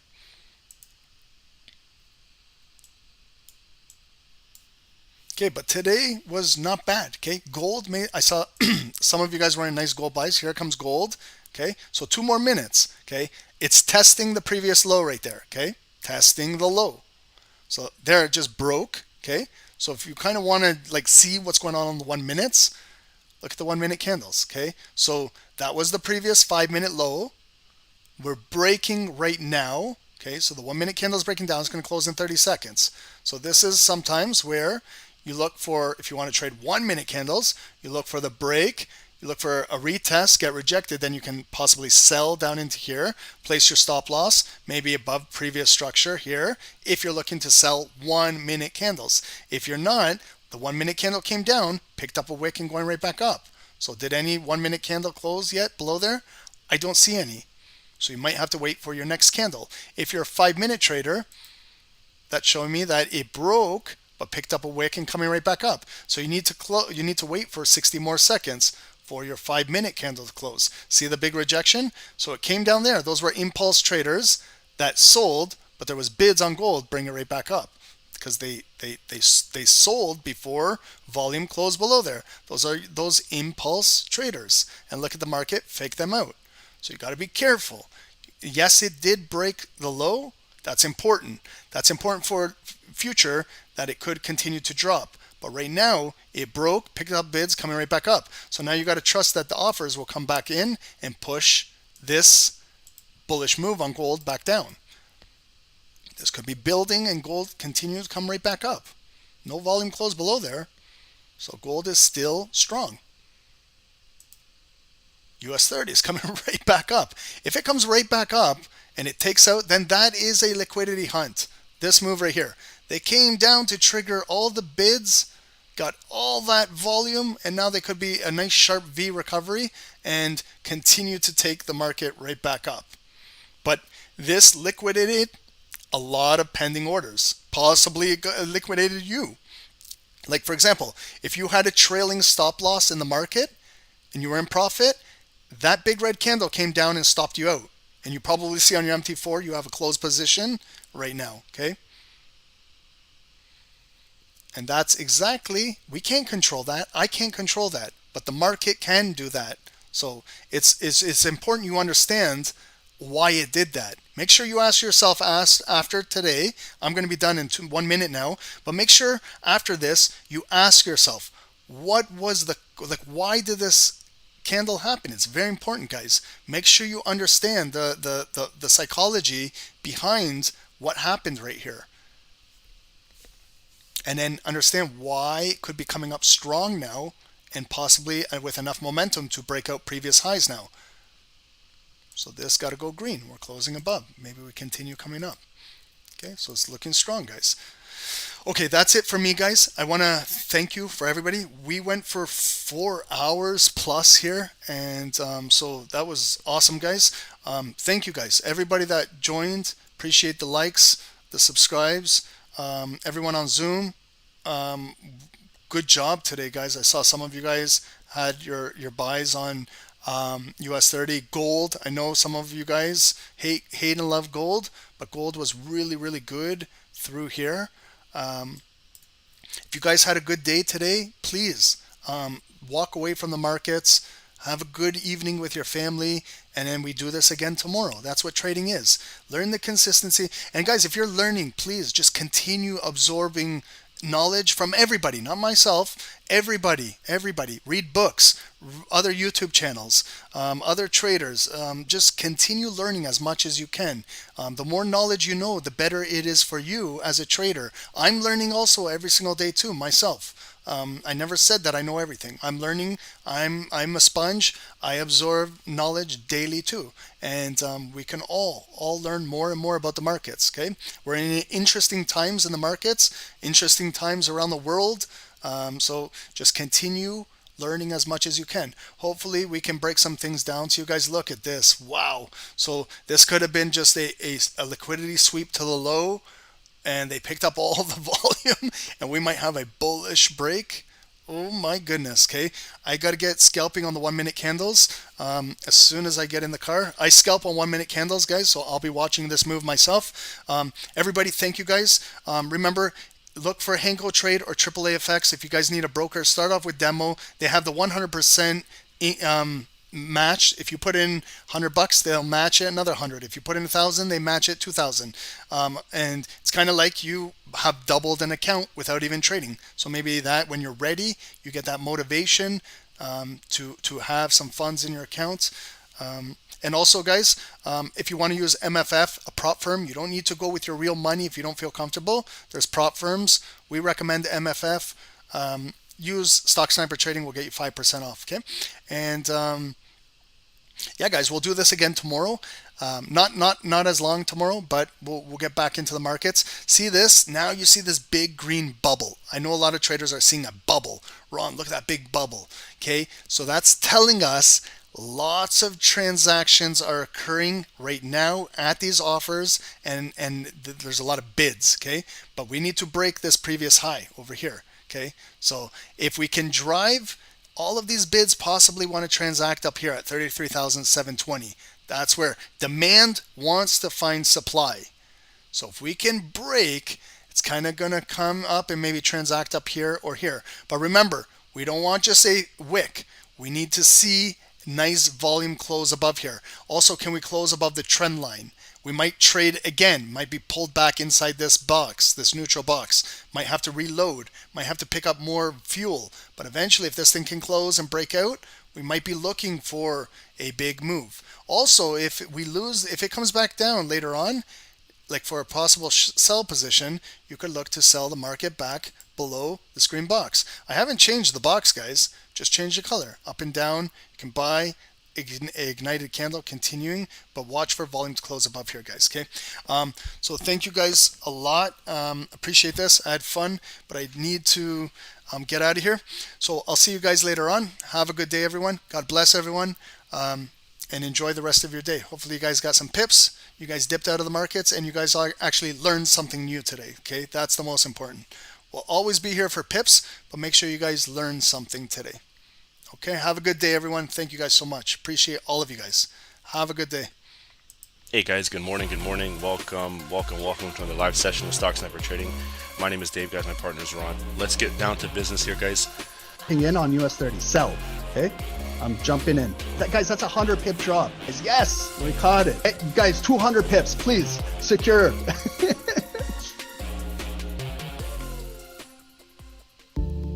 Trading with a perfect broker is the key, which takes you one step ahead. At AAAFx, we have you covered. The future of Forex is zero commission. Here at AAAFx, we offer ultra low commission, which starts at 99 cents per lot. Our account's spreads start from 0.0 pips. With account leverage up to 500x, and can have a minimum deposit of $100, with an additional 100% deposit bonus, regulated by HMC Greece, compliant with ESMA, EU, regulated with FSCA, South Africa. Nothing to lose, but something to gain. Trade with the world's most liquid market provider, AAAFx, recommended by Stocksnipertrading. To get started, use the affiliate link below.